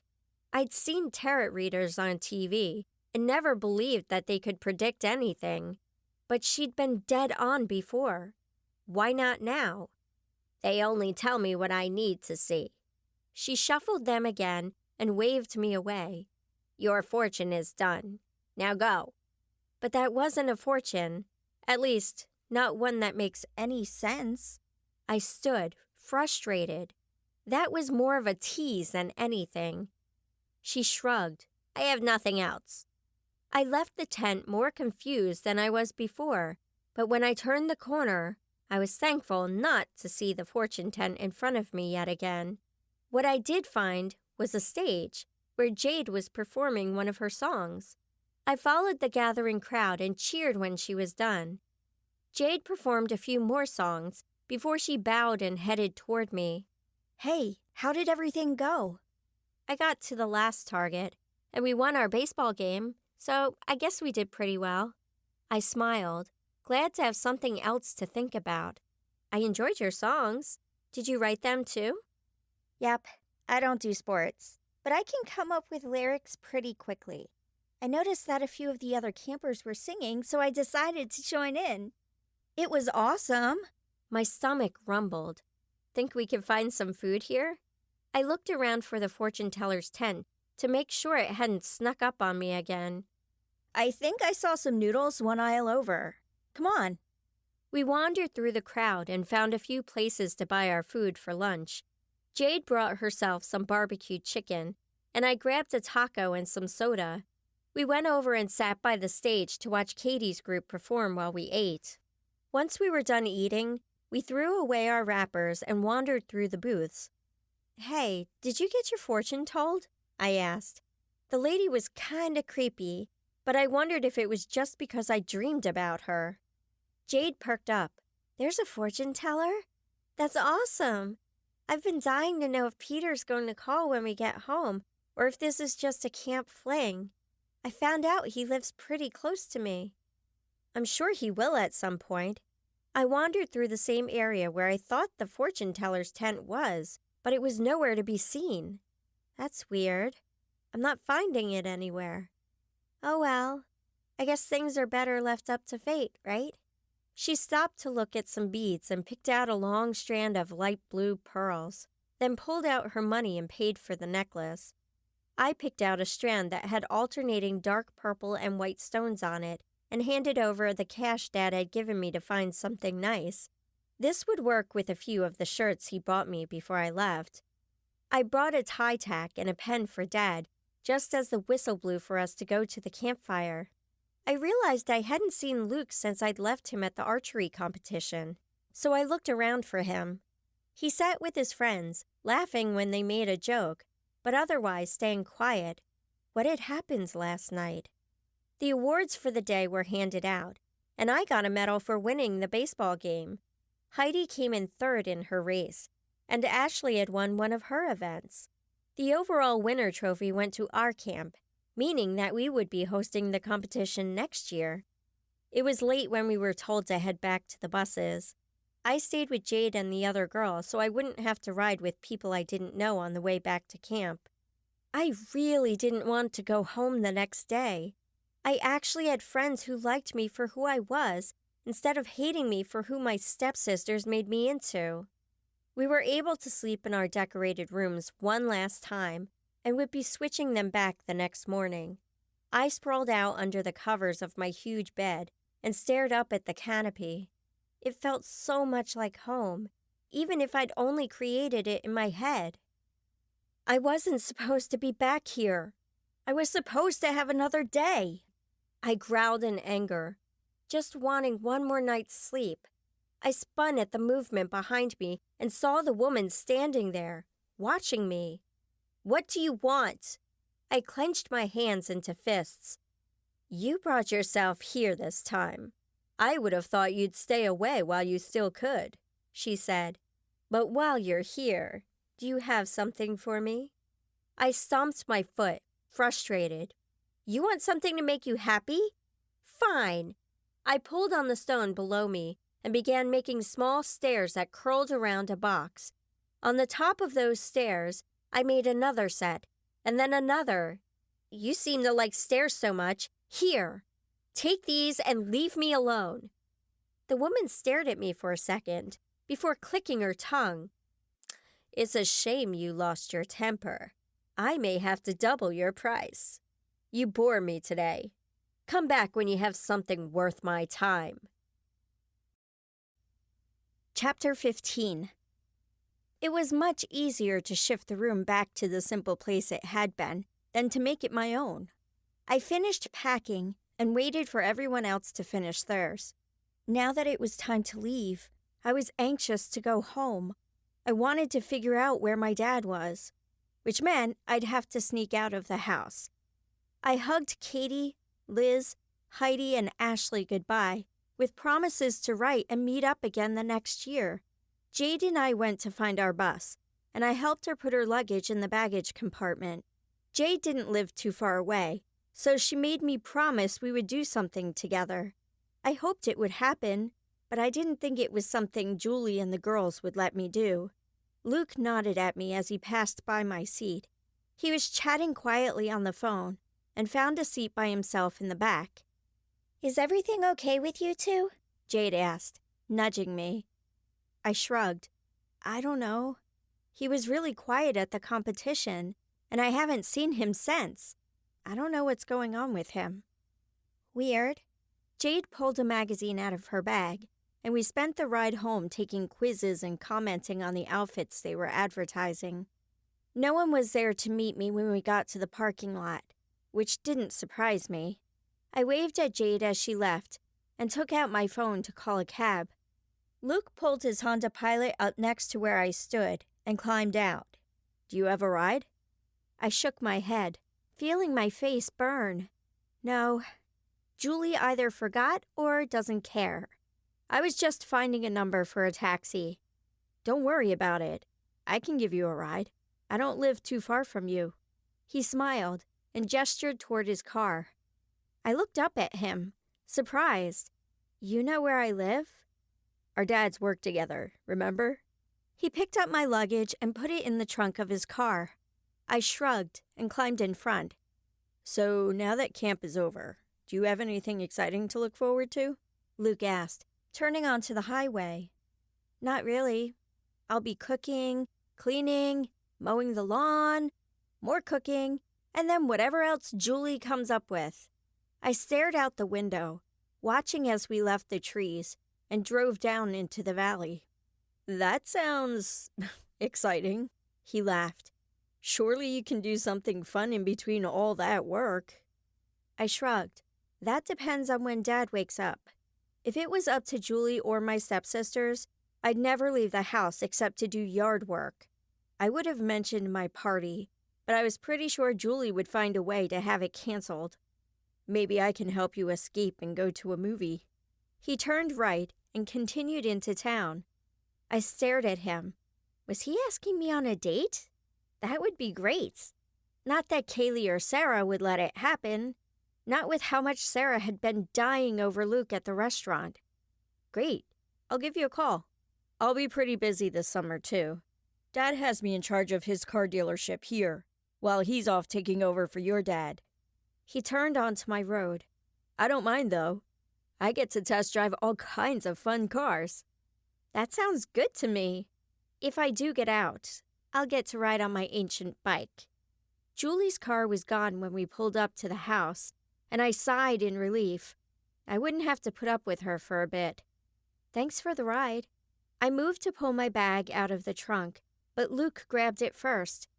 Hey, no problem. I'll call you when I hear anything about your dad. And of course, to set up a time to go see the movie I promised you. He leaned down and kissed me goodbye. That would be great.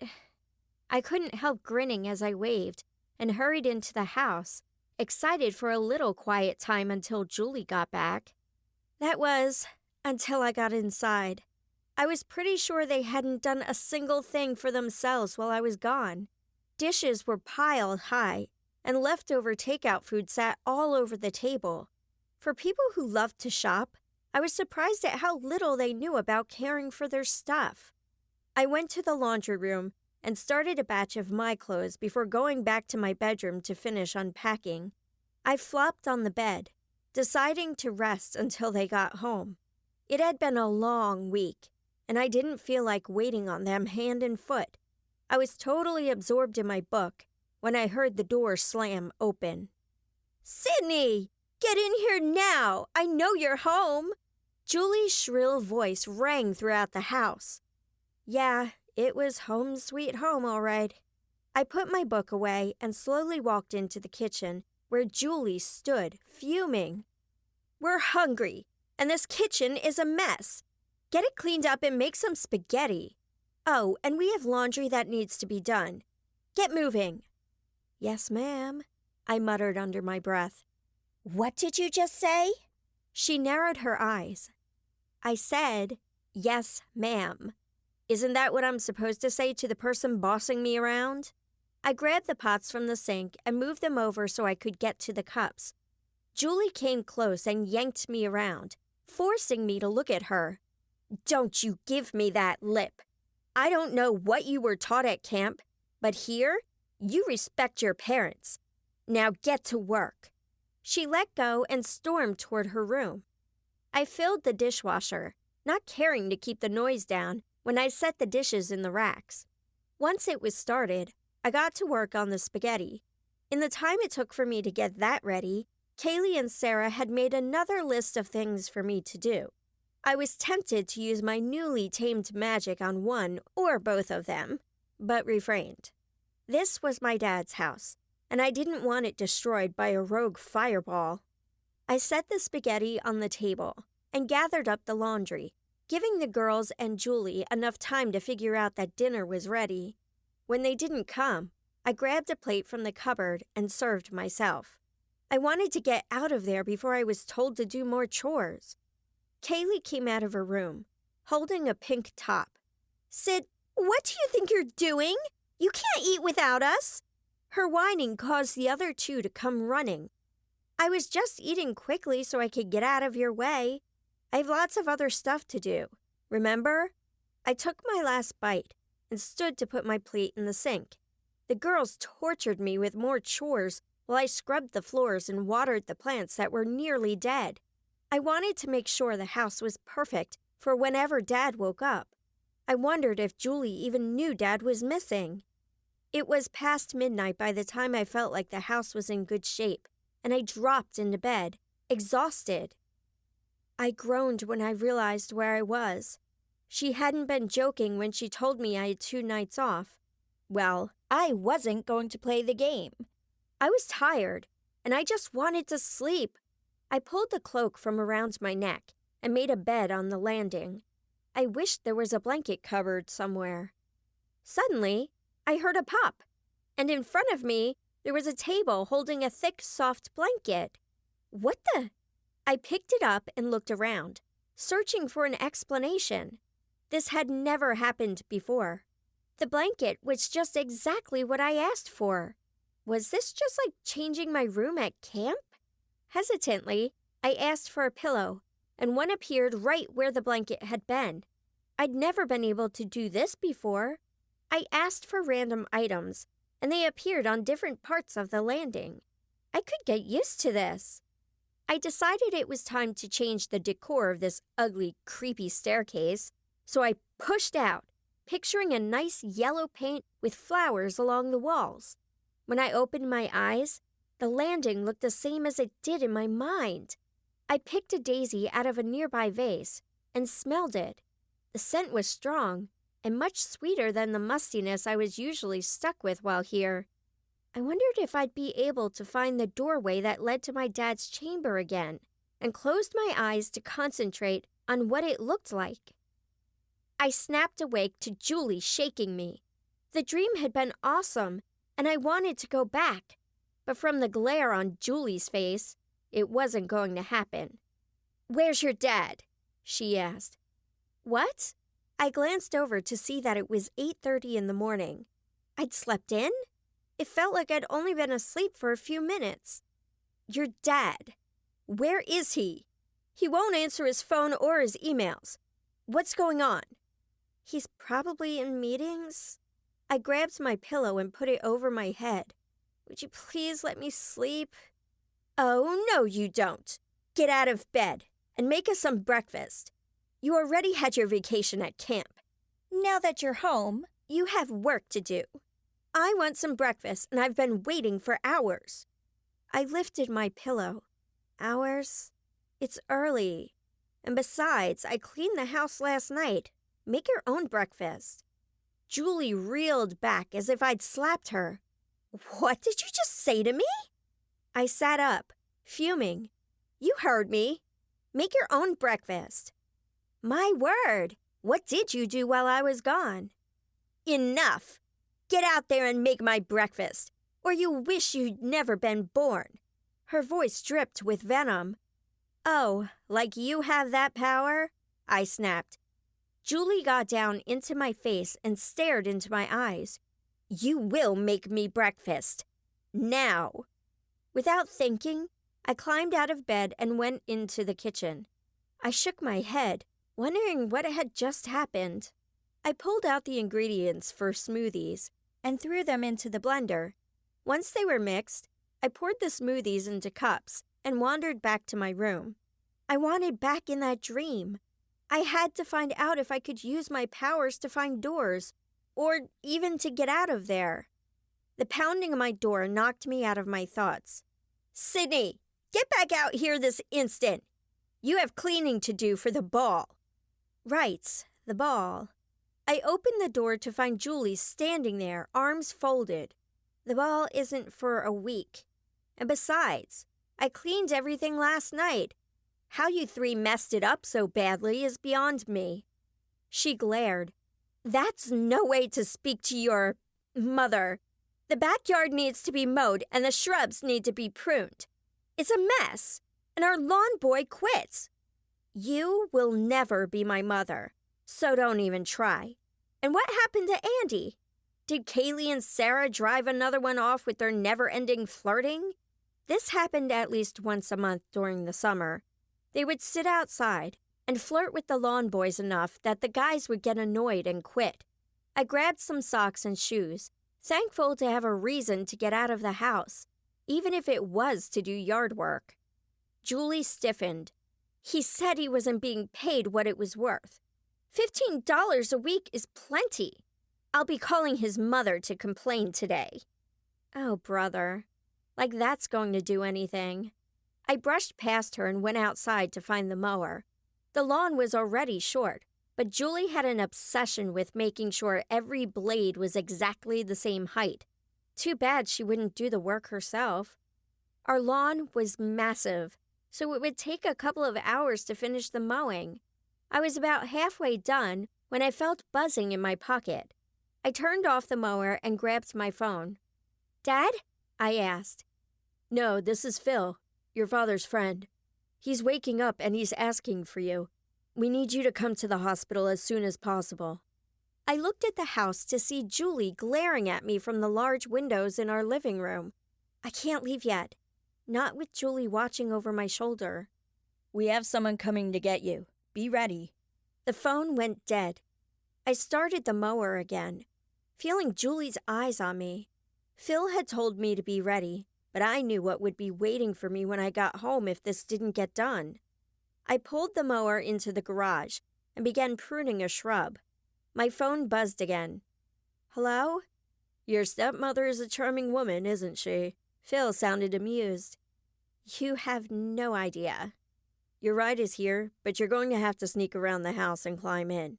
That is, unless you really did fall and break your arm and leg and are stuck in bed for the rest of the summer." "What?" Instead of going up to the house, I rounded the side and peeked to find a sleek cherry red BMW in the driveway. "That's what she told our driver. Are you almost there?" "Yes, but Julie is out here, screaming at your guy." Phil cursed softly. "Okay, hang up. I'll find some backup." I crouched down and listened to Julie screaming and raving about how horrible it was that they would try to torture her poor, injured stepdaughter by asking her to come to the door. I rolled my eyes. Her fake sympathy for me was worse than when she treated me horribly. At least I knew that was sincere. A car door slammed, and footsteps went up the walk. "Hello, is Sarah home?" My heart pounded in my chest. Luke? What was he doing here? Julie's voice instantly changed. "Oh, goodness. Luke, right? I'll go get her." I jumped up and ran for the car as soon as Julie went in the house. I slipped inside and ducked down just as I heard Sarah's shriek of excitement. I peeked over the edge of the window, curious what was going on. "Luke, how wonderful to see you." She moved in closely. I was pretty sure she had no sense of personal space. "I was wondering if you'd like to get ice cream." "Of course." She grabbed onto his arm and practically dragged him to his car. I knew it was part of the plan, but it still hurt to see Luke with Sarah. Her arm wrapped through his as they walked. The driver climbed in the car where I hid and drove away. He said nothing until we were away from the house. "Your stepmother is quite something," he said, smiling into the rearview mirror. He had a slight accent that I couldn't place. "Yeah, she is. Sorry you had to deal with that." I watched the stores go by for a few minutes. "So where are we going?"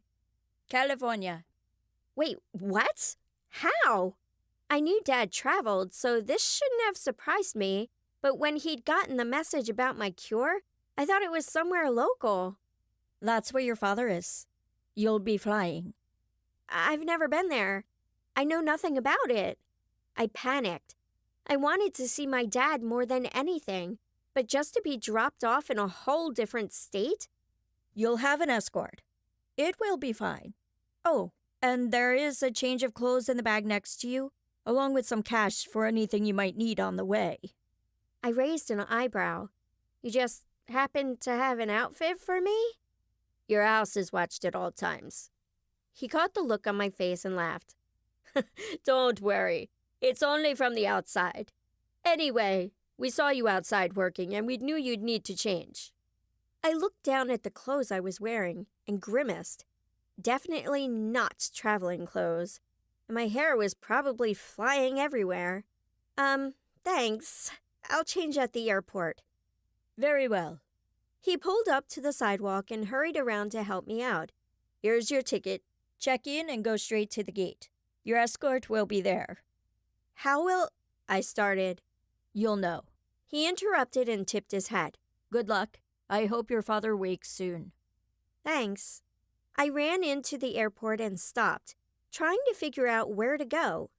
I didn't need to check any luggage, so I went toward the security line. Thankfully, it wasn't long. Dad had complained about the wait several times. I let the man go through my bag and stepped through the metal detector. It blared loudly, and I walked back through so they could scan me. The wand beeped at my pocket, and my face reddened as I pulled out a pair of small garden clippers I'd forgotten to take out before I left home. The security guard raised his eyebrows and pulled me aside. Would you care to tell me why you have these in your pocket? He gestured to the clippers before throwing them in the bin. Garden work. I had to rush out of the house and didn't realize I still had them. I knew it sounded lame, but hey, it was the truth. I prayed he'd believe me. Another guard hurried over and whispered in his ear, gesturing toward me. The first guard looked me up and down. I'll let you through, but next time, leave the garden tools at home. I sighed in relief. Thank you, I will. I nodded at the second guard and rushed off to find a bathroom where I could change my clothes before catching my flight.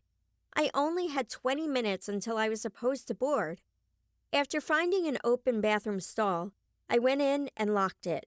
The clothes the guard had picked out were surprisingly cute. There was a pink dress and purple leggings that fit perfectly.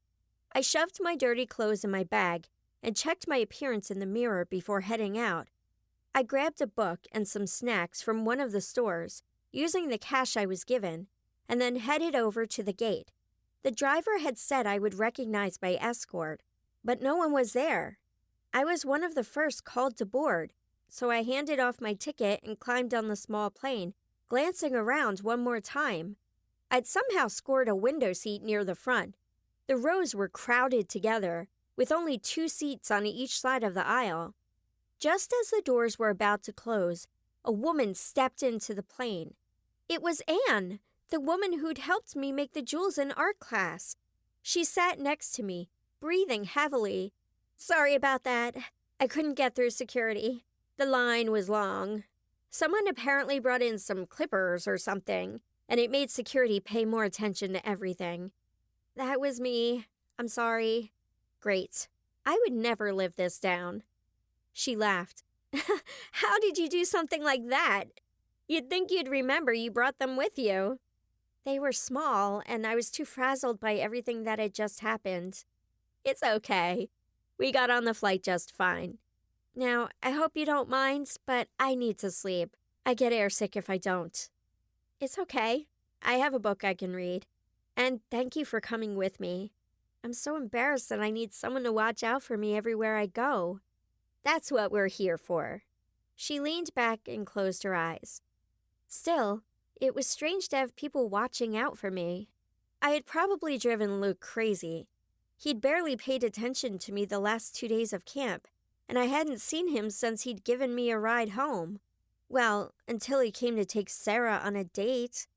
I pulled out the book and tried to read, but my mind was too distracted by thoughts of seeing my dad. I wanted to go back into my dreams to find him, but I didn't know if I could sleep on the plane. Besides, I didn't know what happened to my body when I went into dreams. I would hate to be running in place or something in public. I'd just have to wait and see him when we got there. The flight was a short one, so we soon began our descent. My ears popped as I stood to stretch. I tapped Anne on the shoulder to wake her up, and she flinched and looked around. Okay, we should have a ride waiting for us. She yawned and led the way off the plane. We walked into the terminal, and Anne put her hand on my back and guided me forward.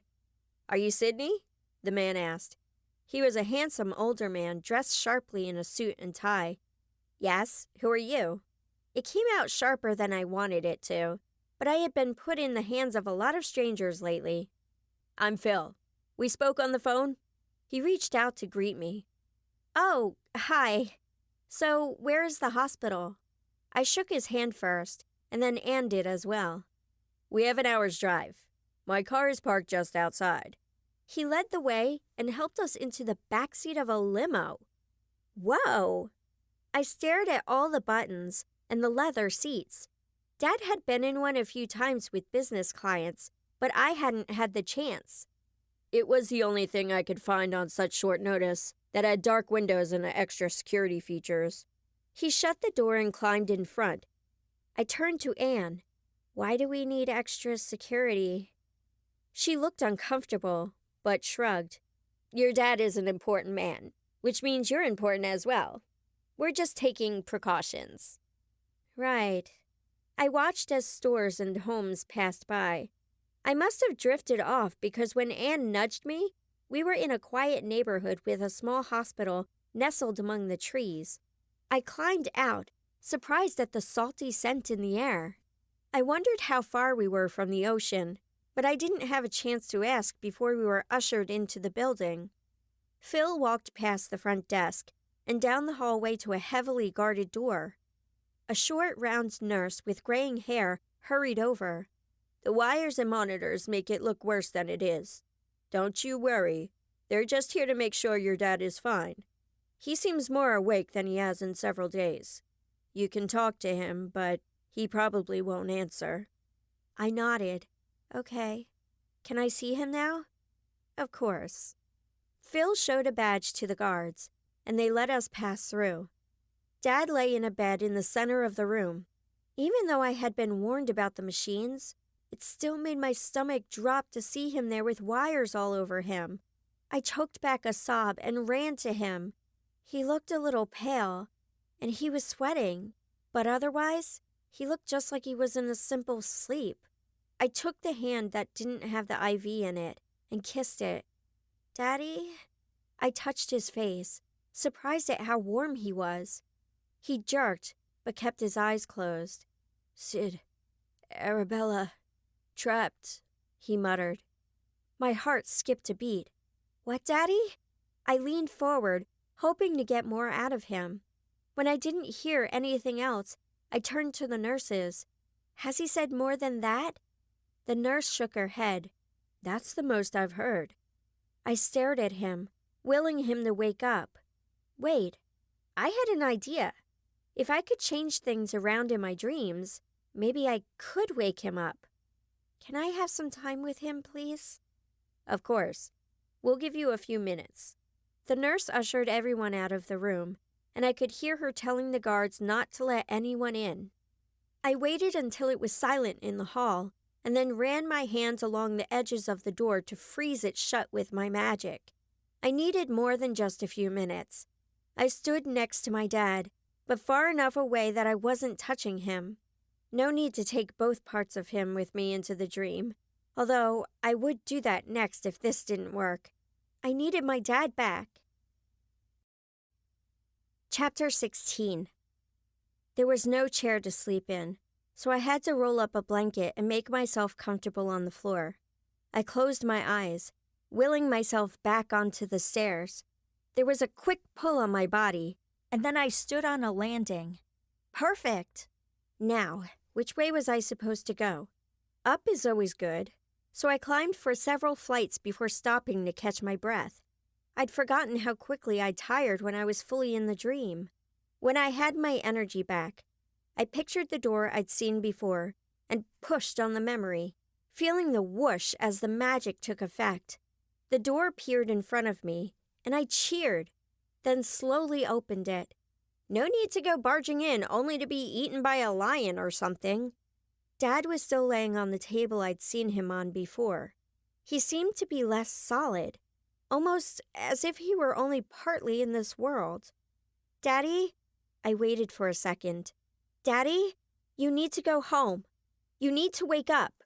He stirred slightly, but continued to sleep. I growled in frustration and paced the floor. What was I supposed to do? But then memories of when I touched the cloth came back to me. It had taken a jolt to get me out of that dream. I bit my lip, wondering if it could work this time. Dad was big, so it would take a little bit more magic, but I was willing to try. I pulled the blanket off him and laid it on the floor. I pushed and prodded him, but I couldn't get him to move. Something had to work. Dad needed to get out of here. Taking a step back, I conjured up as much wind as I could and shoved it at him. But it didn't do any good. It just ran over top of him. Tears of anger ran down my face while I thought of something else to do. There had to be a different way. Some kind of leverage. I took stock of the room, and I didn't find much to use except a tall candlestick that stood in the corner.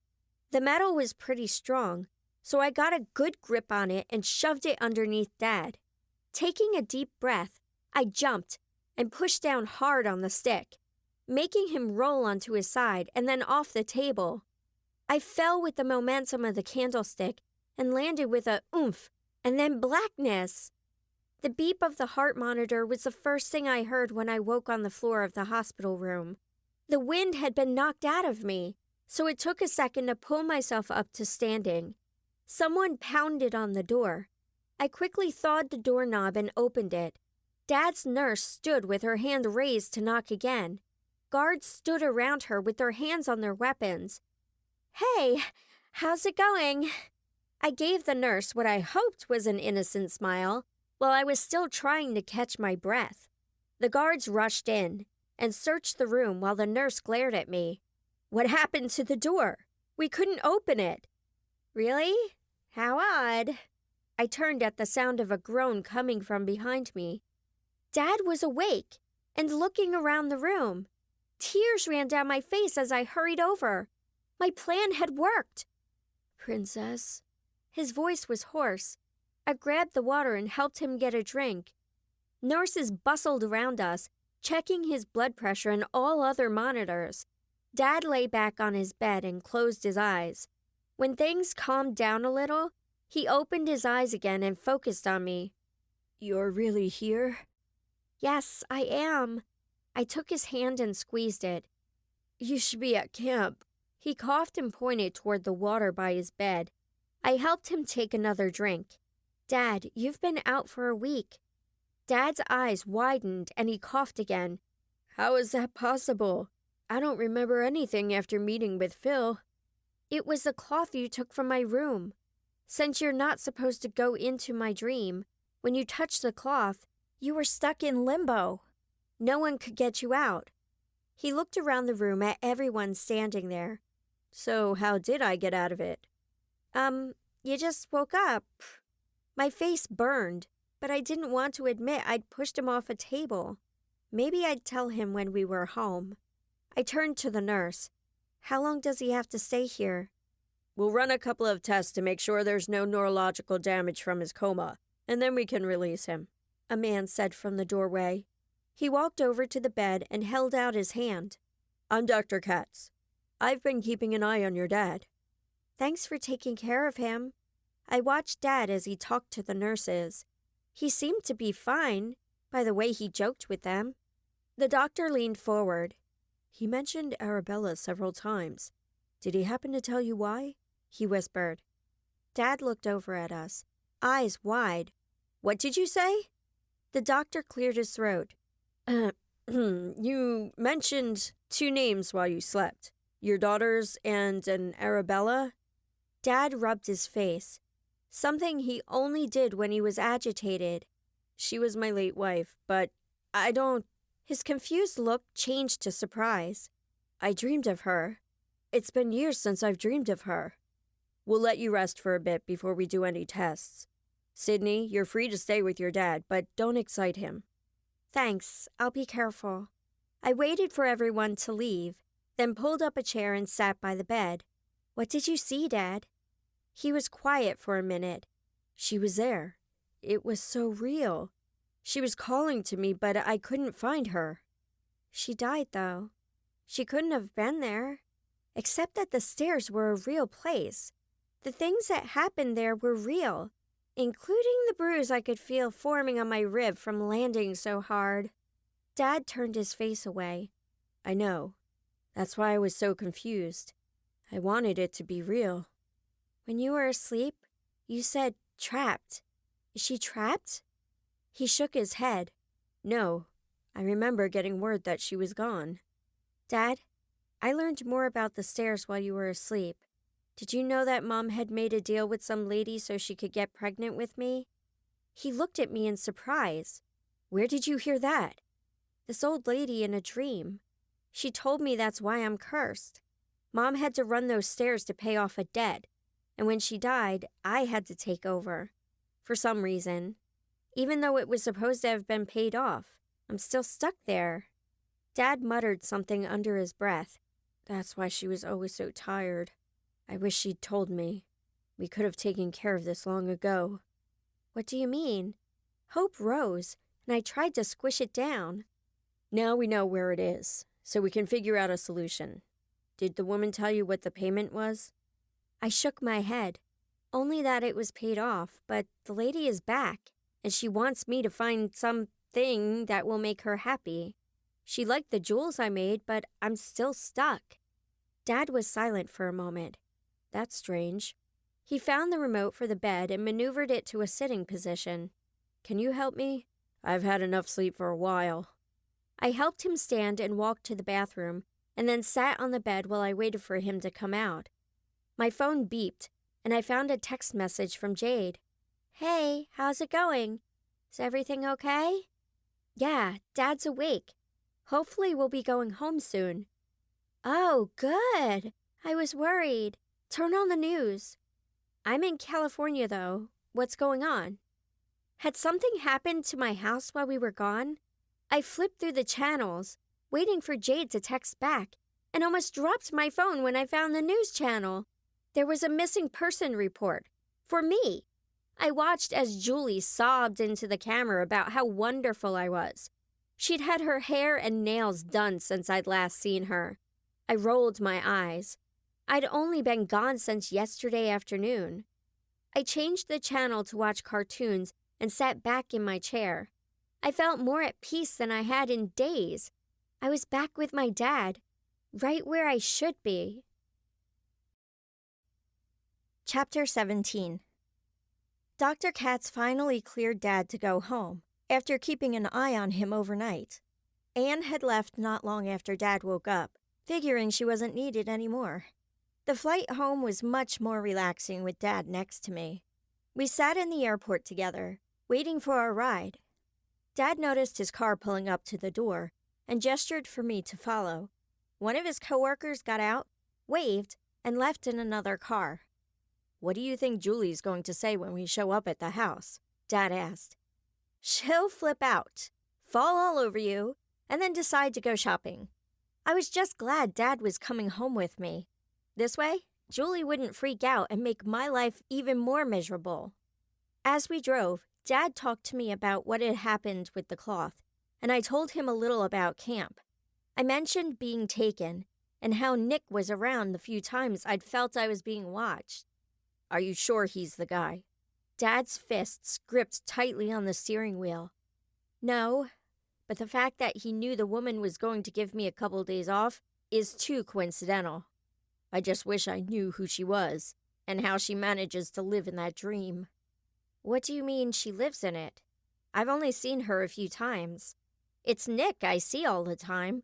He's the one who grabbed me and pulled me in to talk to the woman. He's the one wearing the cloak I see on the stairs. If the woman you see in your dreams is the one who put the curse on you, she's most likely the one who's watching you, but from a distance. Nick may just be who she sends to take care of her dirty work. Maybe. Dad was probably right. She seemed to be the one in charge. If she did live in the stairs, there had to be other rooms, and I wondered if I'd be able to get into them. Dad got a phone call, so I watched out the window as he talked about work stuff. I was relieved to be home, until we turned onto our street. There were news reporters outside my house. I groaned. This couldn't just end easily, could it? We pulled up, and Dad sat there for a moment with his mouth open. Honey, do you know what this is about? Dad gestured toward the mass of cars. Me? Apparently Julie desperately misses me and wants the world to know. She was on the news last night. He shook his head. I don't know what I'm going to do with her. Kick her out? Make her do everything she's forced me to do? I held up my hand when I saw that he was going to argue. Dad, you should have seen what the house looked like when I got back from camp. I swear they're doing it to punish me. Maybe. He put his hand on the door handle. Well, let's go face the media. Okay, fine. I could think of several other things I'd rather do than get out of the car. Like getting a root canal, for instance. If Dad hadn't been there, I don't know what I would have done. We counted to 3, then opened the doors to the noise outside. The media swarmed us and began firing their questions. Dad stepped forward and cleared his throat. Sydney is fine. She joined me on vacation and we just got back. Now, please leave our property so we can spend time together as a family. He guided me into the house and we slammed the door, ignoring the reporters asking for more information. Well, that was exciting. I think I'll go nap now. I took a step toward my bedroom, wanting to avoid Julie. Nice try. Come on. He dragged me into the living room where Julie sat in a recliner, drinking tea and reading from one of her fashion magazines. I could hear the music blasting from her headphones from where I stood. Yeah, she looked really concerned that we were gone. Honey, you're home. I was so worried about you. She set her drink down and scrambled out of her chair to throw her arms around my dad. Where were you? I tried everything I could to get a hold of you. I was sick for several days and didn't have my phone by me. He pulled away from her. Where are the girls? They're out looking for your daughter. She suddenly focused on me. When did you get here? I came in with Dad. I tried to act like it was no big deal, but inside, I was shaking. Her suspicious glare had made my mind totally freeze up. She looked between the two of us. What's going on? How did she know where you were and I didn't? I'm sorry. I was getting you something special when I fell ill, and Sydney's number was at the top of my call list. I came home as soon as I was feeling better. Her frown turned instantly into a wide smile. You got me something? Where is it? Dad's eye twitched. It's still being made. I'll be picking it up next week. She sniffed, obviously disappointed that he didn't have the present with him. I don't see why she even has a phone. We hadn't agreed on getting her one, and since she hasn't done her chores for today... Stop. Now. She has done more than her fair share. She's my daughter, and I will allow her to have a phone if I see fit. Julie jerked back. Your daughter? I thought we worked together. She stormed away and slammed the door. I think you're going to pay for that one, Dad. I noticed the mess Julie had left around the chair she'd been sitting in, and sighed. Or I will. I picked up an envelope off the floor, but my dad stopped me. That's not your job. Could you please start some dinner? I'll go try to calm her down. Okay. I went into the kitchen and pulled some chicken out of the fridge. I figured making Julie her favorite meal would help. Kaylee and Sarah walked in, carrying several bags. Wow, you two were looking really hard for me. Where did you go? The mall? Not that I was surprised. They couldn't last a day without buying at least one thing. Kaylee scowled at me and continued to her room, but Sarah stayed behind. I see you're just fine. You caused a lot of trouble with your little runaway scheme, Sarah glared. Oh, brother. You got to be on TV. I would have thought you'd eat that right up. I pounded the chicken so I wouldn't reach over and strangle her. Yes, well, it messed up my date with Luke, she pouted. He was just about to kiss me when Mom insisted that I had to get ready to be on the news.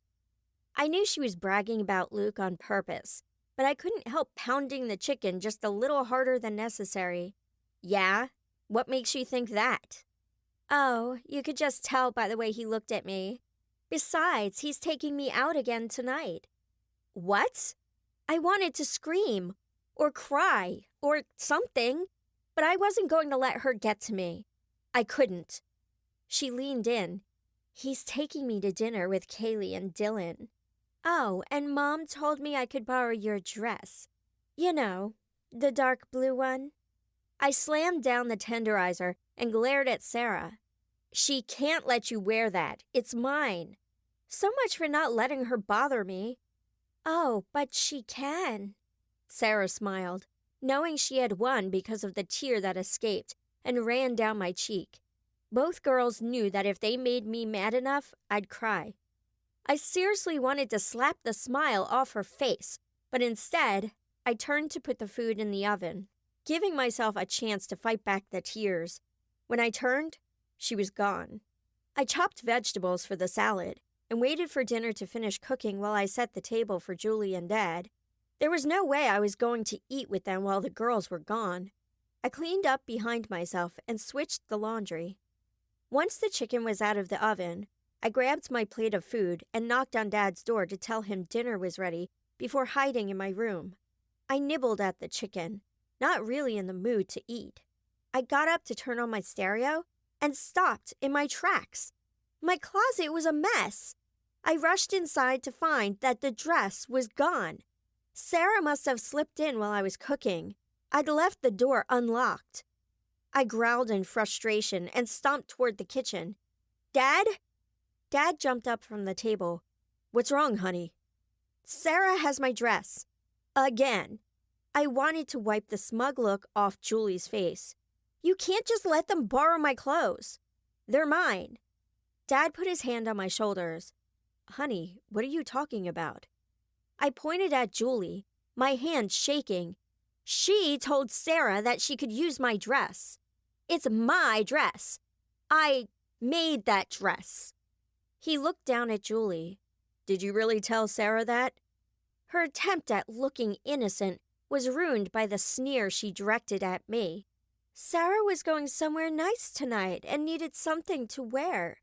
Sydney wasn't going, so I figured she wouldn't mind." "Wait, where did they go?"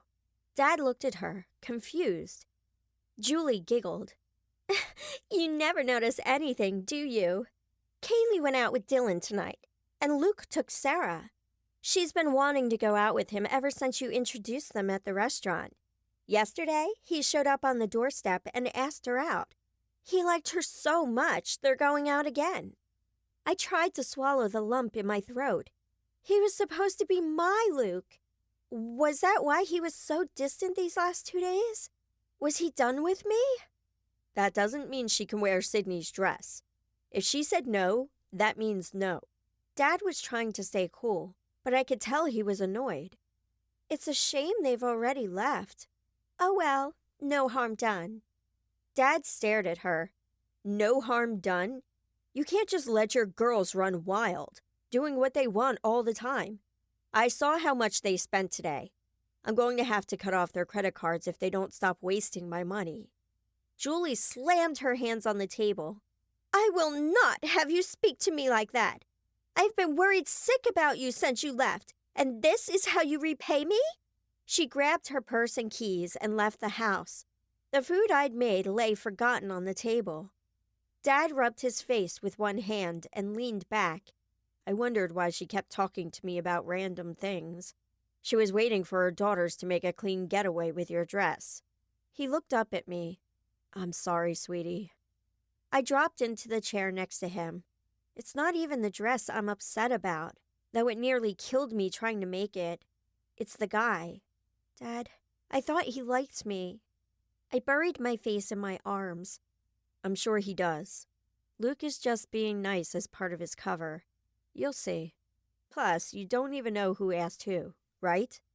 I lifted my head. I guess not, but still, thinking of them being together hurts. I stood and went to my room to get my food. Sitting with my dad at the table just felt right. I ignored the untouched plate of food sitting where Julie had been. "So, about that birthday." His eyes sparkled as he grinned at me. "Any ideas what you're going to wear?" I picked at my food. No, not since Sarah laid claim on my dress. I sighed. Do I really need to have a party? No one's going to come. "What about all the friends you met at camp? I thought you liked your roommates." I perked up. I can invite them? "Of course you can, princess. What's the point of having a party if you can't have your own friends come?" Sweets! I'm going to text them as soon as I get done eating. I stabbed my chicken with my fork and took a big bite. Dad chuckled. Slow down before you choke. While you're inviting your friends, I'm going to put in some calls and get things set up. I was thinking of holding the party at the country club. Will that work? I thought Julie had it planned for here. She did? Well, where do you want it? It's your party. He pulled out his tablet. I played with my fork, unsure what I wanted to do. Home would be easier and cheaper for my dad, but then I'd be the one doing all the work. Let's do the country club, if that's okay. Anything for my girl. Okay, I'll send a message to schedule it for Saturday night and then start working on invitations. You write a list of who you want to invite. Texting to invite them is fine, but let's make this special for them, too. He winked and stood. Thanks, Dad. I hopped up and threw my arms around him and then ran to my room to start texting. Jade, Katie, and Heidi replied immediately. Ashley and Liz texted back a few minutes later, asking about bringing dates. I told them to invite whoever they wanted, but to make sure to let me know who was coming so I could tell my dad. For the first time since my dad offered to throw me a ball, I was actually excited for it. This party really would be mine, and my dad would be there for it this year. I went online to go through a few dress ideas and heard a knock at the door. Come in, I called. Hey, sweetie, it's all set up. Did your friends reply yet? Yes, they're all coming and bringing dates. If that's okay. I ignored the fact that I didn't have a date yet. Of course. The more the merrier. And you need to figure out what you want to eat. He glanced at the computer screen. That's a pretty dress. Is that the one you want? I shrugged. I don't know. I haven't really thought about it until now. We went through the other pictures I'd saved and chose a couple to go look at later. All right, it's time for us to get to bed. Tomorrow is a busy day. Dad leaned down and kissed my cheek. Careful on the stairs tonight. Thanks, Dad. I think I'll try to sleep again. Good luck. He left the room and shut the door behind him. I continued to look around online until I heard the girls come home from dinner. From the giggles, I assumed it went well. Time to pretend I was asleep so they wouldn't try to rub it in. I shut down the computer and tiptoed over to turn off the light. So, did he kiss you? Kaylee asked outside my door. Yes, Sarah said, giggling. It was amazing. And we're going out again this weekend. I rolled my eyes. That wasn't obvious at all. I tried to keep out the noise with my pillow, but it was no use. What about Sydney's party, though? Don't you think he wants to go with her? Sarah's laugh grated on my nerves. Of course not. Why go with her when he could have someone so much better? And did you see the way he kept looking at me? He obviously liked the dress better when I wore it. Kaylee laughed. Totally, but was there ever a question? Come on, I'm exhausted and need my beauty sleep. Dylan is taking me to the lake. They wandered off, their voices muffled. Thankfully, it was ridiculous enough that their taunting rolled right off me. I knew they just did it to bother me, and I wouldn't give them the satisfaction. The house was quiet an hour later, and I hurried out of my room to get ready for bed. Clothes and shoes were all over the floor of the bathroom, including my dress. I picked it up and opened the bathroom door to find Sarah standing outside, hand ready to knock. What are you doing with that? She asked. Taking it back to my room? It's mine. She sniffed. Fine.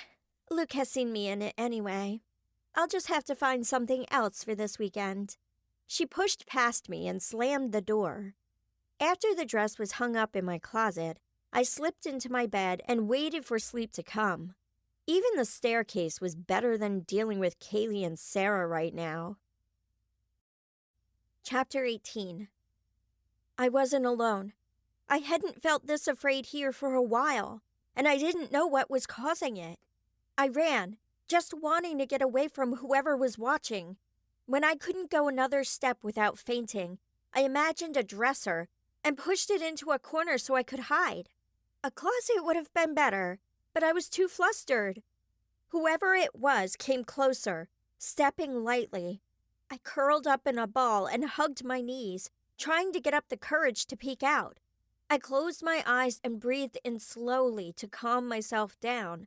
I knew the person who'd trapped me here. I would use that knowledge to fight past the fear. After counting to 100, I stood and faced the direction the person was coming from. I formed a fireball in my hand and waited. For extra effect, I decided to throw on a cloak. Nick, I know it's you. Nothing. The steps I'd heard stopped. The fear in my stomach didn't go away, but I used it to keep the ball of fire going. After a few more minutes, the steps started again. They were coming quickly this time. The cloaked figure dove at me, almost catching me off guard. I stepped out of the way, pulled off my cloak, and threw it over him, making him stumble. Why won't you leave me alone? Isn't it enough torture that I have to be here every single night?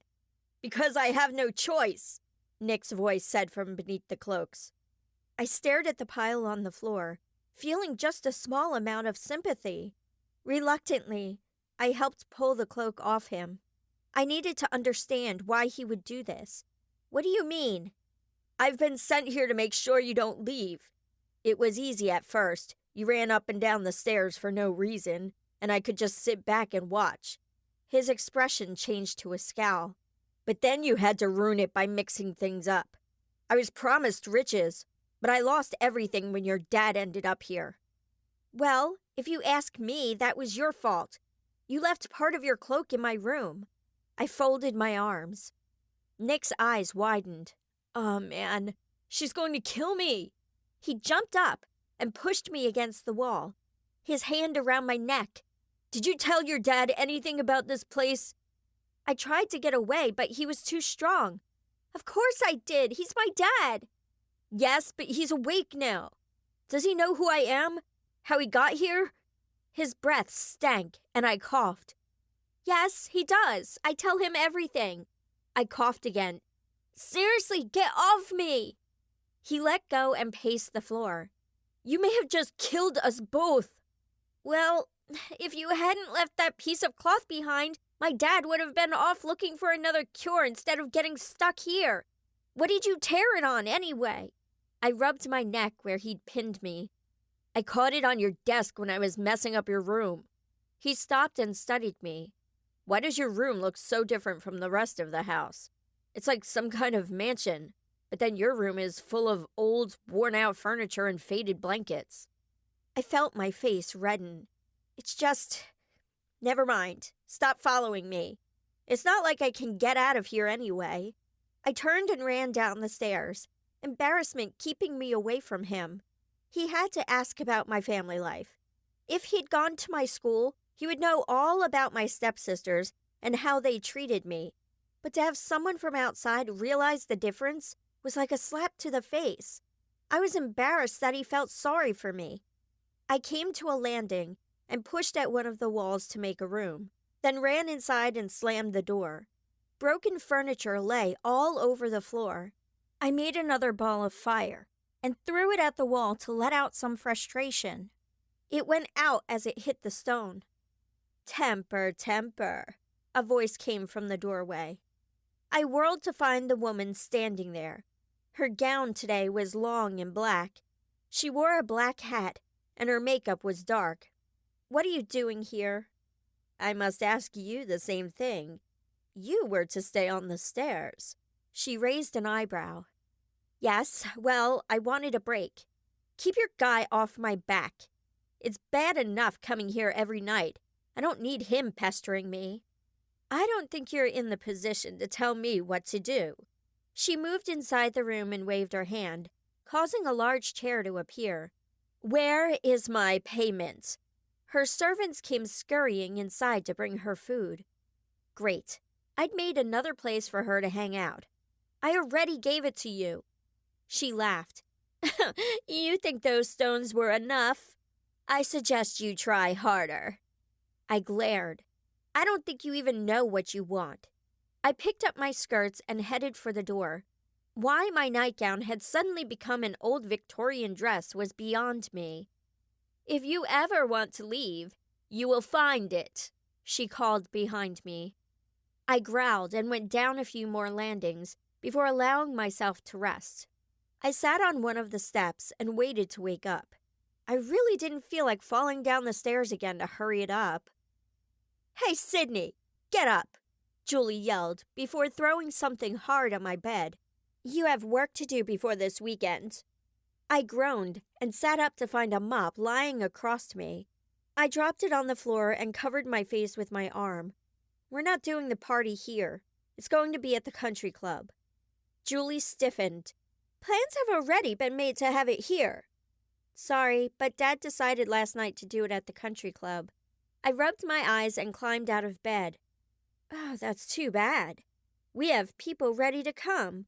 You will change your plans, or I will make things very miserable for you." "Fine, but take it up with Dad, not me." I was too tired to be polite. She leaned forward until she was only inches from my face. "You will get this changed." "Sid, are you Dad stopped, standing in the doorway. "What's going on?" Julie backed up. "Sydney was just telling me that she wants to do the party at our house." She hurried over to his side and took his hand. Dad looked over at me and back at Julie. "You know, I'd like to believe that, but you were right up in her face. What's going on?"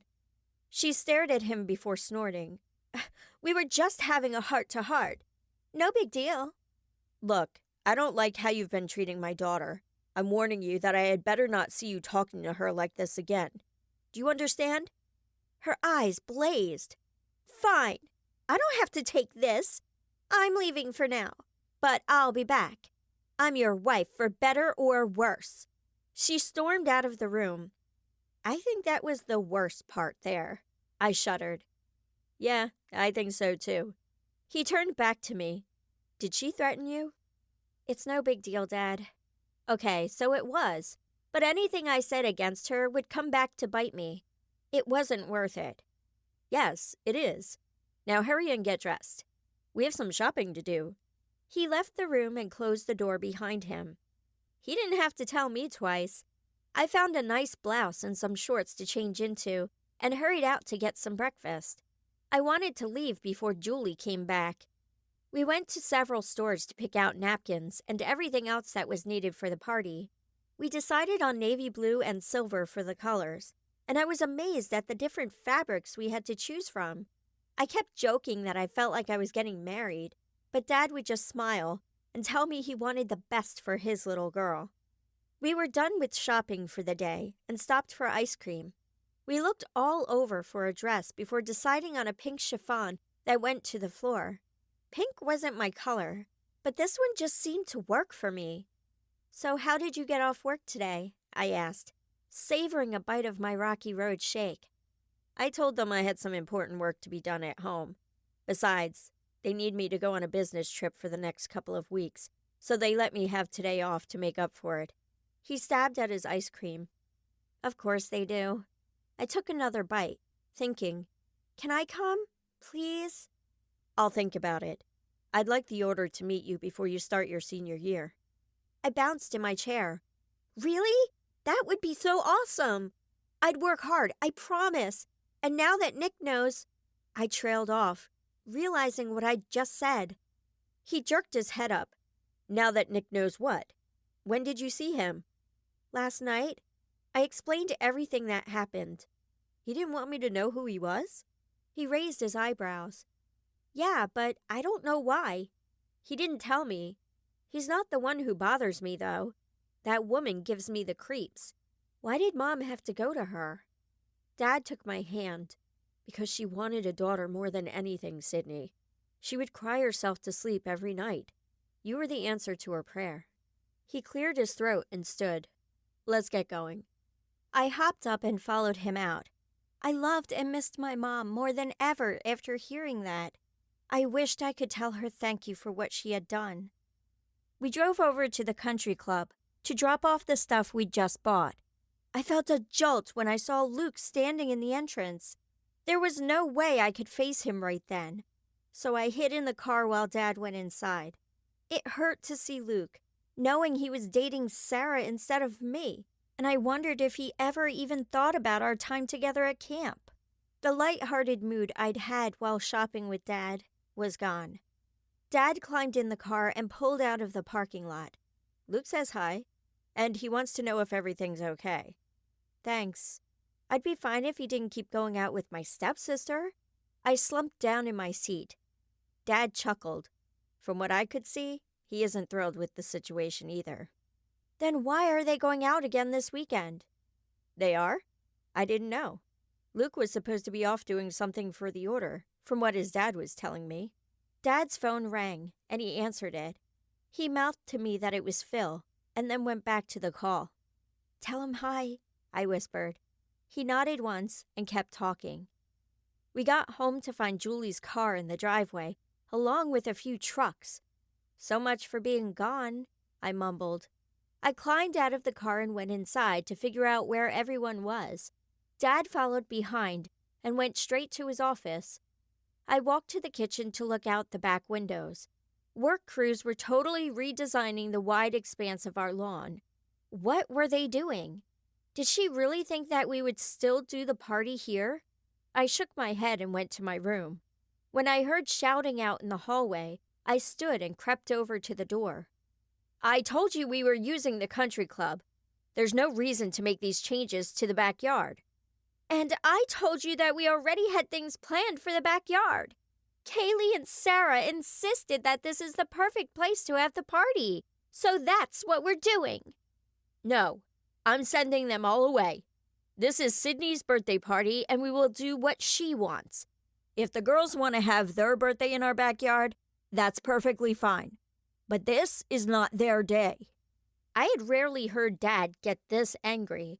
Of course, Dad had spent a lot of money getting his yard just how he wanted it, so Julie was really skating on thin ice with this one.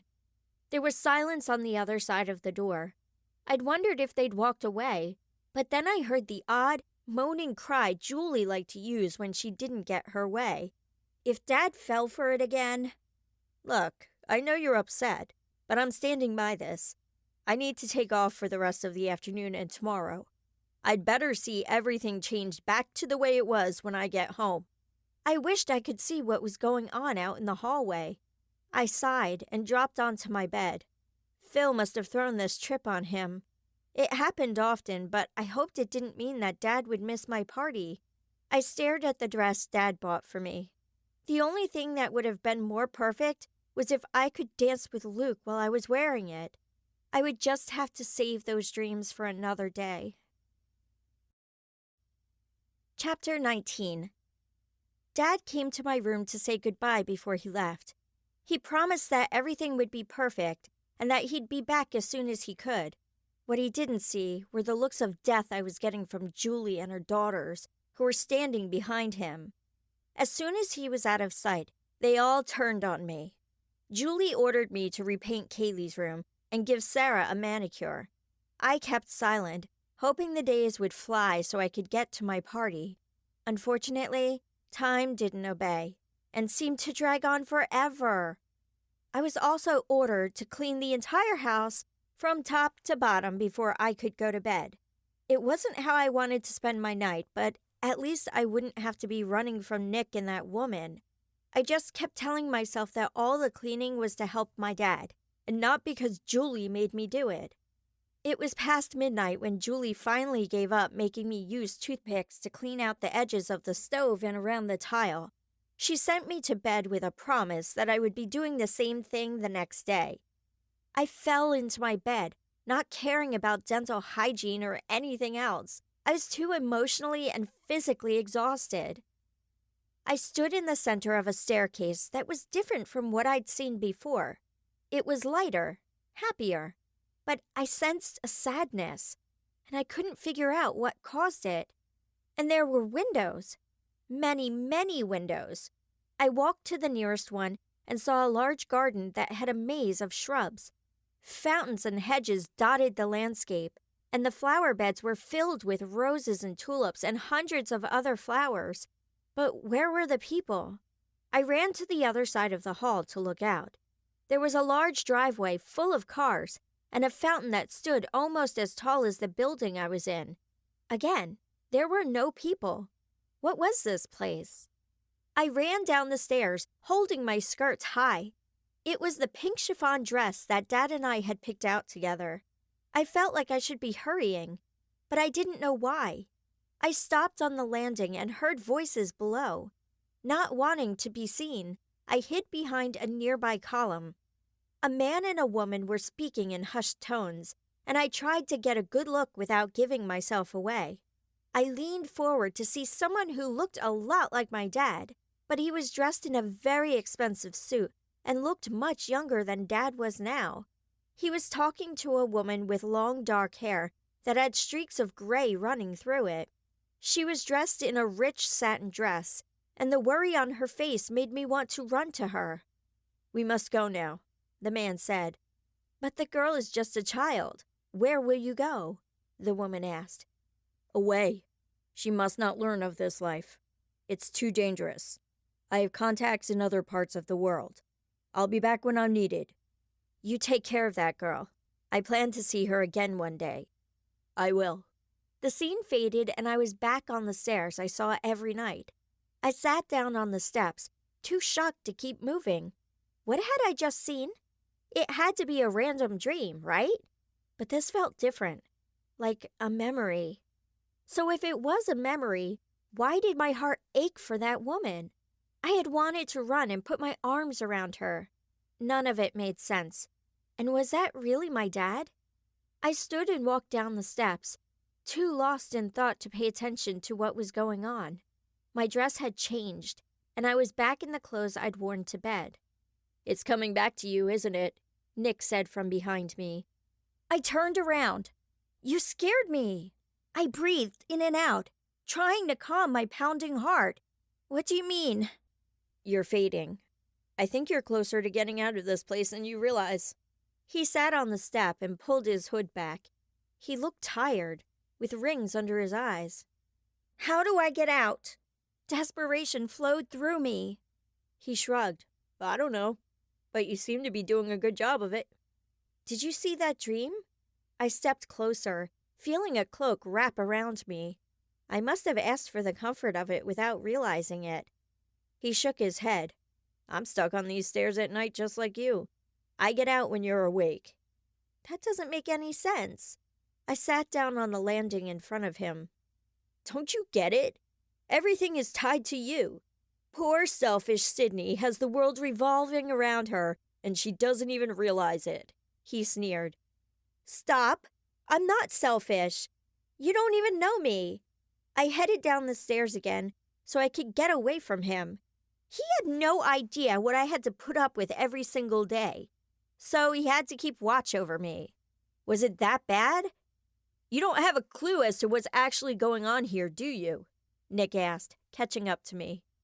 I turned toward him, frustration warring with curiosity. "No, I don't.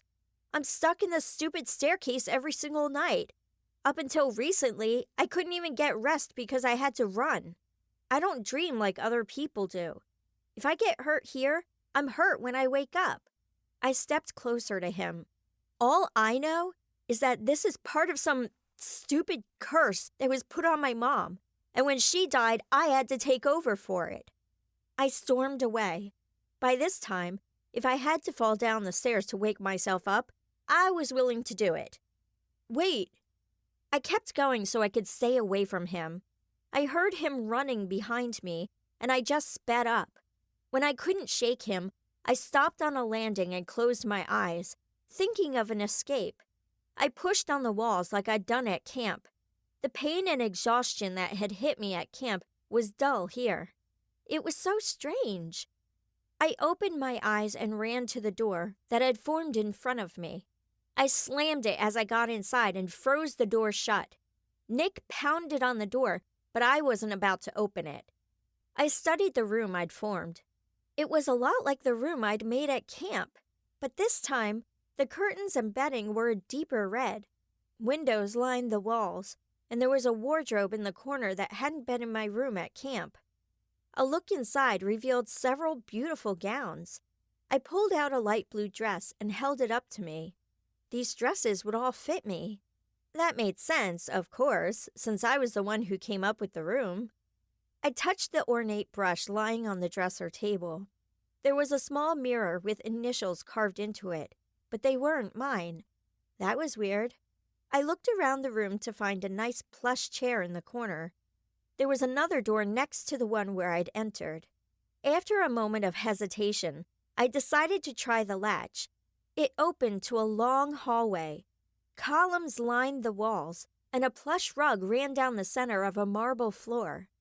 I could either make rooms a lot better now than I had earlier, or I'd transported myself to another place.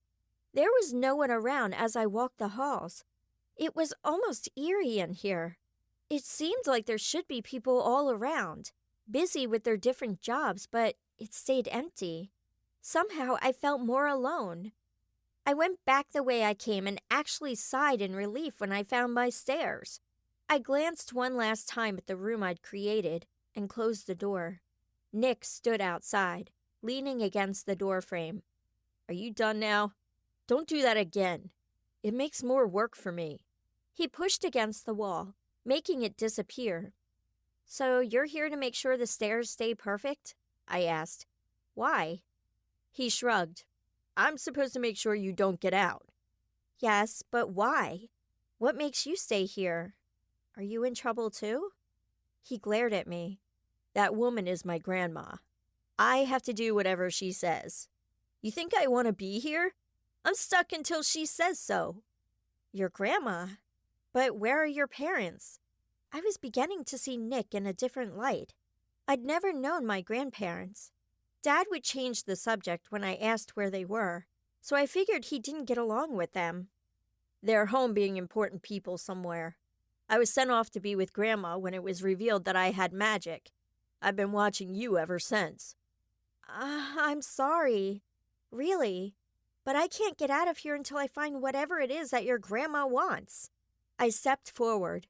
"Do you know what it is?" Nick watched me for a minute and almost said something before shaking his head. "That's something you're going to have to find out for yourself." "But don't you want to be free of this? I can't get out of here until I find whatever it is. Neither can you." I took another step forward, but he started up the stairs. "I'm sorry. I can't say anything." I woke up frustrated.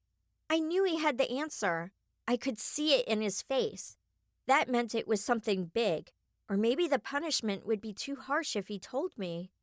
I rolled over and glanced at the clock to see that I'd slept in. Julie was going to be ticked if I didn't get her breakfast. But then, since she hadn't actually come to wake me up, I rolled over again, closing my eyes. I didn't want to go back to the stairs, but I wasn't ready to climb out of bed yet either. It was just another couple of days until my party. I wanted it to happen now. Being 17 meant I was only a few months away from getting out of this house. Of course, that also meant leaving Dad in Julie's clutches. I doubted Kaylee or Sarah would go off to college, since homework wasn't something they cared much about. My stomach growled, and I threw the covers off. Obviously, Julie wasn't going to come get me. I climbed out of bed and changed before going over to the door. It was locked. Great. What was the point of locking me in here if they wanted me to be their personal slave? I pounded on the door. "Hey, let me out!" I pounded again, but no one came. They must have left the house, or they were outside destroying Dad's yard. I went over to the window and opened it. There were the same trucks in our driveway that had been there the day before. Yes, she was still up to something. I climbed out the window and went around to the front of the house. I slipped in when a contractor came outside. After grabbing a bowl of cereal, I hid in the bathroom to eat it. Julie thought it was a punishment for me to be locked in my room. She had no idea that I was actually thrilled to have the day off. I went back out to the kitchen to put my bowl in the sink and looked out the window. The shrubs Dad loved so much were gone. Julie had ordered a stage to be constructed in their place. My stomach dropped when I saw Sarah in the center of the yard with her arm through Luke's. He turned just then and looked up at the house. The smile he'd had on his face fell when he caught me staring. He waved, but I just ran back to my room to unlock the door. I sent a quick text to Dad letting him know what Julie was up to, and then slipped on some shoes and went out to grab my bike. I wasn't about to stick around. My cell phone rang when I'd gone a few blocks from home. Hello? Hey, Princess. I'll be home in about an hour. I need those people gone. They're not supposed to be near our house. What's wrong with them? And I thought you had a business thing. My heart lifted, knowing he would be home soon. We got done sooner than we'd thought, and it's not good for them to be there. There are people I'm worried about. Okay, I'll do what I can. Luke was out there. Was there something wrong with him too? I hoped not. Oh, and we think we know who the woman is. I jumped out of my thoughts when I remembered something I'd learned the night before. It's Nick's grandma, I blurted out. I found that out last night. She's the one. There was a pause on the other end. Are you sure? Yes. He told me himself. He's in charge of making sure I stay there. Did you ever get his last name? Dad asked. No. I avoided him as much as possible. Right. I want you to find out from Luke, if you can. I know things are weird between you two, but this is very important. I sighed. Fine, if I can get him away from Sarah. They seem attached at the hip. I still don't think it's what you imagine. Luke has a good head on his shoulders. Yeah, I thought so too. See you in an hour. I needed to get off the phone. A couple of neighbors were staring out of their windows at me. Bye. Love you. Dad ended the call, and I slipped my phone back in my pocket. I don't think he realized just what he was asking me to do. The trucks were still in the driveway, so I put my bike away and went inside to get a drink of water. Luke was standing in the backyard when I checked through the window, so I texted him a message saying I really needed to talk to him. He pulled out his phone and then looked up at the window. I ducked down so he wouldn't see me, and then peeked back up to see him talking to Sarah, gesturing toward the house. I smiled at the fit she threw. My heart pounded wildly at the sound of the doorbell. I hadn't talked to him for a while, but my feelings hadn't changed. I cursed my emotions for that reason. After bracing myself and telling my emotions to go away, I opened the door and melted. I'd forgotten how good he looked this close. Hey, Luke, how's it going? This needed to be quick. I didn't know how long I had before Sarah would send Julie after me. He smiled, making my knees weak. Apparently, my emotions hadn't listened.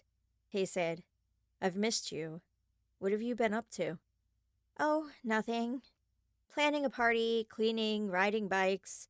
Never mind that I'd only gone a couple of blocks. He didn't have to know that. Really? I haven't seen you around when I've been here. He blushed. Look, about Sarah. Just don't. I don't want to hear it. I had to stop the thought before I bawled. I was just talking to my dad. He's going to be back in about an hour, but he needs to know Nick's last name. Did you ever catch it? Nick? Why? He thought for a second. Wait, did you find out more about him? Yes, I've talked to him a few times in my dreams. His grandma has me trapped. Dad wants to find out who she is. Why had I told him so much? I never heard his last name, but I'll ask around to see if anyone else knows. Thanks. I stood there, not knowing what else to say.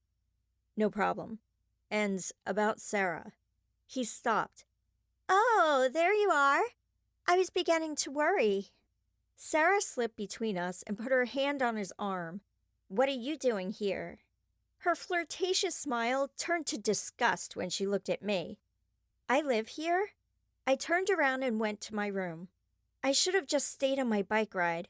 I hadn't learned anything else, and I'd had my heart ripped open all over again. I could hear Luke and Sarah talking out in the hall.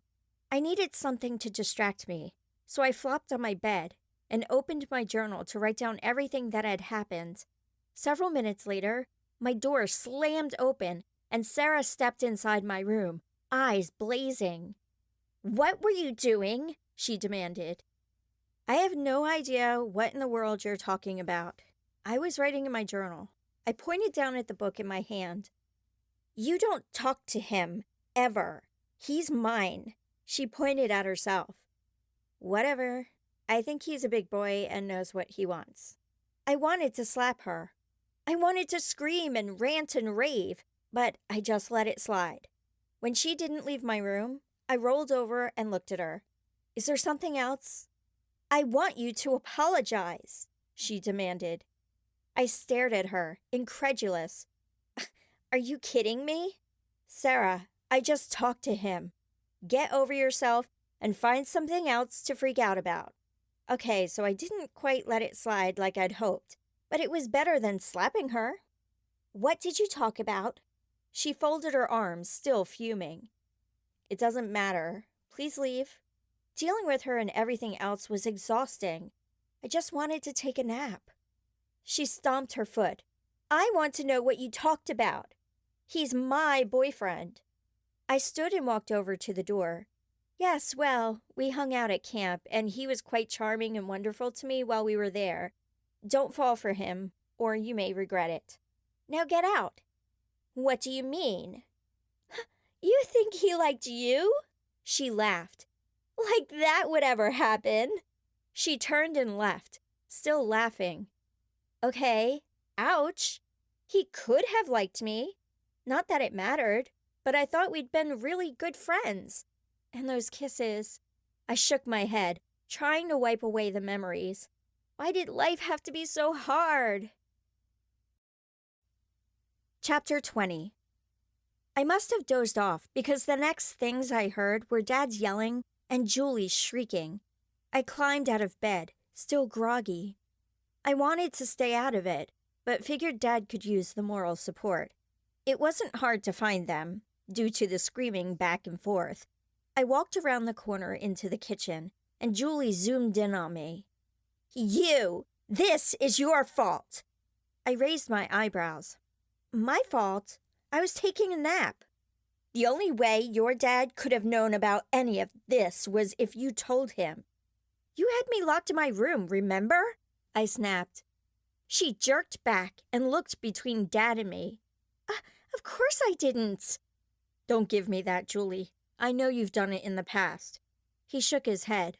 Tell your people to get our yard back to the way it was. I have some work to do at the office. He put his arm around Julie before heading out the door. One look at Julie, and I went straight for my room. Wait just a minute, Sydney. Julie's voice was like ice. I turned slowly, knowing this was not going to be pretty. Yeah? How did you get out of your room? Her voice was quiet, threatening. That's not what scared me, though.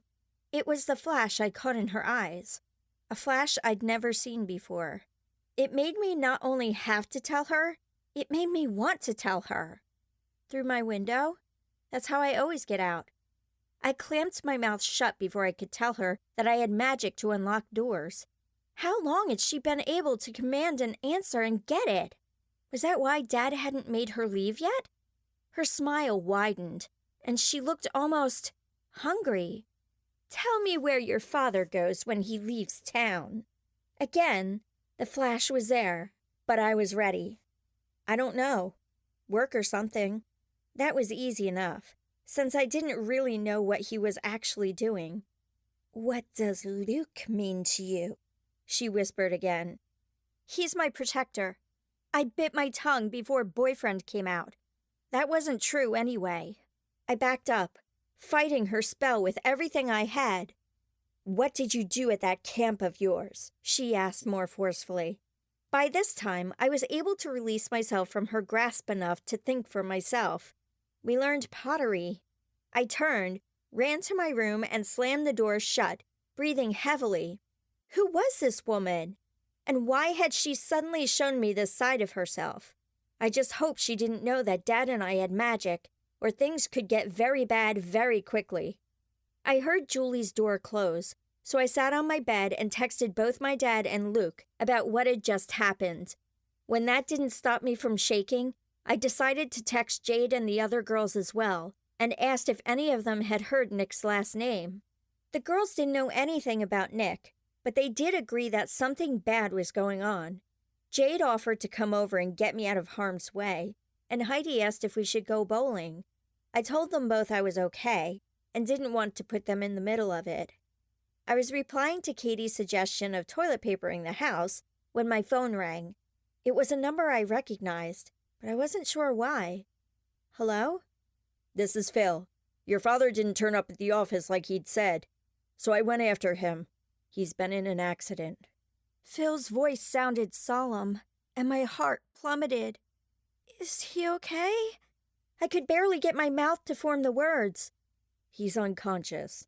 The doctors say he'll pull through, but he's in the hospital, so they can keep an eye on him. Hot tears ran down my cheeks. But my party is tomorrow. I grimaced, realizing how that sounded, but my brain couldn't concentrate on what was going on. Dad had just returned from his deep sleep, and now he was gone again. We know. We have our best healers working on him. Listen, though, you can't let your stepmother know what's going on. There's a chance she was involved. What do you mean? I knew she was capable of it, but it still felt like a knife to my heart. From what we can tell, one of her gardeners ran him off the road. My driver saw one of their trucks fleeing the scene when we got there. Sydney, listen to me. You need to go along with everything she says. You can't let her know anything is wrong. Do you understand? But what about my dad? I whispered. I could hear Julie outside my door, talking to Kaylee or Sarah. This is the only way to keep both of you safe. Also, keep trying to get Nick's last name. Your father's life may depend on it. The phone went dead. Just then, a few texts came through. Luke still hadn't had any luck, but my stomach jumped when I saw the text from Liz. Hey, I talked to Max. He said Nick's last name is something like Naraka. Hope that helps. I texted back a thank you and sent the name off to Luke. Then I paced the floor, trying to figure out what to do next. When Julie pounded on the door and demanded that I come and clean, I welcomed the distraction. The list she'd given me was very long, and it would take until midnight or longer to get it done. The cleaning, laundry, dishes, and making beds were okay. Having to fix what Julie's crew had done was ridiculous. She could have easily called them back to take apart the stage and replant the shrubs that had been ripped out. After a call to our regular nursery, I started working on the stage. The sun was hot on my back, but I wasn't about to go inside to get something to drink. The head gardener from the nursery showed up with the plants I'd ordered. I thanked him and waved before turning back to my task. When my arms were sore from pulling out nails, I stopped to take a break. I heard someone approaching and turned to see who it was. I thought you could use a drink. Luke handed me a glass of juice and pulled out some work gloves. Thank you. I drank the juice without taking a breath. It's gotta be over 100 degrees out here. He glanced around. So what are we working on? I blinked. We? Yes. I'm not letting you do all this on your own. Besides, I need to talk to you about Nick. Oh, right. Well, we're planting the shrubs where the others used to be, and the stage needs to be taken down. Got it. And we're doing this why? He took a hammer and started on the stage. Because Julie put it up without asking Dad first. I grabbed a shovel and started on the first shrub. I pushed away thoughts of my dad laying in a hospital bed. I didn't want to cry in front of Luke. Right, but why are you the one doing it? He pulled off the board and threw it on the pile. Because that's what I do. I smiled and kept digging. You're kidding, right? No. Now what did you want to say about Nick? I bent down to pull out the roots from the old shrub. You don't recognize that last name? Should I? I set the new plant inside to see if it would fit. The hole was still too shallow, so I took it out to keep digging. If you'd grown up taking the same history class as I did, you would. It's a very old wizard family name. Some wizards do a lot of good for the magic world. Others, like Nick's grandma, are evil to the core. Your mom must have been desperate to go to her. I wasn't too surprised that Lady Naraka was evil. After all, she'd had me running those stairs for years. But if I stopped her, what would happen to Nick?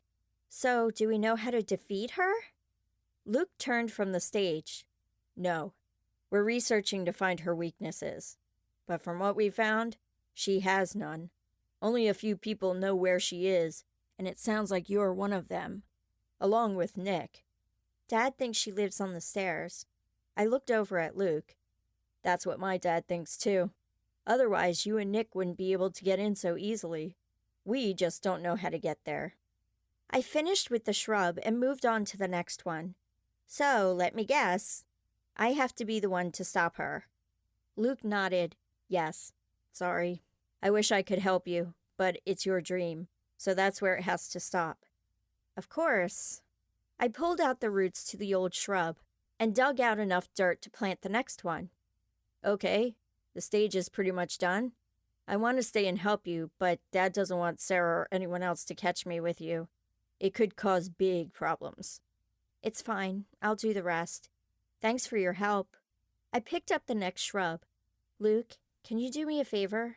Will you check on my dad? I want to go visit, and it's killing me that I can't. He put his arm around me and squeezed before letting go. Of course. I'm sorry for what happened. We'll stop whoever's doing this. I met his eyes.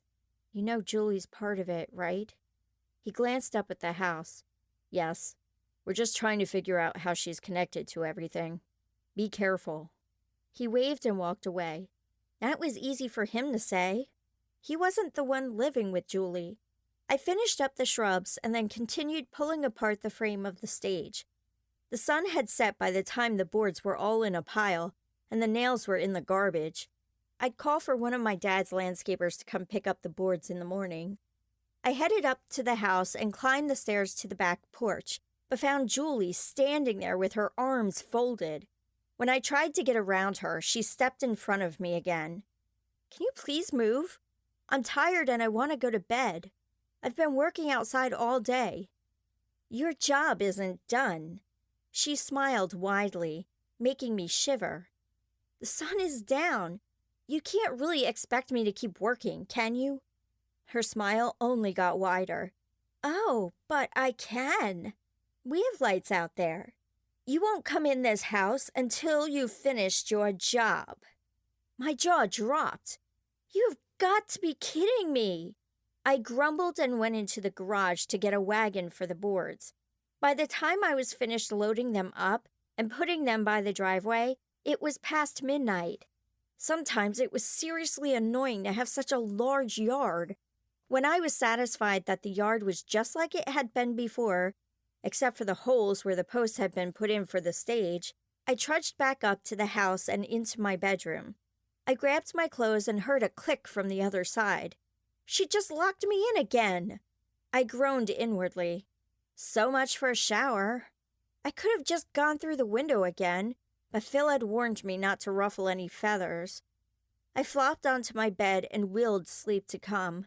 If I knew my stepmom, she would have plenty for me to do tomorrow. I refused to run the stairs. I had been a slave to Julie since she moved in, and Dad went off on his business trips, and I was sure she'd never worked me as hard as she had that day. True, the magic had worn me far past this, but it was a different kind of exhaustion. I imagined myself a pillow and blanket and made myself comfortable in the corner of the landing. I had almost dozed off when I saw a pair of combat boots right in front of me. You're breaking the rules, you know. Nick looked down at me, arms folded. I don't care. I turned so I could look up at him better. You will if my grandma gets a hold of you. You're supposed to be paying this thing off. He leaned against the wall. Could you sit down so I don't have to look up at you? It's hurting my neck, I said. He grunted and sat, crossing his legs. You've done this for years and never had a problem with it. Why are you breaking rules all of a sudden? I didn't know I had a choice. Besides, my dreams started changing a few weeks ago. I don't know why. Then I realized I could play with them. I sat up. I want out, Nick. I don't want to be here anymore. I can't imagine you do either. Nick watched me for a minute before looking down at his hands. No, I'm tired. Where do you go when you're awake? I had learned his last name, but I didn't know anything else about him. I just kind of live wherever I can find a place. My mom disappeared a while after I was sent to watch over you. I tried to push away my sympathy for him. He'd been my captor, my guard. He had been rude to me and the other campers. But if he'd had all his freedom taken from him, did he have much of a choice? Well, of course he did. I wasn't exactly free to do what I wanted, and I was nice, wasn't I? Thoughts flickered past, making me want to invite him to my party, but I ignored them. I had enough of him at night. He stood up. You really should get going. Why don't you just stay here and make sure I don't leave? Then you'd be doing your job, right? I asked. Not really. You're supposed to be running, but I guess as long as I know where you are. Right. Just don't let your grandma or anyone else near me. I rolled over and closed my eyes, hoping the rest I got here would help when I woke up in the morning. I had nearly fallen asleep when I heard Nick swear under his breath, followed by approaching footsteps. I scrambled to stand and ran away from whoever was coming. When I had gone up a few stories, I stopped to listen. I could hear Nick talking with his grandma. Emotions warred inside me. I wanted to get far away from her, but I was dying to hear what they were saying. Curiosity won out, and I crept down to where I could hear them better, but they still couldn't see me. I closed my eyes and strained to listen, bracing myself in case I had to start running again. She failed to get the stage up for the full moon. Cinderella's father was able to resist her magic this time. This will hinder our plans, but it is no matter. We can still make it happen. What do you mean? Nick's voice echoed off the walls. Now that her father is out of the picture, things can happen more quickly. At the stroke of midnight, she will be stuck here forever, never to be freed. The only way to break the curse is to be kissed as the bell tolls, and Sarah has taken care of that. Her menacing laugh made me shiver. I couldn't be stuck here. I leaned forward. But why? He asked. I need her magic, and I can't have it unless she remains alive. Her magic possesses an imprint I need, but I cannot have it if she's dead. Trapping her here will keep her alive forever. I gasped. Luke was right. I had to destroy this place.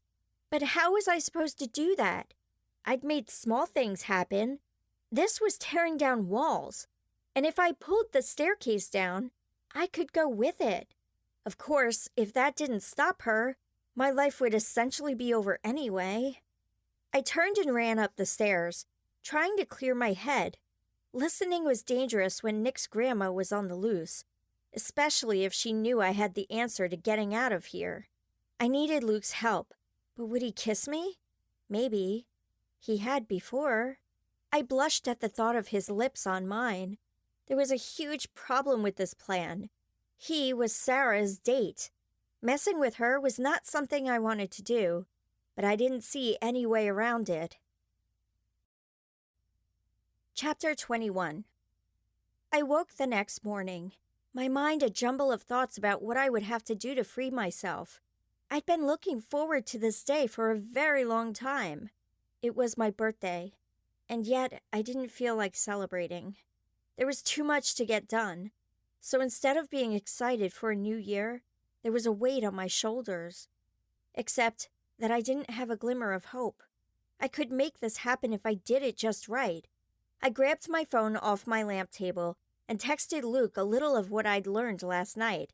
I kept the kiss from him because I didn't want him acting different around Sarah at the ball. It could mess things up. Instead, I just told him I would need his help and left it at that. I then texted Phil to see if my dad was okay. It was agony waiting to get answers back, but I was relieved when I did. Luke promised to do whatever was needed, and Phil let me know that Dad was out of his coma and demanding to go home to his little girl. The healers who had come during the night had apparently done a great job with him. I climbed out of bed, hoping for a hot shower before starting the day, but the door was still locked. When I tried the window, it was stuck. The metal almost looked like it had been melted shut. Someone in this house did have powers Dad hadn't known about. I went back to the door and pounded on it. A key turned in the lock, but it was only to allow Sarah to shove a bowl of cereal at me. Before I could ask anything, she slammed the door again and locked it. I sat down on my bed to eat, trying to figure out a way to escape. Using my magic on the doorknob would only work if I knew for sure they were out of the house. I didn't want any of them to know I had magic, too. By the time they let me out of my room, I'd painted my nails, planned out the night, read a book, and color-coordinated everything in my closet. A glance at the clock told me we only had a couple of hours until the dance, and I still needed a shower. "Sydney, I want my hair up in a bun, with curls around it." Sarah sat down in front of the mirror in the bathroom. "But I still need to get ready." She glared. "Mom, Sydney's not helping me." Julie poked her head out of her bedroom. Her hair was up in curlers, and she was wearing a face mask. "Sydney, get Sarah's hair done, now." "But," I stopped at the look on her face and growled. "Fine, I'll do this. But then I'm going to get ready." I pulled her hair up and put clips all over in it to keep anything from falling out. The curls were done quickly, and I turned to go. You haven't done my hair yet." Kaylee popped her gum and sat down next to Sarah. "I need mine straightened. It makes me look taller." I raised an eyebrow and chose to say nothing. Her hair was soon straight and smooth. I added a diamond-encrusted Chapter clip 22, and then to stepped endless. back. Come on, Mom. Okay, I Cinderella can't wait to tale. show you around my house. Sarah Ran studied in front by by hair Amy for a and second. stopped just No, before turning the knob. I think I want what I she hadn't been has home since my instead. birthday. I really Mom do had need to needed look another a little week to taller for recuperate, Luke's sake. but she was already The filling out batting from of the her food the eyelashes hospital sent had my given her. annoyance through the I'm roof. coming, sweetie. Your hair She is stopped fine to how Sarah it up at the is. home. Dad And and I whoever had said called that our own straight for hair the makes you last look several taller. years. Wow. Sarah reached It's up a shame and we pulled the can't pins just out of her stay hair. here. I It's want what beautiful. Kaylee has. Wait now, until you see the Or backyard. I'll show all I your kept it embarrassing just how you pictures liked to it. Luke. I couldn't I bear to didn't have have it a any clue other what way. picture she was talking He put about, his arm around but I Mom didn't want to find and out. led her into the house. All right, straight Whoa. it is. I Once walked I was inside done, I turned to find that leave, everything but had been Kaylee changed grabbed my since we arm. left. Where Any do you think you're evidence going? of Julie, Sarah, I'm not and about to Kaylee go had to the ball disappeared, looking like and Sarah. everything was I want my hair spotless. up. Dad If I caught do my it, expression. Will you two I promise asked you'll Phil let to me take get care of ready the house after while that? we were gone. Fine. I wanted it ready to I sell. have to get dressed anyway. He did a wonderful Sarah job stood with and went it. to her room. Mom wandered through the house Whatever. before going into the kitchen. Kaylee filed her where she nails pulled while I out pulled pots her and hair up, pans. and did it the same Dad way went I'd over done and kissed Sarah's the top just of her minutes head. before. What are you She doing? popped her gum and went to her Cooking? room without I thanking can't begin me. to tell you how much While they I've missed argued it. over necklaces After and the what to nasty wear, stuff I've I eaten jumped for the into last several shower. years, Once I'm I ready was for done, a gourmet meal. I hurried past the room I sat to at the change. bar. I was so I'm excited ready to watch about you how instead the of pink me dress having looked to on cook me. everything I myself. readjusted the I bow couldn't in the stop waistline staring at her. until it looked right. I'd missed her for so now long. I just needed to get It my was hair strange to dried have and her pulled back. back with bobby pins. Her hair had many So I gray left my streaks room to through it, find the blow and her dryer. eyes had a haunted look Kaylee to them. stopped putting on I mascara couldn't imagine what she and went dropped through the for so wand. many years. Where did you get She that? smiled when she It's noticed me gorgeous. staring. Hideous. I'm fine, sweetie. I can't believe you'd blushed. wear that It's not anywhere. that. I'm just so happy you're back. It's terrible. Dad put his arm around look me. at that bow. You're not the only one, Sarah sweetheart. sneered and reached And I'm forward, anxious to return pulling to it our off. country as a family. I gasped. So I don't have to What leave did all you the do time. that for? I can I live with stared that. down in horror lit at the up gaping suddenly. hole she'd left Wait, behind. does this mean I don't She have to had a worry good about my reason. senior year? It was awful. Mom chuckled. And the lace on the bodice? Nice try. Ugh, You'll have a so tutor at last the year. castle. You have a Kaylee lot of laughed lessons as she to ripped catch up off the on about lace, ruling a taking kingdom. a layer of taffeta with Sweet. it. That sounds And so you much better better than watch your algebra. step. You I wouldn't could want just the imagine skirt the to look tear. on Mr. Stanger's Sarah face grabbed and when he yanked, found filling out the I air wouldn't with be a coming back loud for his rip. English class next Tears year. poured down my Then face as he they wanted good continued to things pull for my me, dress right? to bits. So who When gets Julie to tutor came me? out to see what was Mom? going on, Dad she cleared simply his throat. sniffed and walked Actually, into the kitchen. you've met her. I Your ran from my great-grandmother. room, my dress She appeared in in your pieces. dreams a few times. I sobbed as I heard When the he saw my girls blank get picked stare, up by their he dates. continued. They were loud And and at the giggly Renaissance just Fair. outside my door. I'm sorry I didn't tell Julie you left before, soon after, but it was part of the with a whole laugh secret that past chilled thing. me. They had Plus, been cruel I wasn't before, sure it was but her until nothing I had the compared to chance what to they had visit with just her done. while you and Mom I were in pulled the off hospital. the remains of my dress. I didn't speak for and a put minute. on my robe until I could figure out something else I'd to seen wear. my great-grandma, My and phone I didn't even buzzed, know. and I picked it I up to didn't see know that whether Jade to had be texted thrilled me. or I angry. wiped my eyes so I What? could see the How? words through my tears. So, wait. hey, we got She here could early. go inside my Come in? dreams. I let thought out a that didn't sob happen and typed anymore. the reply.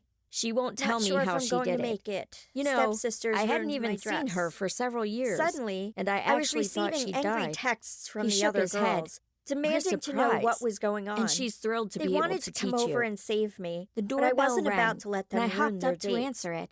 Remembering Luke what I'd stood done on with the the blue dress doorstep, before, hands I went to behind my his closet back. to find a dress His to eyes work on. lit up when The he dress saw they'd me. torn to shreds Hey, was Sydney, so bad. Can There we wasn't talk? anything I could do My with heart it except pounded, throw it out. remembering the So I last had time to I'd use seen something him. else. I was My afraid dresses I'd were lost gone, him and every everything one of else that them. night. But how Of did they get course. in? I went I checked outside the and lock shut the that door. Dad had changed, How'd you only know to we were find that it had home? been broken. He smiled. Someone in the I house have my really ways. didn't want me to I look hear you good beat for my Julie and own Lady ball. Norica at the I same tried time. to make a dress out of a That couple of takes my some shirts, skill. but they were I way shorter shrugged. than I would ever Julie wear. kind of did it to I herself. sat down on my bed But in you should have defeat. seen the magic I There was able to the robe do. I was wearing. I grinned. But I didn't know if I It could was make it so work. cool destroying that The tower. knock on my bedroom door Luke made me laughed. jump. I'm sure Everyone it was. should have been at the dance. Used some pretty I intense froze, magic. not knowing He what paused. to do. But The that's knock not why came I again. came here. Sydney, So open up, princess. Why are you here, Dad! then?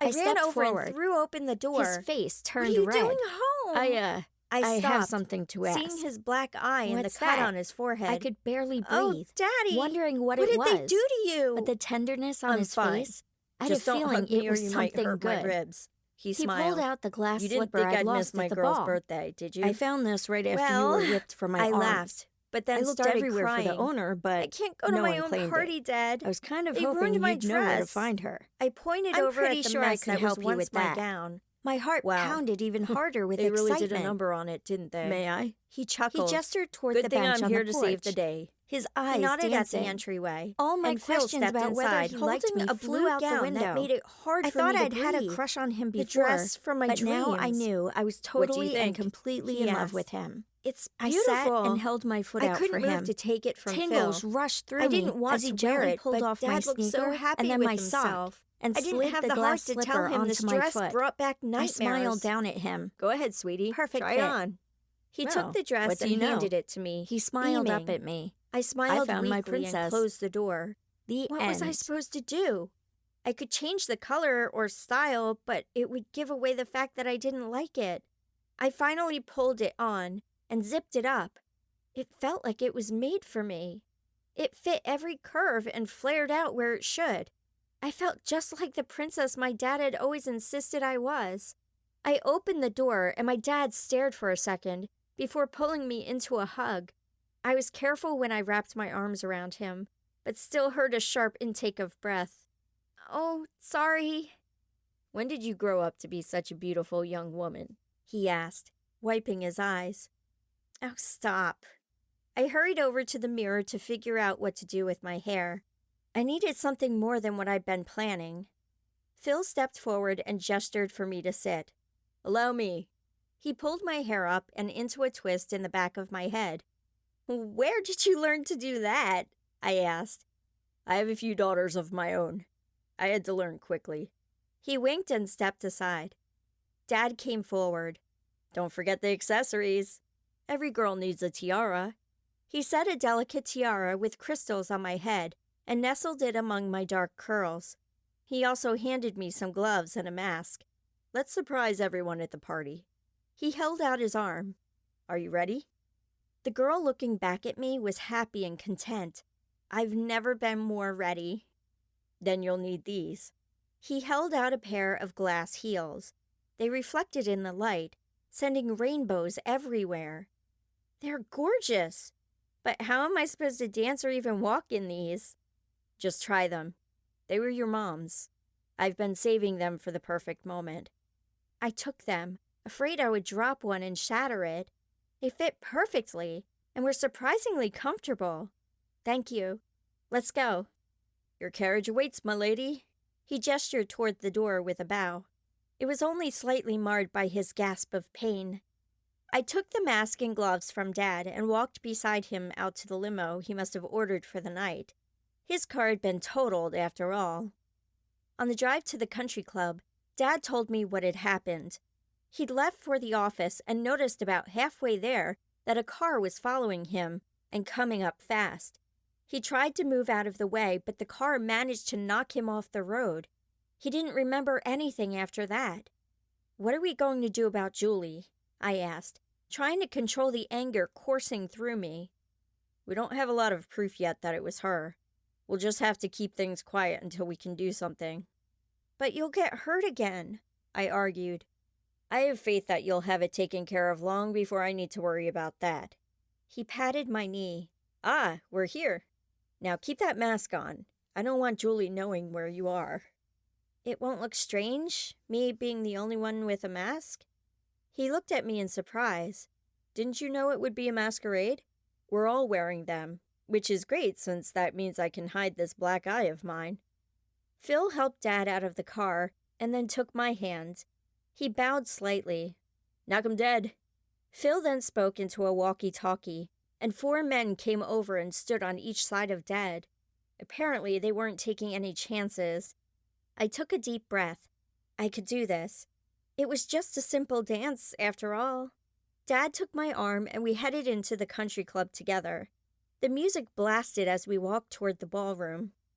We came down the stairs, and the room seemed to hush.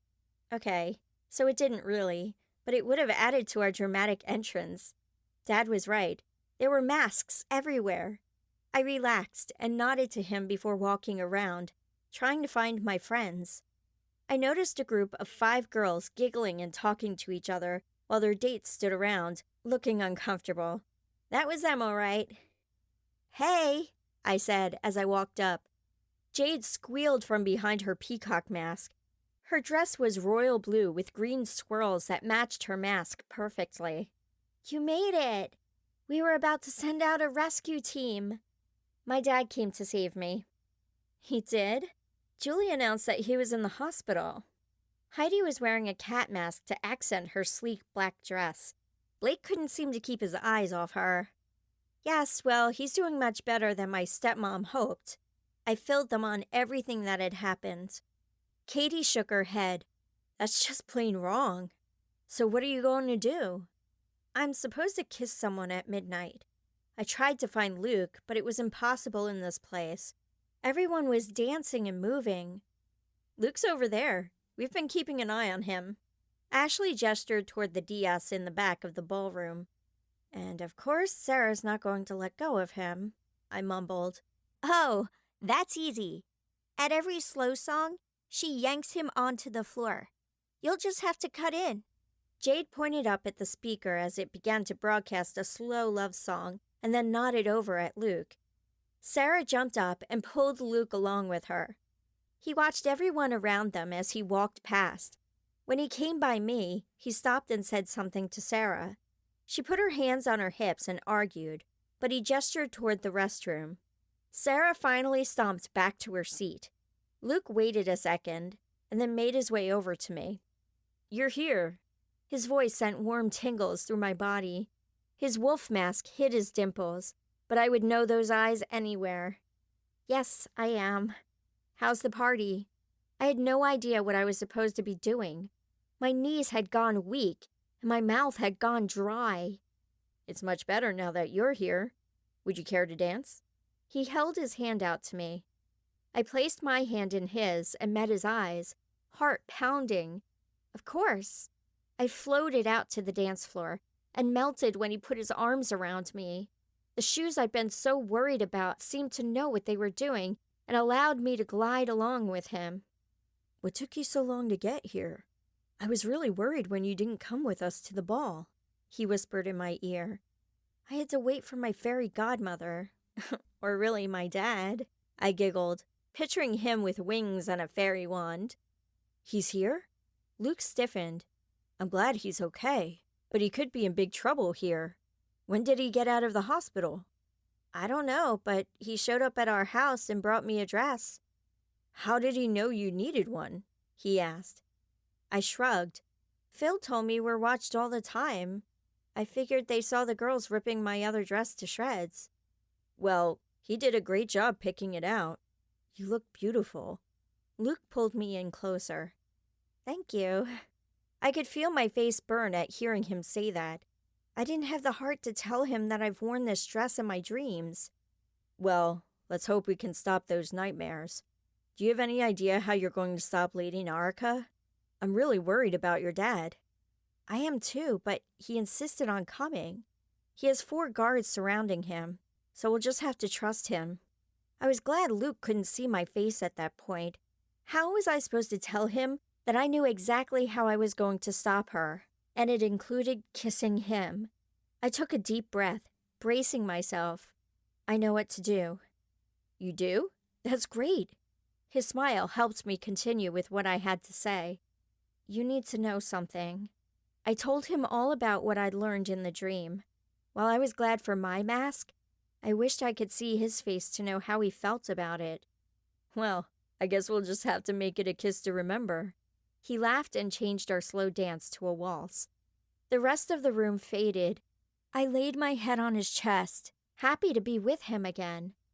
After the song ended, Luke pulled away from me. I'm so sorry, but I really need to go be with Sarah. Otherwise your stepmom will be suspicious. He nodded towards the dais where Sarah sat, her arms folded, looking bored. Julie was standing, watching the crowd with her hands on her hips. I felt like I had a bucket of water thrown over me. Oh, right. You go. I'll be with my friends. I turned, but he grabbed my arm. Look, I would love to spend every second with you. It's killing me to walk away. I'll be back as soon as I can, I promise. He hurried toward where Sarah sat, glancing over his shoulder at me. I walked through the crowd to find my dad, and suddenly, the feeling of being watched was strong. Someone was here. Nick? I twisted in circles, trying to find him, but the masks kept everyone's faces hidden. I spotted my dad near the back of the room. It was hard to mistake his tall build.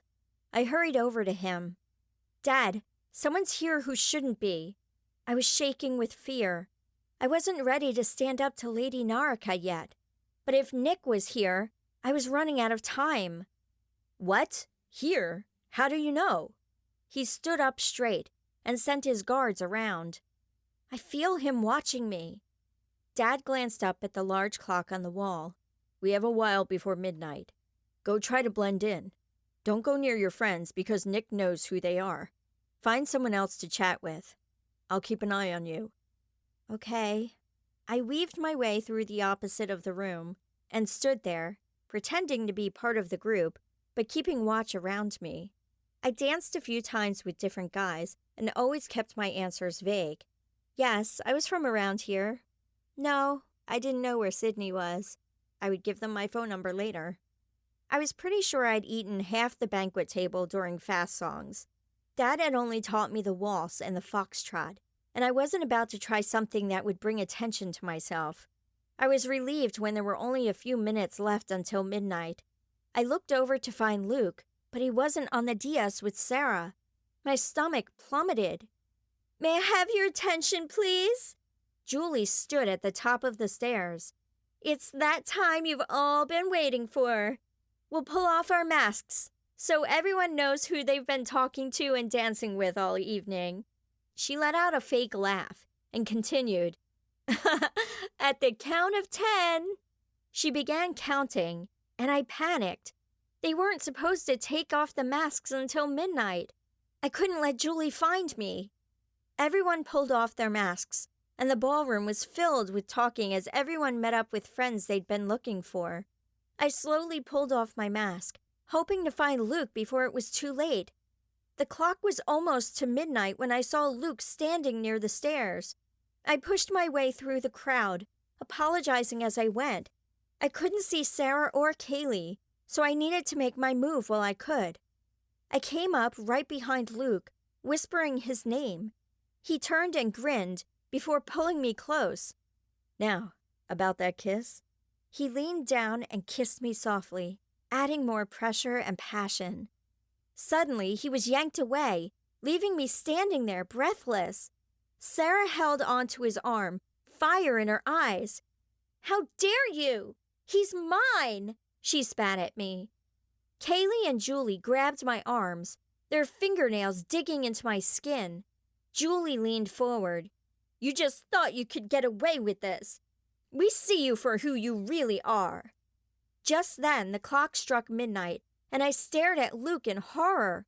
It was too late. I tried to use my magic to get away, but somehow I couldn't summon it. But anger built up inside of me, and I was able to rip my hands out of their grasp. "No, Julie. I see you for who you are. Get away from my dad. Get away from my house and make sure I never see you again." I punched her as hard as I could in the face before running for the stairs. I was pretty sure I'd broken something in my hand, but man, it felt good to hit her. And then time slowed. Everyone drifted away, and I was in my dream, living my nightmare. I was wearing the same dress, but somewhere along the way, I lost one of my shoes. They were terrible to run stairs in, but I couldn't help the tear that fell. It was one more thing from my mom that I'd lost. I forced myself to concentrate on what was happening. If I could believe Nick's grandma, I was stuck here forever, and I was really not okay with that. I needed to get out of here, and soon. I picked up my skirts and began running, hoping for some kind of break in this nightmare. I sobbed and looked around, trying to find anything besides the stairs. There had to be some way.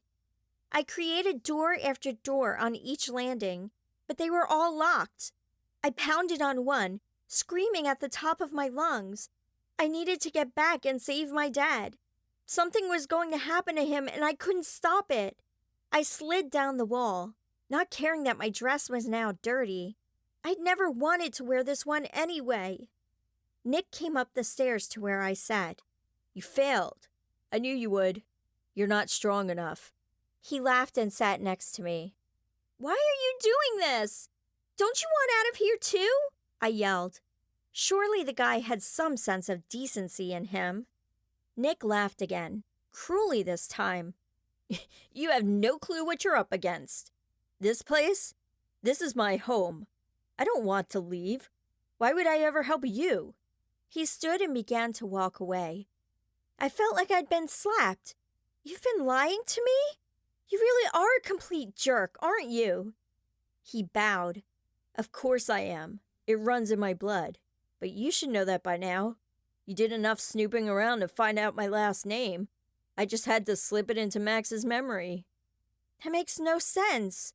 Why did you want me to know? My head spun. I'd lost everything, and he was just rubbing it in. "Fear, Sid.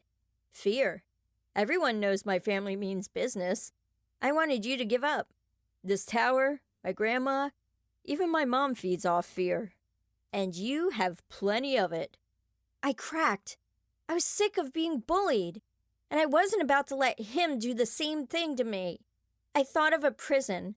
I imagined the slimy walls, the brick, the iron bars, and even the rats, and then I pushed it as hard as I could at Nick. The room appeared and hit Nick with full force, knocking him back. He smacked the wall and slid down, not moving. I hoped he would be okay, but that wasn't what I needed to worry about right now. I had to find his grandma and make this stop. I ripped off the lace from the bottom of my dress and tied up his hands and feet to make sure he couldn't get away when he woke up. I ran to the stairs, yelling to get the woman's attention. Fear coursed through my veins, and I couldn't get away from it. Fear that Julie had managed to find my dad, and fear that I would lose. But why? Why did I need to fear? I looked down at my hands. I had done pretty amazing things with these hands over the last little bit, and I knew that I had more power and energy than ever before.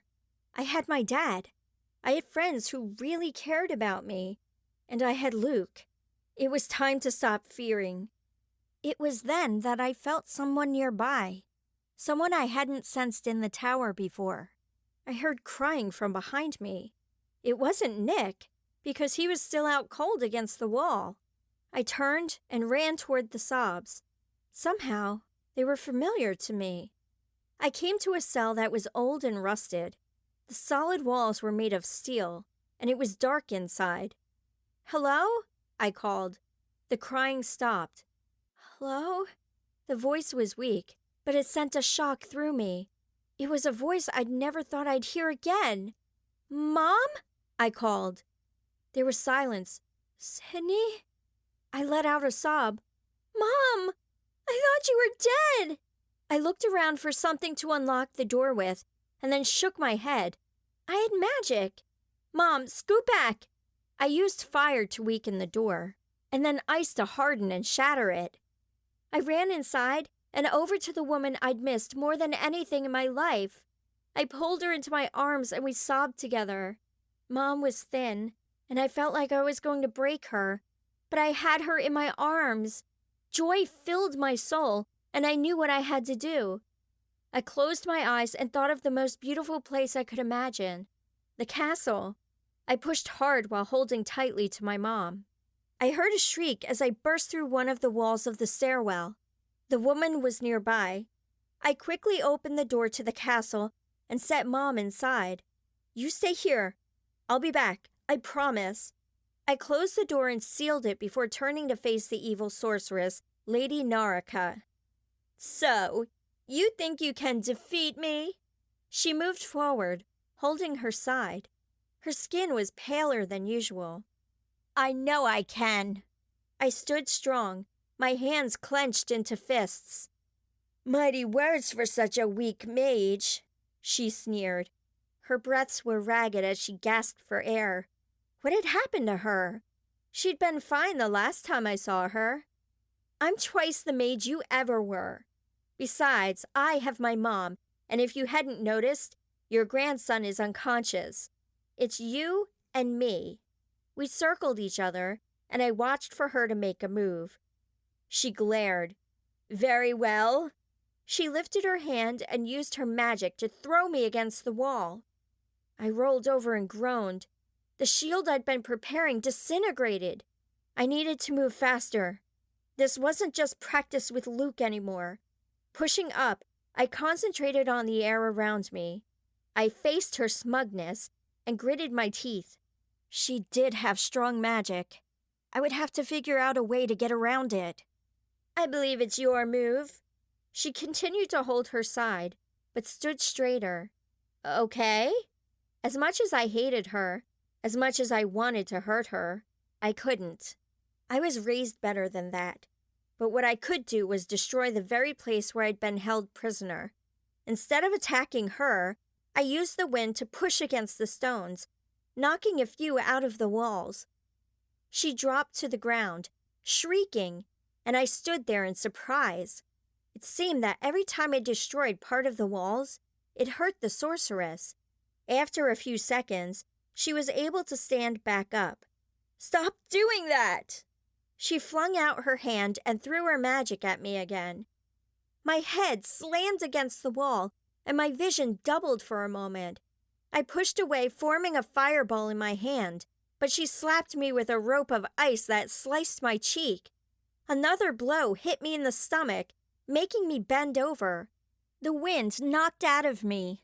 Blow after blow came, not allowing me to do anything but curl up and wait for it to stop. She paused for a moment to catch her breath, and I took the chance to think of my options. Attacking her would only give her the chance to come after me. But if I destroyed the tower, it would hopefully defeat her too. There was only one way to find out. I put my hand on the wall and pushed, making the rocks turn to ice. Then I concentrated on the mortar, holding the rocks together, and then used fire and wind to blow out again. This time, a large chunk of the wall was torn away, along with some of the floor.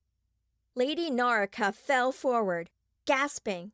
Her sleek hair was beginning to gray and fall out. She reached out again, but this time, I easily pushed her magic away. She was weakening. I sent out another blast of fire and wind, knocking out more walls. The ceiling above us began to tip, and I pushed against it with everything I had to make it fall away from us. There was no reason to get smushed while I attempted to save the day. I just hoped there was no one below when it landed. I walked to the woman and bent down. You may have had power over my mother and many other innocent people, but today you will be repaid for all the damage you've done. Laughter filled the room. Little Sydney has developed a backbone, I see. I turned to see Julie standing there in her ball gown. Her nose was swollen from when I'd punched her, but her smug look remained. What are you doing here? I'd known she was involved somehow, but it was still a shock to see her here. Oh, didn't you know? This is my dear old mommy. She sneered down at the woman lying on the floor. But that means... Julie made a clucking noise. You're very slow today, aren't you? She pointed over at Nick, who still hadn't moved. That's my son you knocked out. I rubbed my head, trying to make sense of everything. You had a son and you made him stay here? Why didn't you have him come live with us? Julie laughed. He was useless to me there. I sent him to live with her so she could teach him magic. Obviously, it didn't work. So you were helping your mom get my magic? All the chores, all the horrible things she'd said, but even that didn't add up. Julie laughed. Oh, dear child. This was never about my mother. She was just the means to getting what I wanted. She made a fireball with both her hands and shot it toward Lady Naraka, blowing her off the edge of the tower. And now, to finish this, you have something I need. She fell forward as the tower began to buckle. What's happening? It was my turn to laugh. You just destroyed the only thing keeping this tower together. Without your mom, it's going to fall. Goodbye, Julie. I wrapped myself in wind and water and pushed down as hard as I could, destroying the tower below me. I used the rest of the energy I had to transport myself to the castle just as the darkness closed over me. I tried to make sense of the dreams I'd had, but they were a jumble of memories. Home, a boy, glass slippers. I wanted to rub my face, but my arms were too sore.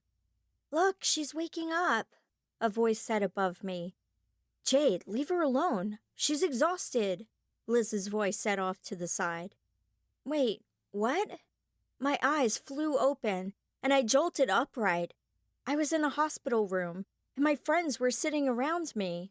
The dreams, they're gone, I exclaimed, then grabbed my head and groaned. Okay, sitting up fast was a bad idea. Whoa, slow down, Sid. You're going to pass out again. Jade put her hand on my shoulder and helped me lay back on the bed. You gave us all a shock when you disappeared. And the next thing we know, you're in the hospital. Now please rest. But you don't understand. I had a dream with no stairs. My heart was full and I was happy. I looked away from the girls and saw a woman lying in the bed next to mine. Hey, sweetie, Mom said weakly. My eyes filled with tears. Mom, so that wasn't just a dream? You're really here? Flashes of a battle flew through my head, but I pushed them away. They only made my head hurt worse. I'm really here, she coughed, and the nurses hurried over to her side. Where are we? I should have been in a castle somewhere. You're close to home. Your dad's outside. Jade grinned. Luke's been calling every few minutes to find out how you're doing. I'm home? Relief washed over me. Wait, what happened to Sarah and Kaylee? The girls glanced at each other before Jade turned to me. We kinda accidentally turned them into statues. What? My jaw dropped. How did that happen? Katie grinned. We all attacked at once when you disappeared. Each of our spells interacted with the shield Kaylee tried to produce, and it exploded on the two of them. It's too bad we didn't hit Julie, too. Oh, don't worry about Julie. I took care of her. Or rather, she took care of herself. Wait, you did? You have to tell us what happened. Jade leaned forward. I figured out that by blowing apart the tower, I could break the curse. By the time Julie showed up, the tower was about to crumble. She didn't realize that by killing Lady Naraka, she also destroyed the stairs. I watched her fall as I was escaping. I could still see the look of terror on her face. Whoa, that's crazy. Do you know what Lady Naraka wanted? Jade asked. Yes, she wanted my magic. I leaned back in my bed. Can I see my dad now? Of course. We'll be back later. Jade hopped up and Liz followed her out. Katie stood and gave me a quick hug. I'm glad you're back. Call us as soon as you're out of the hospital so we can hang out. She waved and left, passing a nurse who came to check on us. I turned toward Mom. Why were they in here instead of Dad? She laughed. They were pretty insistent, and the nurses told them they could come in as long as they didn't wake you up. Thanks. I'm just glad Luke isn't here. I imagine I look pretty awful. I had bandages on my face and arms, and my whole body felt like it was one giant bruise. I reached for the mug of water on the table near me and took a large drink. You did things with magic I've never seen before, sweetie. You'll be exhausted for a while. She coughed again. Are you okay? I asked. I'm doing much better now. Sitting in that dungeon with not much to eat for years really did me in. I'll be fine in a while. But I don't get it. You died. I went to the funeral. But then I remembered there had been no body. Tears welled up. Lady Naraka chained me up and threw my gown and locks of my hair out on the ground, covered in blood. She loved to tell me the story. She watched as your dad found everything and sobbed helplessly over what he thought was left of me. She laughed as hunters went searching through the forests. Mom had a coughing fit, and the nurse stepped in to offer water. Dad came in the room, pulled up a chair between the two of us, and took Mom's hand. He looked happier than I'd ever seen him. He winked at me and turned back to Mom, silent as she continued the story. Every year, she would send people out to look for you, wanting to know if your magic had manifested itself yet. When you used your magic for the first time, she was thrilled, but she had to wait until you were old enough to be useful to her. I'd been watched for that long? I shivered. No wonder the woman creeped me out. And Dad didn't know about any of this? Mom picked at her blanket. Dad smiled at her and then turned to me. I knew we were targeted, but I didn't know why. I figured it was just someone after my... He stopped. That's why we were in hiding. When your mother disappeared, I brought you here. All the business trips I've gone on over the years, I've really been going back to run things. What things? I don't get it. I watched Dad fidget and glance over at Mom, but then a memory from one of my dreams came back, and I grabbed onto it. What does my grandma look like? Which grandma? Mom asked, surprised. In my dream the other day, I was able to make a room into a palace. I saw Dad talking to someone and saying we were going into hiding. The woman had long dark hair and was starting to gray. A tear went down Mom's cheek. You saw my mom? I shrugged. I guess, but that was at a castle. It didn't make sense. Dad cleared his throat. Sweetheart, there's a reason I call you princess. I laughed, but then stopped when I saw their expressions. You've got to be kidding me. You're trying to tell me I'm a princess? Give me a break. When they didn't smile, my laughter died off. You're serious? I started putting things together. Dad and Grandma, what Dad had said about running things. Dad sighed and leaned forward, rubbing his neck. I am the king of a small country near Switzerland. People don't know it exists because we're tucked away. We're more like rulers of a magical world. If I thought my brain was going to explode before, it wasn't even close to this. So you think Julie married you for your crown? I glanced over at Mom. She looked away and wiped a tear. Possibly. What she didn't realize is that she would never have taken the throne. Neither would any of her children. There's an imprint in the magic of the king or queen that produces the next heir. The word imprint sent a shock through me. All those times she tried to get me to pay her what she wanted, it had been a hoax. She didn't want gems or dresses or anything like them. That's what she wanted, I exclaimed. Lady Naraka told Nick she needed my imprint. She was trying to become queen. Dad stood and paced. That makes sense, and it would explain why Julie was insisting on staying around. She needed to keep an eye on you. I told you she was controlling you, and she tried to do it to me a few days before my party. Dad nodded. I understand that now, and I'm sorry for not listening. Mom began weeping. I made such a mess of your life. I'm so sorry. I climbed out of bed and shuffled over to hers, ignoring the protests of the nurses. Mom scooted over so I could be next to her. Mom, you did all this for me. Don't ever think you need to apologize. She hugged me close. I love you. I love you too, Mom. I looked over as one of the nurses cleared her throat. Oh, sorry. She helped me out of Mom's bed and back into mine. She checked my blood pressure and then left the room.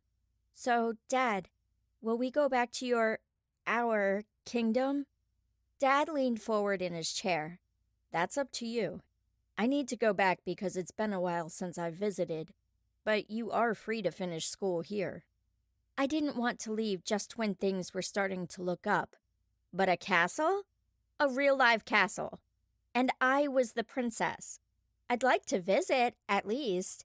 It's strange that I don't remember living there. Don't you? You'll have to think very carefully. You would run through the halls as fast as your legs could carry you, and the visiting dignitaries thought you were the cutest little girl alive. I don't remember, but what I did remember was the feeling of home when I'd made the room at camp. My mind drifted between my friends, and it stopped on Luke. So, wait, who are Phil and Luke and everyone else? Are they just your coworkers here? Dad laughed. No, they're all my best people from back home. Luke is the heir to the throne in another part of Europe. I brought him here to watch out for you while I was gone. And I admit that there may have been a little matchmaking involved. Mom slapped his hand playfully. Alex, you shouldn't be matchmaking. You remember how badly it almost turned out for you? Yeah, that was bad. Thankfully, you stepped in just at the right moment. He kissed her hand and laughed at my confused expression. Let's just say that your grandmother tried to set me up with a rather interesting princess from another kingdom. When she was caught stealing forks from the kitchen, Mom sent her away. Soon after, your mother came along and we hit it off. We'll talk about your matchmaking attempt for me later. But for now, I'm tired and I want my own bed. When do we get to go home? I pulled up my blankets and settled in. We're just waiting for your mom. None of your injuries are serious, so you can leave when you're ready. I was exhausted, and leaving Mom wasn't something I was ready to do yet. I'll just stay here. All right, sweetie. I closed my eyes to rest, but something still bothered me. One more thing, and then I'll drop it. Do we know what happened to Nick? Dad shrugged. No one knows. The prison where your mom was kept wasn't fully part of the stairs. It's possible he escaped. I hope so. He was starting to grow on me. As irritating as he was. A nurse came in with some painkillers and watched me take them. Once I had swallowed them, she insisted I go back to sleep. I was totally okay with those orders. I had years of sleep to catch up on.